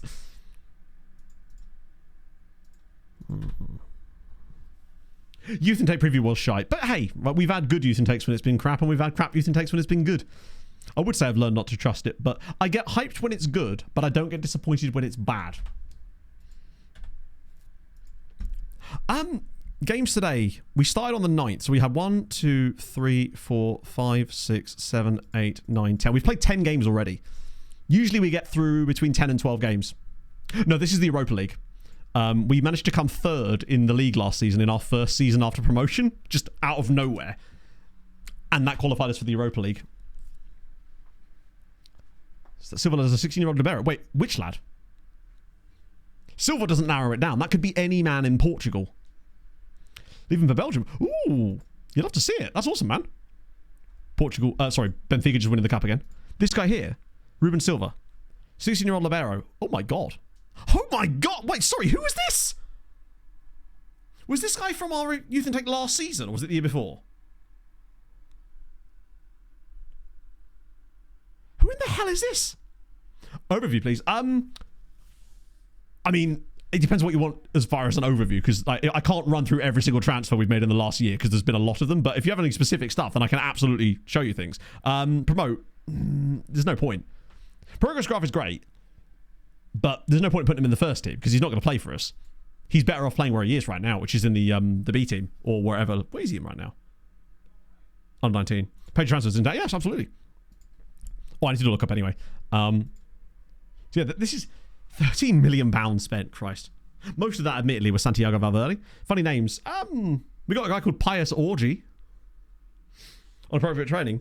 I don't think he's on any training. I'm not even sure. And he's 5'9", which means he's never going to cut the grade as a centre back in one of my teams. Not that it would matter, because by the time he came through, it would be, yeah. He's a long way from being a relevant player for us. Let's put it that way. But it's cool that he's actually decent in the end. And obviously, outs, there's loads and loads of loans and miniature outs as just players randomly leave us. Most of the money though was spent on Valverde and Cube, obviously, like, because when you get the opportunity to sign a guy like this for £1.1 million, you take it. And so far, do you know what? He's actually got 2 assists in the Europa and a 7 average rating, which makes me think that he has good big matches. I like him. Plays a DM. Oh, totally. Valverde been good. I thought he was playing poorly, but so far this year, 11 assists. He's basically averaging an assist every other game. He's also got 3 goals, 2 of which came in the same game. He's been really good in Europe, especially. He's the joint highest assister in the whole of European football for, in the Europa League. I don't think Jorgensen is available in this save, but we'll just check anyway. Yeah, he's oh, hang on, wait. I mean, I think this actually is him. No, it's not. It's just another Duke or Simon Jorgensen. Unfortunately, I have a bunch of points for that. The French Morton. He was leaving at the end of this season, I think. Oh, is it Block Jorgensen? Yeah.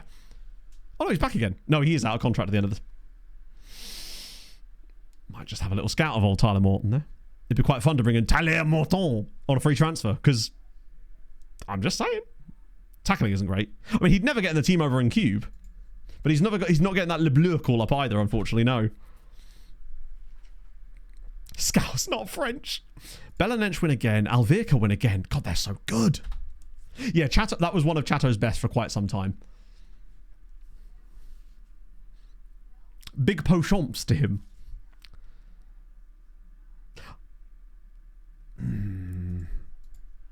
Oh, well, we get more in bloody television money from that than we do from like getting to the final of that other one. I'm afraid. My joke, I fear. Blocking it. Yeah, I think, bear in mind, now that we're in season 10, a lot of those guys will have retired. No, the fact that we just find it really interesting that he chose to declare for France, like that he actually thought he had a chance of getting in the French national team, is incredible levels of hubris. Hello, Pog. Do HelloFresh. I'm aware that they do HelloFresh, yes. And no, I don't want a discount. I've turned down enough HelloFresh sponsor. Hello, Mr. Man from recipe cards that they get. At the end of the day, the internet exists, and you probably find better recipes on there than you would from HelloFresh. Hydri. Ooh, the pace. Still, I mean, fair enough, I guess. Familiar Cow. They could. Oh, Sporting are starting to get a bit of a head of steam up now. Porto still not. Where do they sit on the XG table? Porto are supposed to be second. Shout out to Alvirka, plus 19. This is getting silly now. They are 13th in the expected points, but second in the league with a plus 19. That's insane. They are complete, like, statistical anomalies. What's the other side of it? They've scored 12 more than they should have done and conceded 3 less. But the fact they're at plus 19, our best player is probably in Cube. It's either in Cube in terms of, or pound for pound, or it's Herman Kayembe. One of these two. God, Kayembe's very fucking good, isn't he? Still wanted by Brentford, Newcastle, and Napoli. It's whatever's going on. Oh, well played for Milikau. That's fantastic. Well done, lads. Really needed that. We're still a win away from the top 4. Like, and now finally have a run of games against teams we should be beating. CM pays the players. No. Hatred hasn't got access to this database at all at the moment, actually. I know there was a reason why I was going to have to send him one. I just forget what it was. But no, Hatred doesn't have access to that information. Well, no more than I do, anyway. Actually, technically, he has less access, because I obviously have the save file. But I don't think I've actually needed to send Hadrian a save file for something. There was a reason why. Newcastle have the money. None of them have the money. All of them, when the thingy said that they were looking to generate funds so they could go for him, but then that never usually means anything. It basically just means that they would really like him. We're essentially looking at their Christmas list. Loan farm like Chelsea do in real life. Have I considered making a loan farm? No. Never occurred. It's never occurred. I've never once tried to make a loan farm. Wouldn't be caught dead doing a loan farm. Just useless tactics, would never do it. Many teams right. They want to shop here because we have some great wares. I've been known to dabble in the loan market. No, we don't do loan farms here. Don't use RTE. Yeah. Like, I have RTE, obviously, because I use it for other videos, but I would never use it on this save. Game-breaking loan farms, yes. I'm sorry, just to clarify, I wasn't trying to be a dick. On my last save, at one point we had a over 300 players out on loan. I think it was 300. The squad was over 450. I'm fairly certain at one point we tipped over 300 loans. It was great. Right. Tom was suspended, so that's an immediate drop. Oh yeah, so much so that our squad page would barely load properly towards the ends of that save. Even on like a really decent computer, the game would freeze up massively every time we went on the squad page. Minus 79 loans. It's about just around 300. Because it's 200... No, wait. No, wait, it's not. Minus 79 isn't actually as many as that. Because remember, we started downsizing the loan thing. Because it's you goes to 128, then it counts back. So that's maybe like high 100s. But I got it back into the positives again. At one point, if I recall. That's where we tended to hover. Until I like really stopped doing it as much. Right.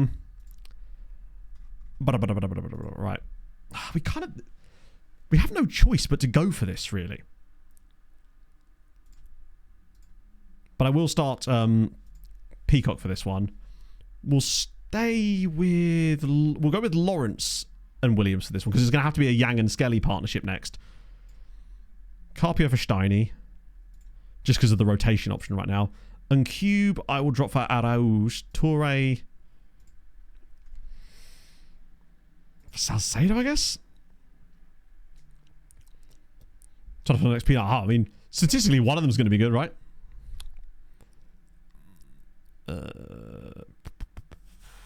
Suarez, I guess? I'll start Oriola because I want to play someone different for the next game as well. Adriano. This is a worrying lineup, but just get rid of these guys on the bench. I think Tommel's also on the bench there, so we'll get rid of him. And I will have Lima on the bench just in case. We had a good amount of loans. One of my favourite things to do in FM is building the loan file. Yeah, McTominay is gone basically for the rest of the season.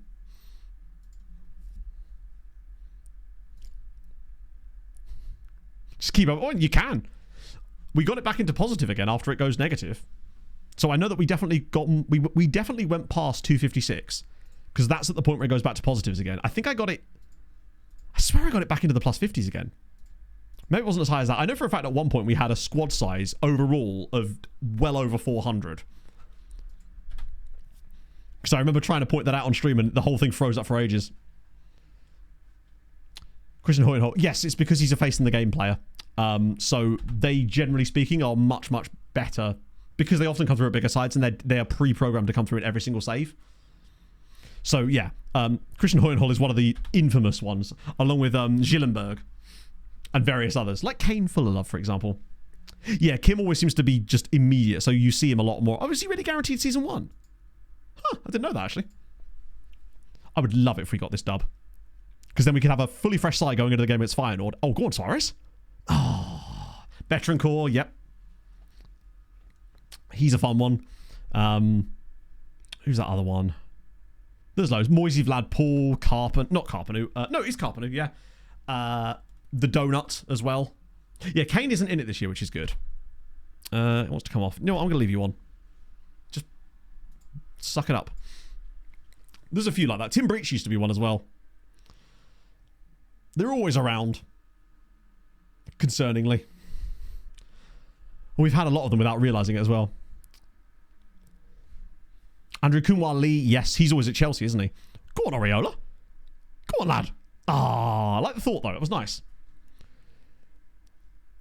Played that many years, game just explodes. I feel like the only person who realistically is going to find that out is probably Smorey. One day he will get there. Now, what comes first? That or the heat death of the universe? I don't know. Victor Hugo, yeah. I remember we had Victor Hugo a few years ago. Because we called him... Didn't we call him Jean Valjean? It was with Tromsø, wasn't it? We had Victor Hugo. I think I had him on another save as well, actually. Oh, here we go. Smatesy. Araújo. Oh, round the side. Yes. Here we go. Come on, Droopy. This is your moment. It's Oriola! Good stuff. Nehemiah Oriola does it again. I think he has as many goals this season as Jax does. Yeah, Millie is a face in the game, yes. But Millie is also a member of chat, so he gets away with it. That is a great pass from Droopy Cock. Look at that.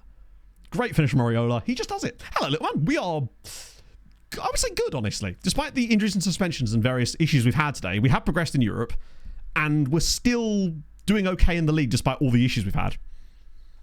Yeah, Millie we accept, Sass we accept. Those ones are totally fine. Particularly, I like that Sass is actually good this year as well, which really helps. Good is great, indeed. And we're winning away at Boavista, which is good, considering this is a, I would say, 90% rotated lineup. Oh, look at the space they're giving Peacock. No wonder he's having such a nice time down there. Oh, okay, never mind. They are giving him a lot of room to work with. Oh, the day that you or I, or mostly you, let's be honest, figure out how to make them not be in the game. Yeah, Millie is, I don't know if he's in chat right now, but Millie is often in chat, yes. He's just a good dude. Oh, that's a great pass. Oriola's in again. Can he make it two? No, we can't. I will feel guilty, but what I would do, honestly, is if I knew that I was going to remove the face in the game players and we found a way to do it, I would just add Millie and Sass back as patrons. Yes, so the Millie from chat is the face in the game Millie, yes. And Mike is also acceptable too. No, actually, you know what? No, Mike's not acceptable. On account of him not buying a house in Ely. He's off my friends list now. Reason for the face in the game? The reason is that it's a way of allowing people to be in the game. Basically, that is their reasoning. I feel a little bit bad about deleting Mike, I guess. They can hand it as like a competition prize and things like that, but it's mostly like devs and community members that get face in the games. Then on top of that, you've got the competition winner ones as well. They used to have a big list at the back of the game that would tell you all like the contributors and stuff. There he is! Mike, we were just talking about face in the games and how if we ever found a way to delete them, we'd feel marginally bad about deleting your one. Holly is still in 24, yes. She was in this save. I remember scouting her at one point for the memes. Oh, Pickleson again here. Oh, go on, Steiny, bang one. Oh. Sorry, where's this goal-scoring threat come from? I like how Mike ended up signing for Spurs in the last save. Names in the name pool, first and surname matches, you get a special email message. Yeah, it makes it more special, I think. It's a lovely assist for Peacock as well. And it's another goal today for Steiny. That's his second goal of the stream.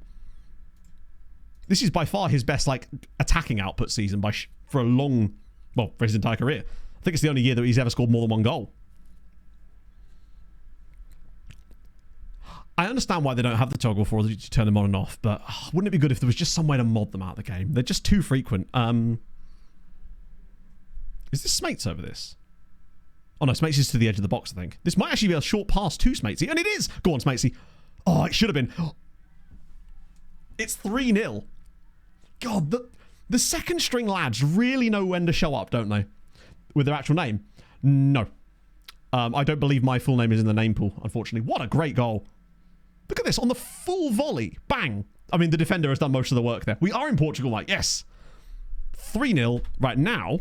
I would say we can rotate, but we actually don't need to because all the players that are playing aren't going to play the next game. Except maybe Oriola, just a... No, I don't really want to bring them on. Is there anyone on the bench? I'm actually not going to make any subs. Almost none of these guys are going to start the next game. I think pretty much none of them, which means that anyone I bring on is going to be a player for the next game. Send it to the highest bidder. Oh, Mike, I will give you many sexual favours. Actually, I don't know if I'd want to contribute to it because then Hadrian might hate me. If he's trying to hunt me down and delete me in every single game. We don't need Matt Card generating at Fulham every single time. He's usually shit anyway. Hunt you down to delete. I'm the most dangerous game. That also kind of shows you how bad Boavista are. If our second string side, that's just really not good and contains players from the third tier, is able to do that kind of jobby on them away from home. Early player shares a real name. Yeah, I mean, there have been players with my name, but I don't think there's any in the current name pool of the game. If there was, they'd be in the Irish name pool most likely, because I have an Irish surname, which is ironic, because I'm not in any way Irish.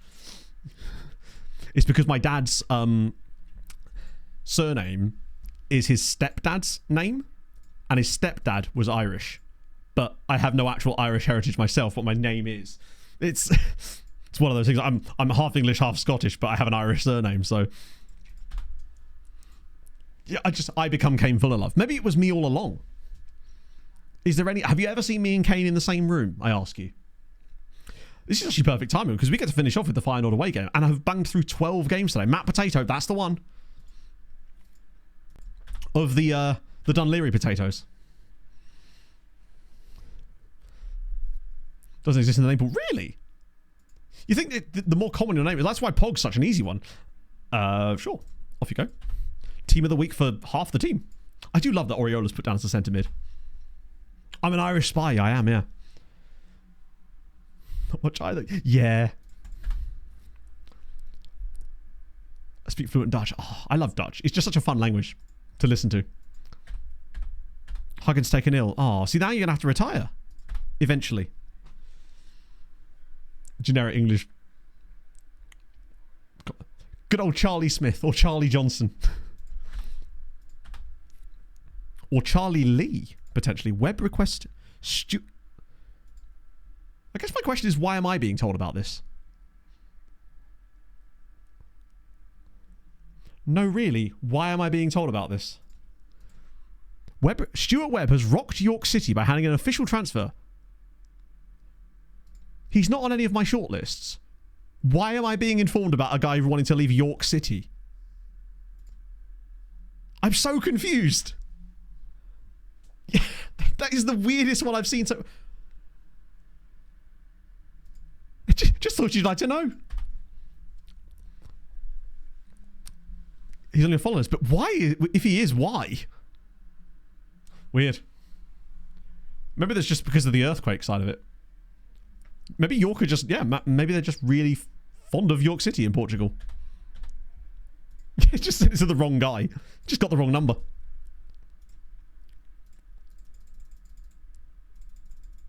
Get through those. Nice. Oh, you're right. It might have been a random guy that I had on my shortlist from, because there's still that random shortlist I need to clean up at some point. I keep having it ticked to realistic signing and it hides players from it. Media handling should be fine now. We had it up to 68 earlier. So by now, with me doing almost every one, it should be into the 70s. But if I just do every single interview that I can remember to do for the rest of the season, it should get us to a nice state.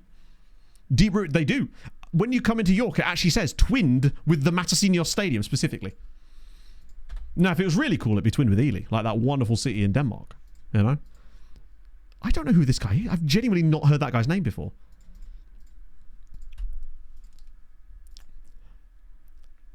Mikey Moore. I remember looking up Mikey Moore in this. I think he was just at Spurs, wasn't he? Oh, no, he very much isn't at Spurs. Oh, wow. Oh, he was actually at Spurs the last time I looked, I think. So Spurs loaned him to Juve and then sold him for 28 million the following season. Reba mentioned Ra, innit? Yeah. We like a bit of Reba around these parts. Whereabouts in Denmark is Reba? Is it a nice place? Does it have a banging-ass cathedral? Just need to know these things. South Jutland. Okay. He looks like, I mean, I wonder if Mikey Moore is still one of the... Is he considered like Wonderkid potential in FM24? Or is that more of a will be next year kind of Wonderkid potential type of player? It has a banging cathedral. Oh, I love that. Ely really went, we're going to have to find the Ely of Denmark. Oriola, no. Lucas, Tommel, Lima and Cube, Carpio, Alviro, Songte Yang, Valverde, and Yara. No. I want Toure. What's Diarra's average rating, actually? Yeah, I still trust him there. This is the 10th season, so towards the end of the 10th season. Denmark or a posh village in Cambridgeshire? Oh, 100%. Also, how dare you call my... I don't live in a posh village. It's a posh town. No, posh city, damn it. Floor of 170 PA. Wow. It feels like the one in this save is probably there. I feel like if he was like super world class in this save, Spurs wouldn't be loaning him to Juve at that stage in the save. I mean, to be fair, he should still be worth an absolute fortune, let's be honest. Right. Let's go. Winsley Botelli is an amazing... They've got a loanee starting up front who's on loan from West Ham. Okay. Choices. Alex Daniel. This team looks very different to the one that played in the first leg. Marlon Clarissa. Right, that explains it all. Fair enough. Let's go. 170 PA is insane, yes. If I got a player with 170 PA, that's like elite. I would say. Obviously, like 190 is what you really want, but like a 170 guy is going to be a top Premier League player. And like should be playing for a Champions League challenging side. Or like at least, yeah. Because obviously the closer you get to 200, the less players there are that exist at that level. So yeah, there are going to be some 180s and 190s guys, but there's not enough of them to the point where every team at the top could have a squad of built of those guys. Bruno Fernandes. I actually don't know what Bruno Fernandes' PA is. Up there. Kiembe, I don't think so. I reckon Kiembe probably tops out at about 165, 170, maybe at a push. I think Cube maybe. Because he's really good now, and it says that he could improve a lot still. I would say there's probably about 100 players in the entire save that are over 170 PA. Actually, no. There's probably a lot more guys that are over 170 PA, but there's not that many that are over 170 CA, because there's, wow, what a goal. Literally inside a minute. You'll get a lot of guys that have the PA, but most of them won't reach it because of personality, training, the clubs they're at and whatnot. I would say in any given save, there's probably close to 300 players that are over 170 PA, but at any given time, there's probably around 100 that are actually at that CA point. I think Steiny's probably in the 150s, maybe. Considering he's still considered to have 5-star PA, and he keeps improving. But I think the highest PA on our team has probably got to be Mr. Cube. I think probably by quite some margin, actually. Given the sort of teams that were interested in him. Although it is interesting that they didn't like fight us harder for him. Though then again, they put a contract offer in, right? Oh, here we go. Come on. Valverde, drop it across. There's options here. That is a stonewall penalty there. Well done, Valverde. How are we actually competing with Feyenoord? Like, we should be getting swept aside by these guys. But look at the like fitness levels of this first team. This is about as strong a lineup, other than maybe Kiembe, that we could conceivably put out. Really? I don't think we could have much of a better lineup. Need to sell him Cube. Well, he has a release clause of 30.5 million, but we only just signed him in January. He's literally been here a month. Right, let's go. Who takes these? I think it's Tommel, right? This is his moment. I think he's got a little hairband on. Roman Tommel to give us the equaliser. Oh, calm as hell. That's his 13th of the season. What a guy. Yeah, I reckon if we were to look at the end of this save, which we obviously like to do anyway, because we will do that, we'll be able to see a load of guys that had insane PA, but they just never reach it. Didn't we find out that that Jairo Vargas guy that we had on Syrenes had like 190 PA, and we just never knew? Because we just never got a chance to train him up to it. Fuck's sake. Yep.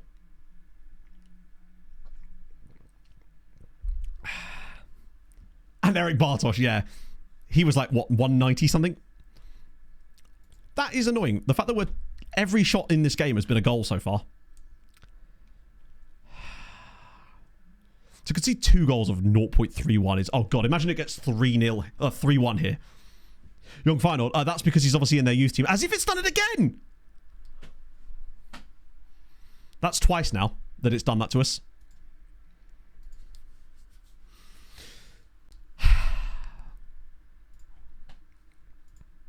Disallowed. Wow.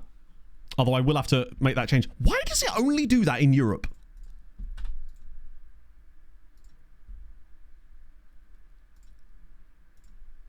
It never seems to do that in league games, unless we're playing Benfica. That's so weird. It's like, have they literally got a 12th player on the pitch? That's my only explanation for it. Oh, Clarissa's hurt himself. I'm not going to make the same joke twice. I would never repeat a joke. I'm very original. Weird rep BS move? Probably. It's maybe making our positioning really bad, but it sucks that it would have us literally... Because basically, this guy should be here all the time anyway. That's literally the edge of the box player. So where's the second edge of the box player that I've had to put in? It's just silly. Oh, what a block. Most you sold a player for? Oh. I don't know, actually. I sold a guy on the last save for 128 million. That was Kwasi Awua, my Ghanaian player that I sold to City for like 128 million. Then I brought him back on a free transfer. Kwasi, I think, is probably my record signing of any FM, actually, now I think about it. I've had bids higher than that, but I've turned them down. I turned down a bid of 270 million on the last save for my defensive midfielder from Man United. No, we didn't have any moon money flips with MTK. Just never really, like, materialised for us, I suppose. Or go on. Skelly's head. Let's make it 2-all. Come on! How are we staying in here? It's 2-all again. I think the improved set-piece delivery that we're getting from the Cube is very much helping. I know that Skelly's brilliant as it is, but Cube is just that little bit better at corners, so he's just able to get more chances. As if we've managed to somehow tie this up again. I still think we end up losing it, but we're going down fighting, and I respect it. And we've not even brought Sven on yet, remember? There's still a Sven and Oriola substitution in us. Like, the chaos hasn't even begun just yet. I'm so proud of the lads. They're doing things I wouldn't expect them to do, basically. The Cube is making a huge difference. I mean, he'll go on the shortlist, but like the likelihood of us being able to afford him at the next club is very slim, just because he's got a £30 million release clause. So the club would need to have that kind of money. As Lucas Jacks all the way through. Oh, from Chelsea with that Korean guy at Bolton. Oh, I have no idea. You mean Kim Min? I don't think it's been such a long time since I've played that save. I simply have no idea how much he was even worth at that point. Oh, that's such a... Actually, this could still lead to something. Tom's putting the pressure on. What are we even listening to now? This sounds like Dutch music. Oh, no, it's going to be a simple... Look, there's... Yeah. Back post header, innit? Oh, well, it was a back post header, but just... I would say well defended, but it wasn't really. Touré's been really bad.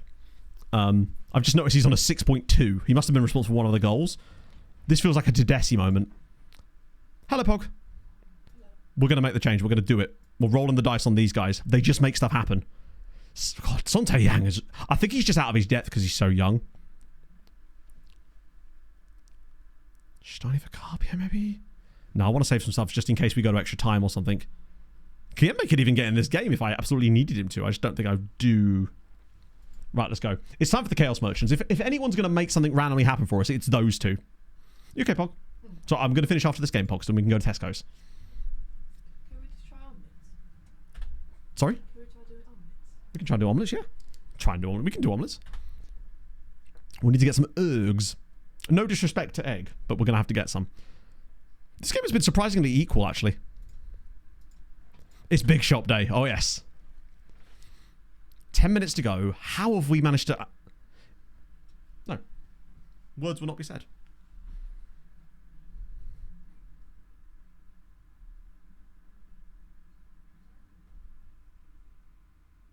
Right, cool. I didn't want to say anything there because I just knew we'd concede. Now at least we've gone to extra time, which is far more than I anticipated from these guys. Right. Let us see. Lima's been poor, so now feels like... I'm going to push and cube up into the midfield. A bit higher. Bench options are limited, but Diarra for Brown feels like an option. And we've got one more subby left, which I feel like kind of has to be Steiny. As much as Valverde... Yeah, we don't have Drew Peacock. If we had Drew Peacock, we could make it happen. His name's Mitchell. We just call him Drew Peacock. Because chat, as always, infested my brain. Right. Let's see what Sven... I'm just sensing a random Sven winner. Do you know what? I was thinking, do I just throw on attack and just see what happens? But I'm also just like, oh, Christ. Well, there goes any chance we had of getting through. There literally goes any chance we had. Because now we're going to be down to 10 men, and it's a position that we can't really... I'm trying to think of the best way to go about doing this. Tedeschi moves to the right. Brown comes to wing back. And then Araujo goes over there. Steinmetz into the middle like that, but as the BWM. Oh, this isn't a red card. This is an injury. Smates, I thought about Smates wing back, but I was just trying to think of the other players in this team and where they were slotting. I think we kind of need Smates just to still create chaos. It'll have to do. We'll still concede anyway now, unfortunately, just because we've got one less player in the midfield. We are absolutely cooked. What I will do, extra time sub. Well, we used it. You don't get 7 subs, right? Yeah. Steve McLaren. No, his name is pronounced Steinmetz. So I've been corrected enough to now say that, to call him Steiny. I'm going to play for set pieces. Just because I'm hoping that we can get a random free kick or something. What? They will score. It'll be like a back post header or something. Or a penalty. There you go. I mean, that's actually a good goal, to be fair. So it's at least if we're gonna lose, it's gonna be to a good. Was that his first goal of the season? No, sorry, no. That was his first ever goal for a man called Jort. I'm gonna throw out attacking as well.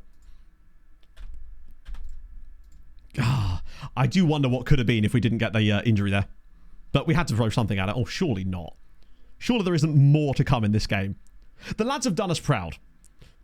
This team really should have swept us aside quite comfortably in both legs. So the fact that we've taken them to extra time, been as confident as we have. Oh, hang on a minute. Come on, Smatesy. Surely Sven, with his gloves on as well. Take him on. There's bodies in the box. One of them is... Surely not. Oh. Right, come on, defender push out. Yes. Arrows, who is still on the pitch for some reason.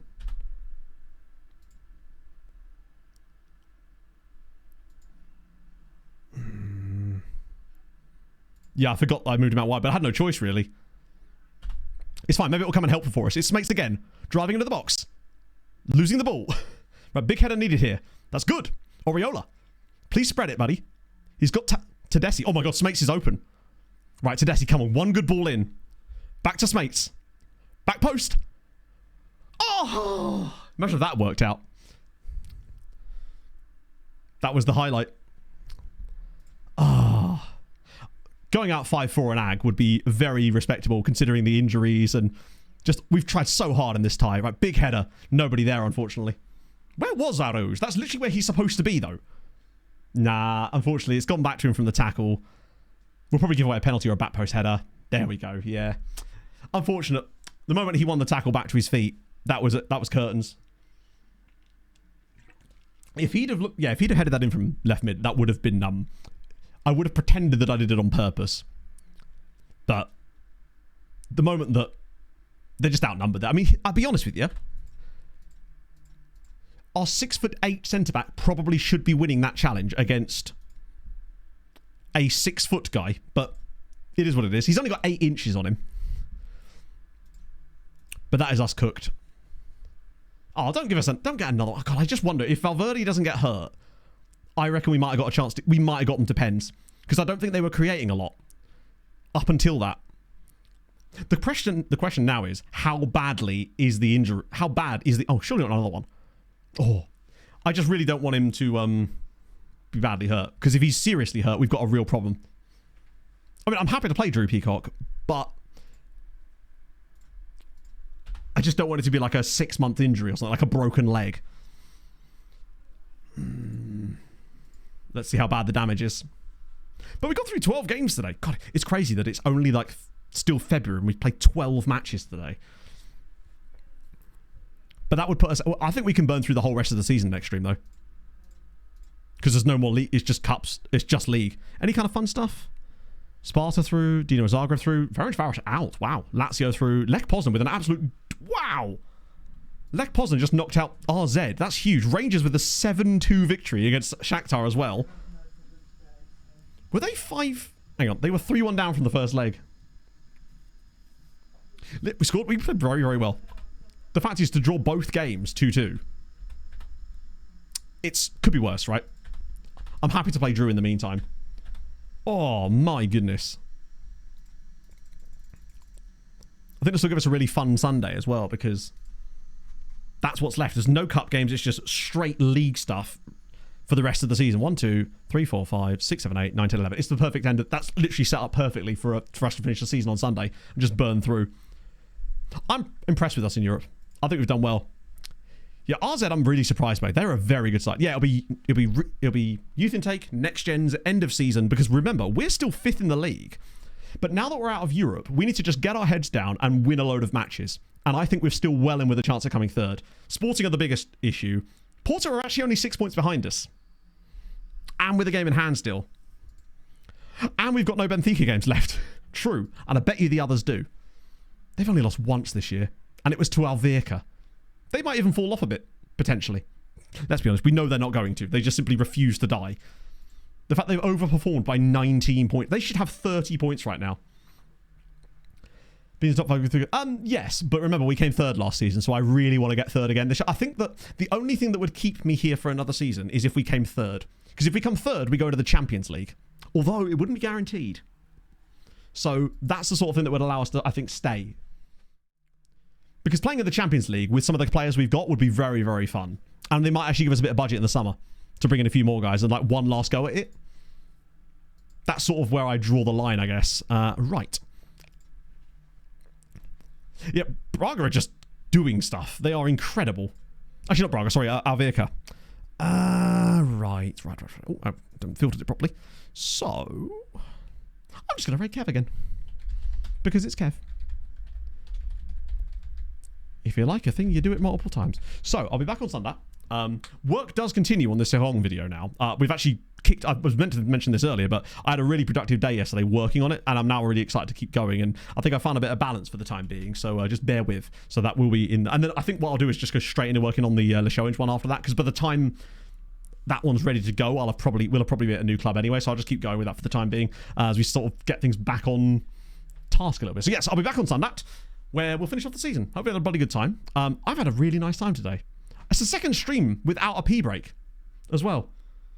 I've been holding it since Sunday. Look at me go. Yeah, anyway, I'll send you guys over to Kev. I'm going to go do the big shop. Have a lovely evening, everybody, and I will see you guys very, very soon. Hold your gun. Capybara.